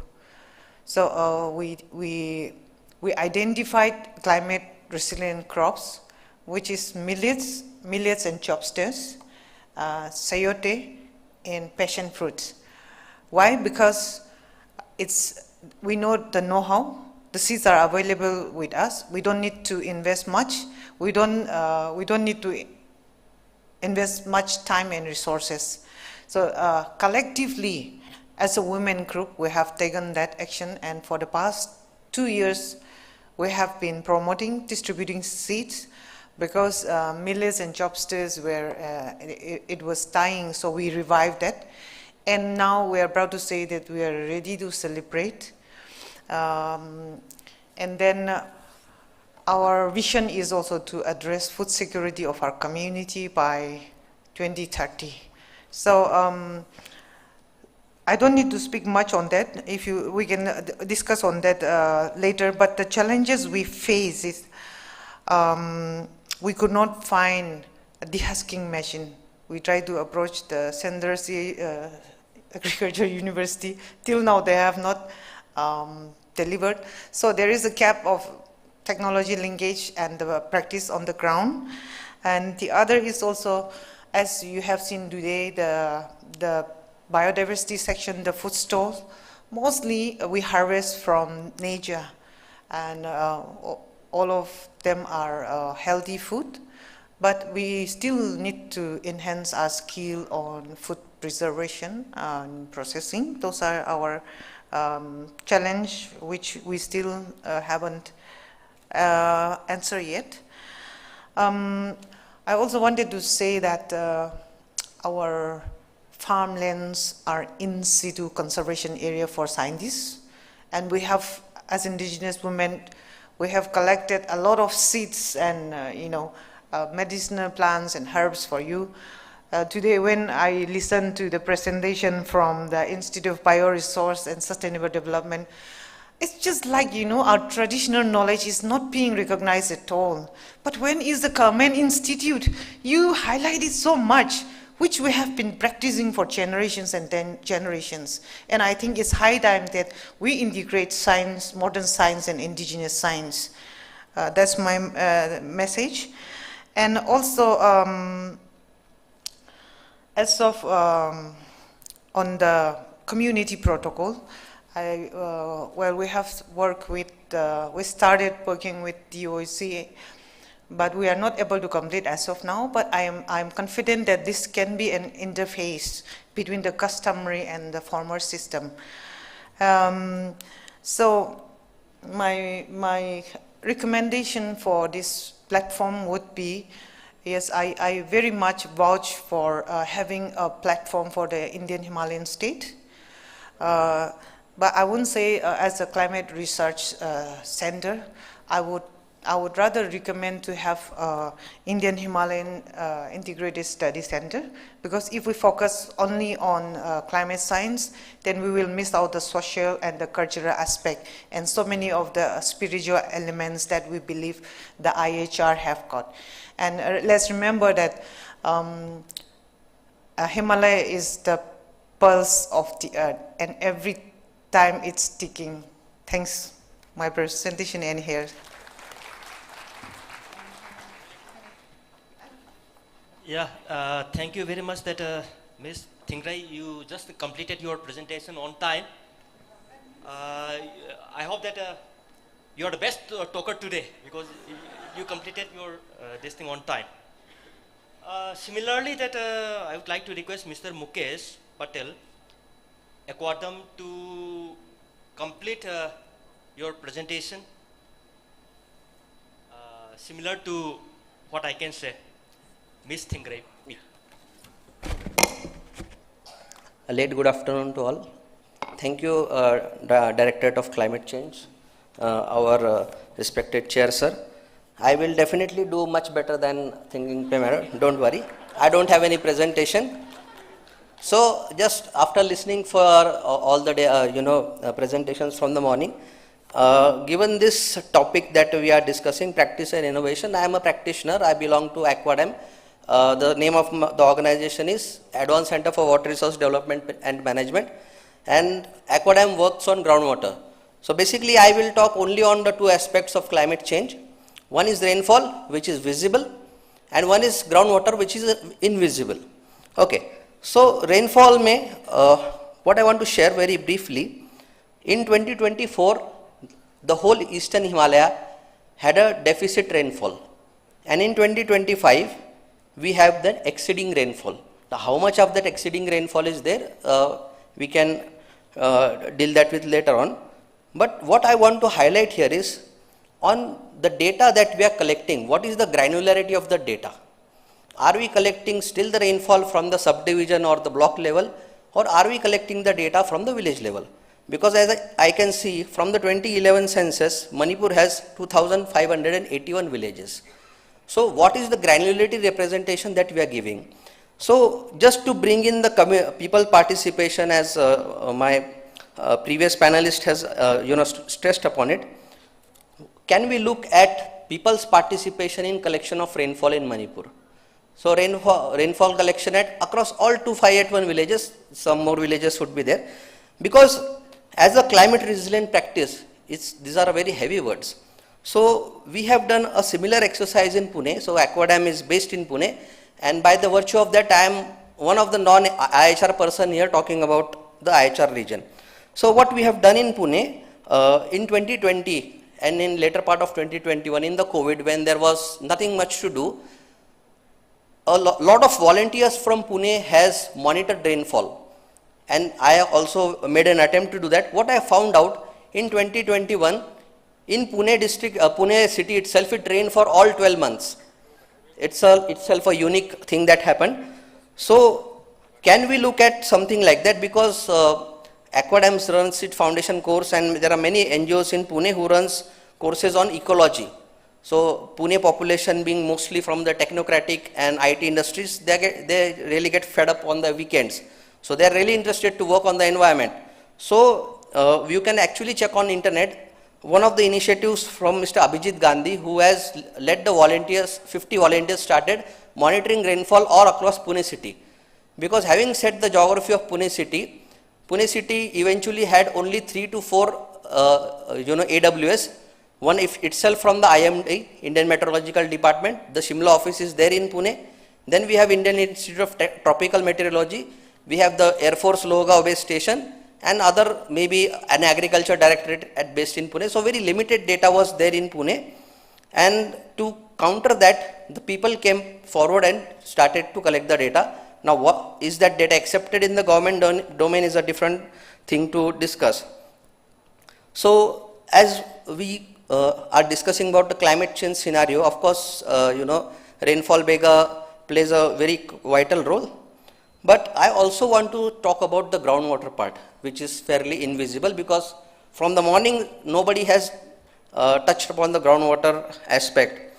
Now, as one of our chairperson said, Manipur has a very unique relief, a plain IMPHAL Valley and the hilly areas surrounded across it.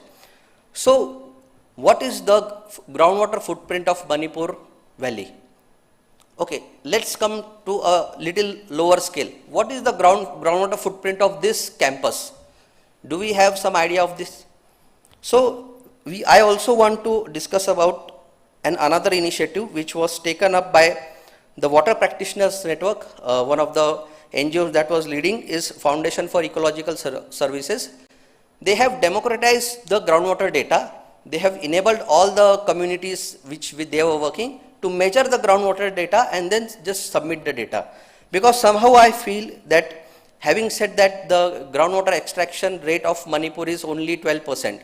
So looking at the climate change scenario, I will request Dr. Braja Kumar in his presentation on the state action plan, how do we look at groundwater scenario of IMPHAL Valley in 2050, in 2075. So these are some of the predictions that we need to make. And of course, lastly but not least, I will also discuss about the springs tomorrow. So hopefully I'm anticipating all of you to see you tomorrow, and that is it from my side. Thank you. Yeah, okay, thank you very much. I hope that you keep more stricter time than the other speakers. Thank you very much. I hope that we can throw at least 2 questions from the audience. Yeah, please. Oh, yeah.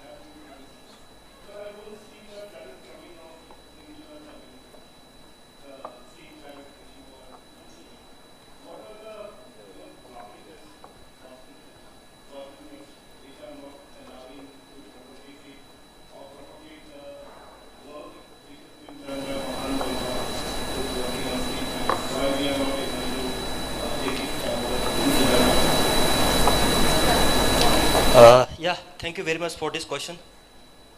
In fact, that our institute CSIR NEIST Jorhat, we have, it is a national laboratory. We have that very good facilities, and in fact, germplasm collection is excellent, what I can say, covering that huge area, and we have the collection of the large number of the important crops. Have you ever been visited to our laboratory? You have visited, but you have visited your germplasm center also? No. After COVID. But from time to time, our institute is implementing that even the national mission programs. For example, lemongrass, citronella, that we have the aroma mission program. Under that program, lemongrass, citronella, patchouli, and many crops we have this. And we have provided quality planting material in terms of blocks to every state of Northeast. And our variety is procured from the company from Bengaluru, from Hyderabad, and others also.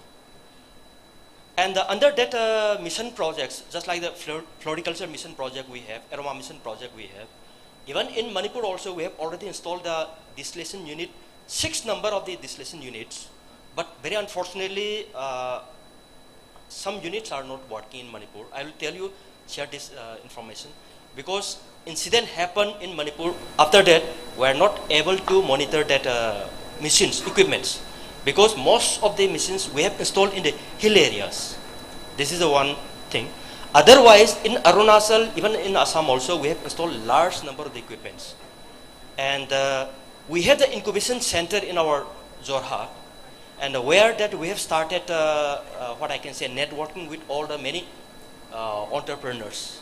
Now that product making is made within our campus, especially for citing one example is your making of your tray of your egg, because earlier it was procured from Bhubaneswar, Odisha, but now we produce in our center. It has a huge capacity where the three machines, and another equipment we incubate for making the sana, means from milk. That is also operation around about 3 machines we have already installed here. So that way we are installing that a huge number of the equipments, and now a very close collaboration with many NGOs and others. We have the BioNest. This is one scheme under the Government of India. Under this BioNest, I hope that if you go through website about this BioNest, you will get some idea also. So I hope that we have done quite significant and impeccable that activities on this germplasm collection. It is already done. And any that NGO or individual from Manipur taking disadvantage of this platform, we are planning to establish a farm for agar. Equilaria malacensis.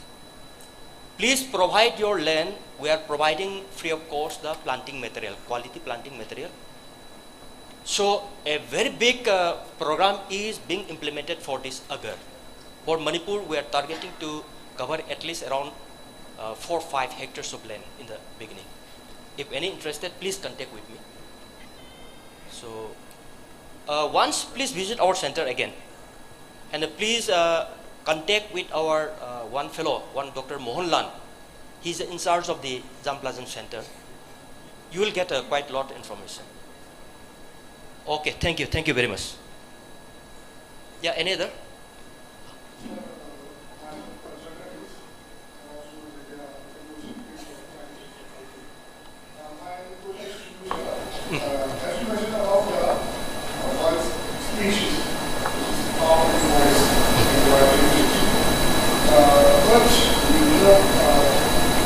Climate change, I understand that climate change also impacts in forest, in rising temperature or heat building for extreme events. It will alter the forest ecosystem. So at the same time, we are moving towards growth with our and also the growth with our forest. So how could we set the growth simultaneously, or do you have any ideas for accounting or presenting this kind of growth in this context of climate change? Yeah, thank you very much for the question. In fact, that the crop, what we are cultivating, the cultivable crop and the crop inside the forest, difference is there. They are more, what I can say, more resilient to the climate change. So when the cultivable crop, just like your rice, cabbage, potato, peas and others, they will more affected due to the climate change. But those vegetation in the wild forest, they will have lesser effect on this climate change. That is why when our cultivable crop damaged, the mother material for development of the high-yielding variety will be depend from the forest. That is why we need to conserve this forest. This is on priority basis. We should understand this one. And okay, no doubt, there will be definitely impact of this climate change. But anyhow, what to do that? Whatever we can do it, we are doing it. But if it is beyond the gods, what I can say, we can't do nothing. But it is our bound responsibility how to mitigate this climate change and how to reduce this climate change. So in this climate change, what I can say, the treasure house is in the forest, wild forest. This is my idea. If the wild forest is available, we have the option to develop new high-yielding varieties. So that is why some of the, it is a phenomenon. Any high-yielding variety, they will not survive, they will not sustain for a long time because it is a hybrid. So all the character will disseminate in course of time. Then the scientists need to develop again another variety of high-yielding variety. So during that time, this wild races will be only the mother material. Thank you. Okay. Hello, I have just. Yeah, please. Okay. This question is okay. This time. In your slide, you have shown 4 types of challenges. Okay. Can I have one more challenge? Yeah, sure, please. This is natural calamity, solar system of the cosmic. If you put this one also, it seems there will be more meaning. Thank you so much for your suggestion. Yeah, our discussion is quite limited here because time is also quite limited. So there are many ideas and many that input. So we'll try to incorporate in this thing. Thank you very much. Very small. Yeah, please. I'm just from Manipur. So I just want to listen from the friends from Himalayan, Tripura, or Nagaland, maybe. smart communities, since I am open. My just conclusion from you that we are using this ITK in most of the practices in adoption of mitigation process, you know now. But now we need the blending with the modern knowledge. So do you think that how we can bring it to the common practice by blending with the modern knowledge with the ITK? Will it possible, or shall we need some policy on that? If you think some policy is required for that to make some kind of policy, because government is acting some lots of activities out there by utilizing the ITK. But we need some blending of modern practice also. So for this modernization, for this blending of this ITK and modern knowledge, do you think that there is some policy or have any success story in your states?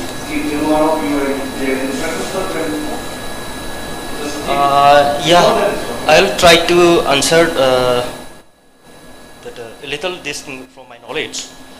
In fact, whatever the scientific discoveries today we have, around 70% is based on traditional knowledge system. That is why one time, okay, scientists just do their research in the laboratory here and there, but now we realize that the traditional knowledge system is critically important in terms of discovery of the new things within a very short time, with limited manpower. That is why traditional knowledge system is very, very important for any type of modern research. It is established fact. That is why our CSIR, we have the traditional knowledge digital library, TKDL. It is available in our headquarters, Delhi.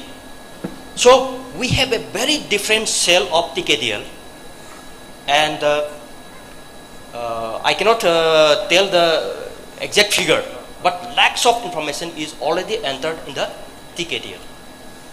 And this center is becoming a very, very important, not only in India, it is throughout the world. So this TKDL system is nowadays imitated by the other countries. It is started by the CSIR.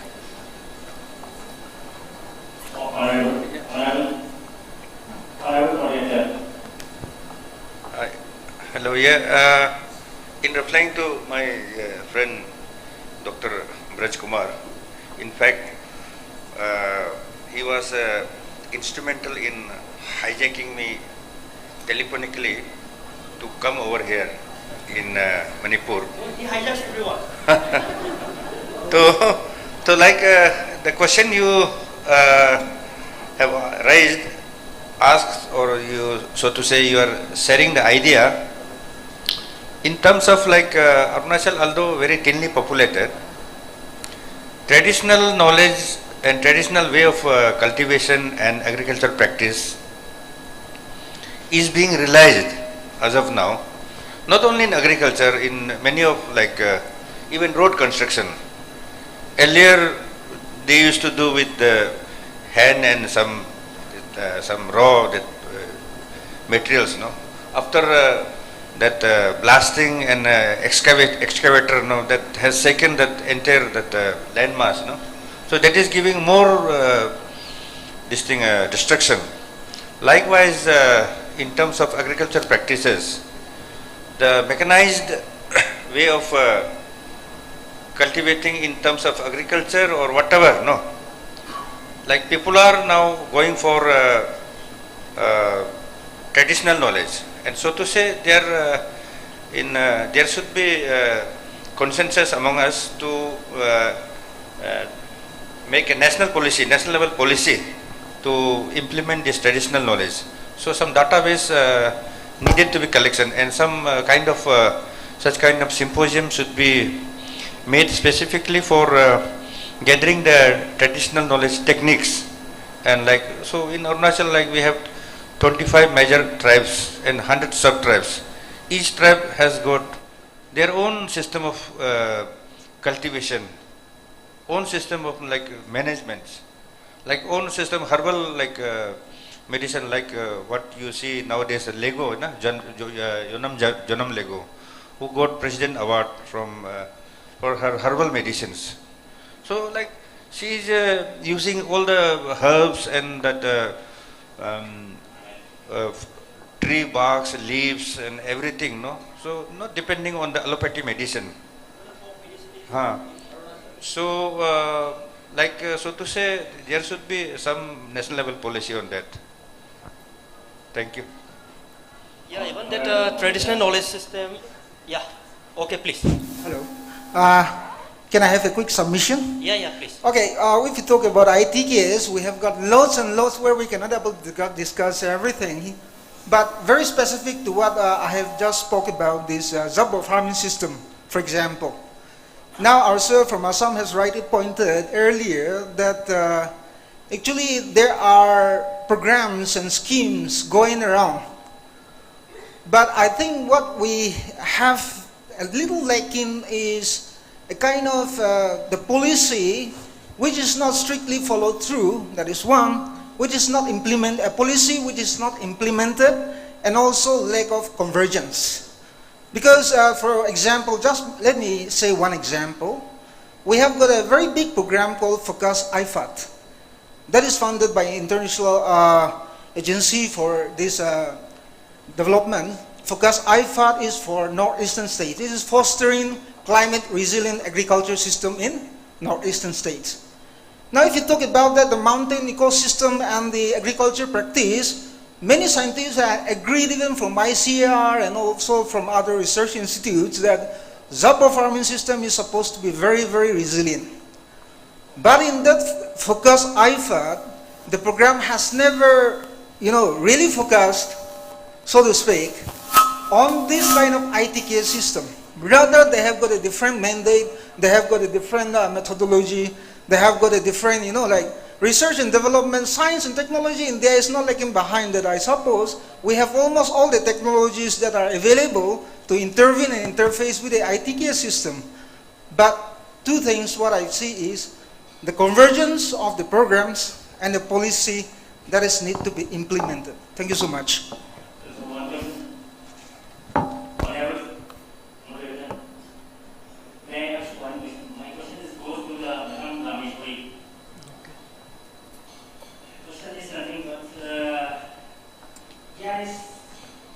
Any planning to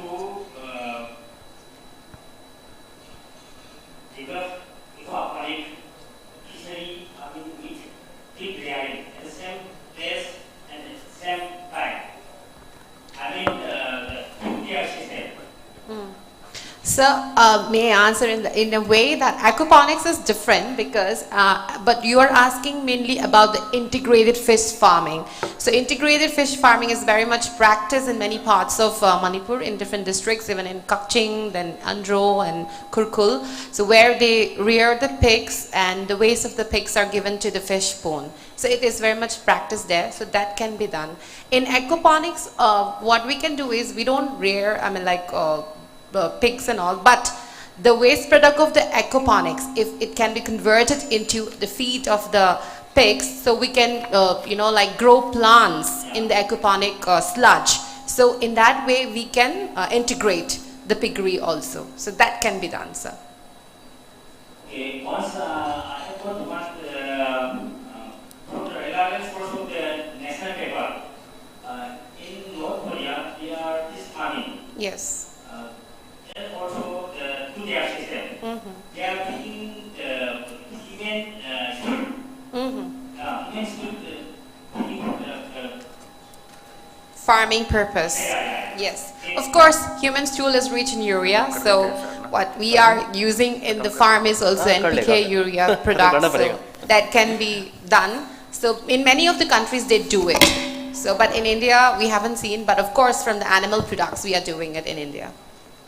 Yeah, thank you so much for your question. Yeah, thank you very much. We had a very hectic presentation as well as a discussion. Briefly giving that in encapsulated form, we had 6 presenters today. First, Mr. Dohu Robin from Arunachal. He has a focus on forest cover decline in Arunachal. And Jhum cultivation is being practiced particularly for the crop of cardamom. And palm oil cultivation is also taken up. This is really disturbing the soil, means forest coverage area. Ecotourism promotion is being taken up by the forest department, means government of Arunachal. And he mentioned that data collection in Arunachal is very, very difficult. I know, I was for some time in Arunachal. I did some survey work, especially towards the border of the China, that is called as Chiang Taju. I was there, but after rainfall that I was stuck around about 11 days there. So I know very well. And I would like to mention that your mithun is a very, very important animal in Arunachal.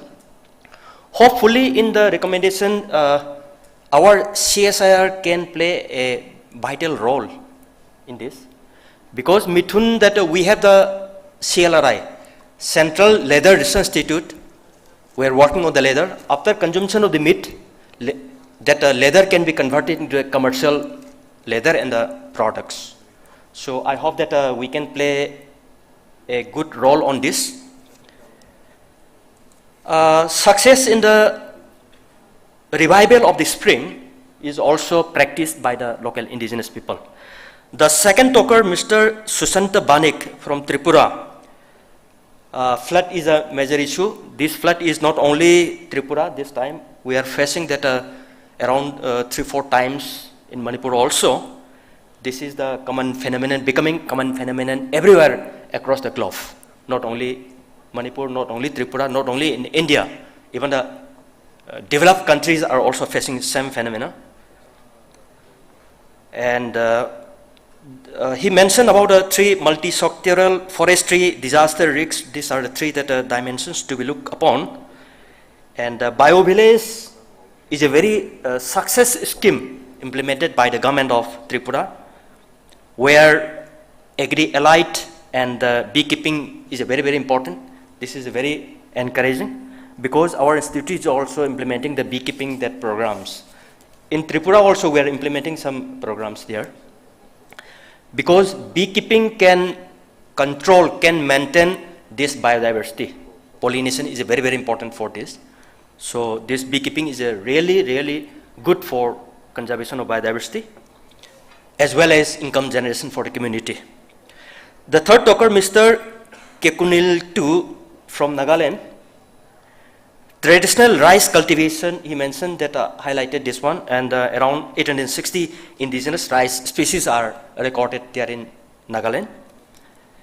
And elder agroforestry is a very hugely practiced there. Agroforestry of this elder is very, very important. It is implemented in the Himalayan regions. Elder means in Manipuri it is called as the pareng. The timber, the very good timber, pareng, that is the elder. And in Sikkim, the agroforestry between elder and the large cardamom is a very, very common there, is a practice.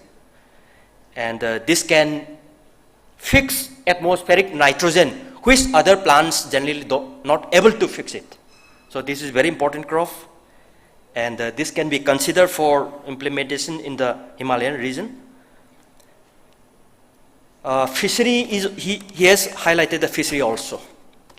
Number 4, presenter, Dr. Rameswari Yumnam, she mentioned about the sustainability of the fresh water, because especially water is vital for all the biodiversity, all the biological diversity, and as well as the human health. Water is very important.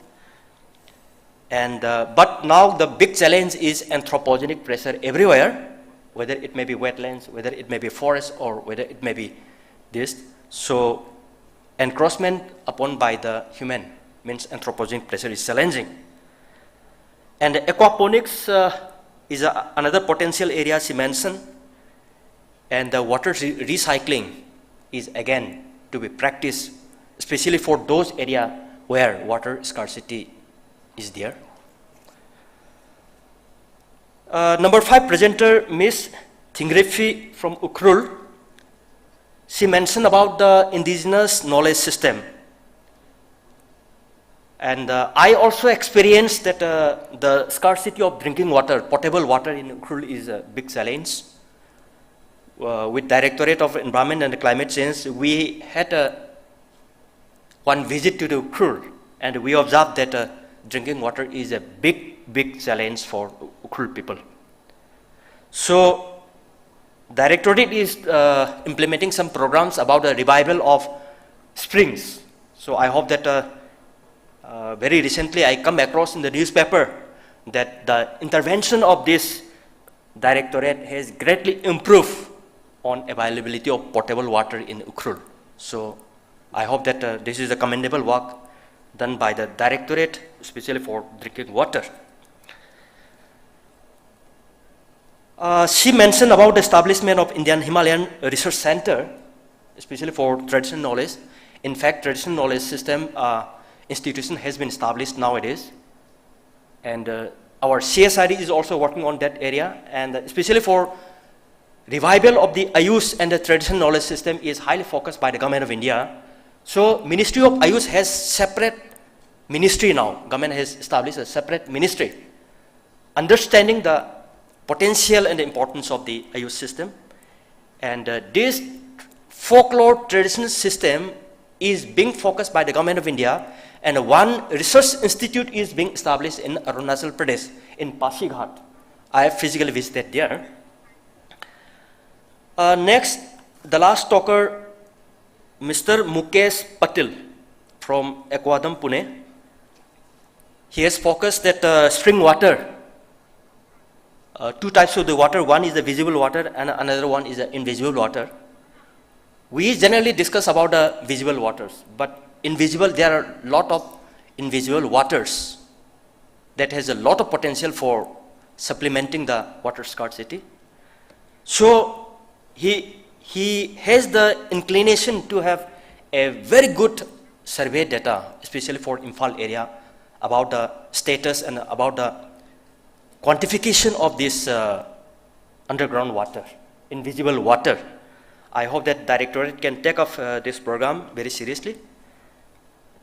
And he mentioned that even the local community should participate in collection of data, especially rainfall data is very deficit. We collected rainfall data from a particular site, but we don't have the data for the others, because nowadays rainfall is very heterogeneity.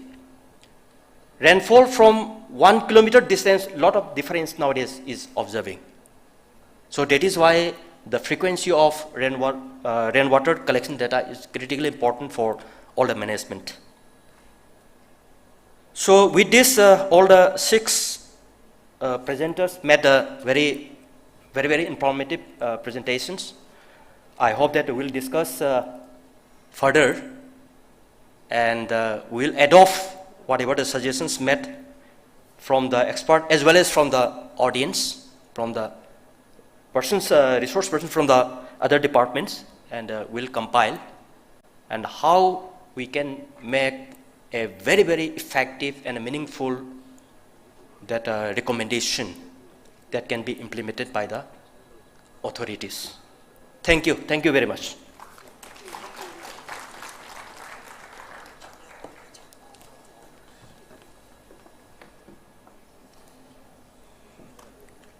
With this, here comes the end of the technical session, part 2. Giving my heartfelt thanks to all the state representatives and the experts who take part in this technical session today. And special thanks goes to Dr. S. Birkumar Singh. So under your chairmanship, we have had such a wonderful and a very fruitful panel discussion this evening. Once again, thank you so much. Well, a cheerful moment comes to felicitate the chairperson along with the panel members. For this, may I request Dr. T. Brajakumar Singh, Director of Environment and Climate Change, Government of Manipur, would you please come on stage.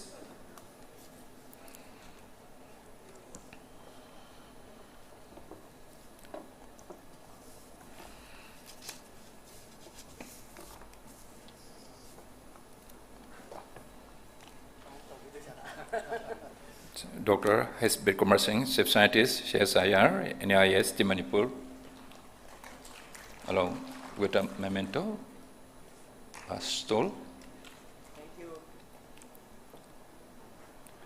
And Mr. D. Dohu Robin, Director Environment and Climate Change, Government of Arunachal Pradesh.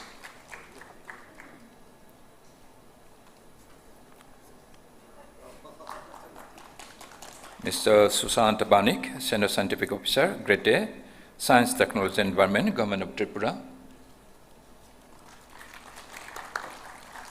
And then comes to Mr. Kenu Ketlu, Scientist B, Science and Technology Council, Nagaland.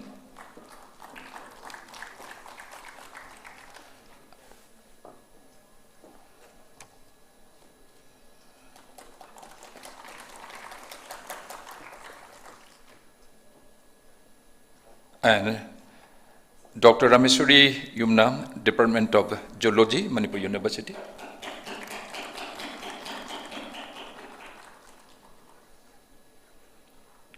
Ms. Trengei Phi Longwar Washi, Executive Secretary, Mountain Indigenous Knowledge Center, MIKC, Manipur. And last but not least, Mr. Mukesh Patel, Aquadam, Pune.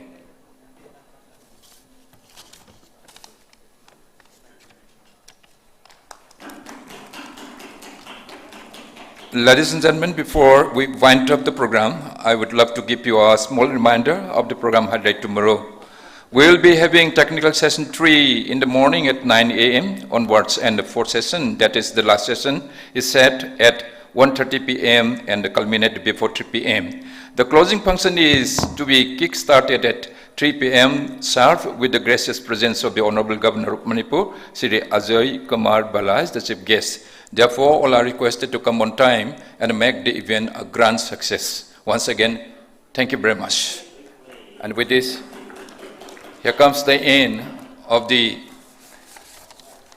Indian Himalayan Region Climate Change Conclave, first day. Thank you, and it's goodbye from all of us here.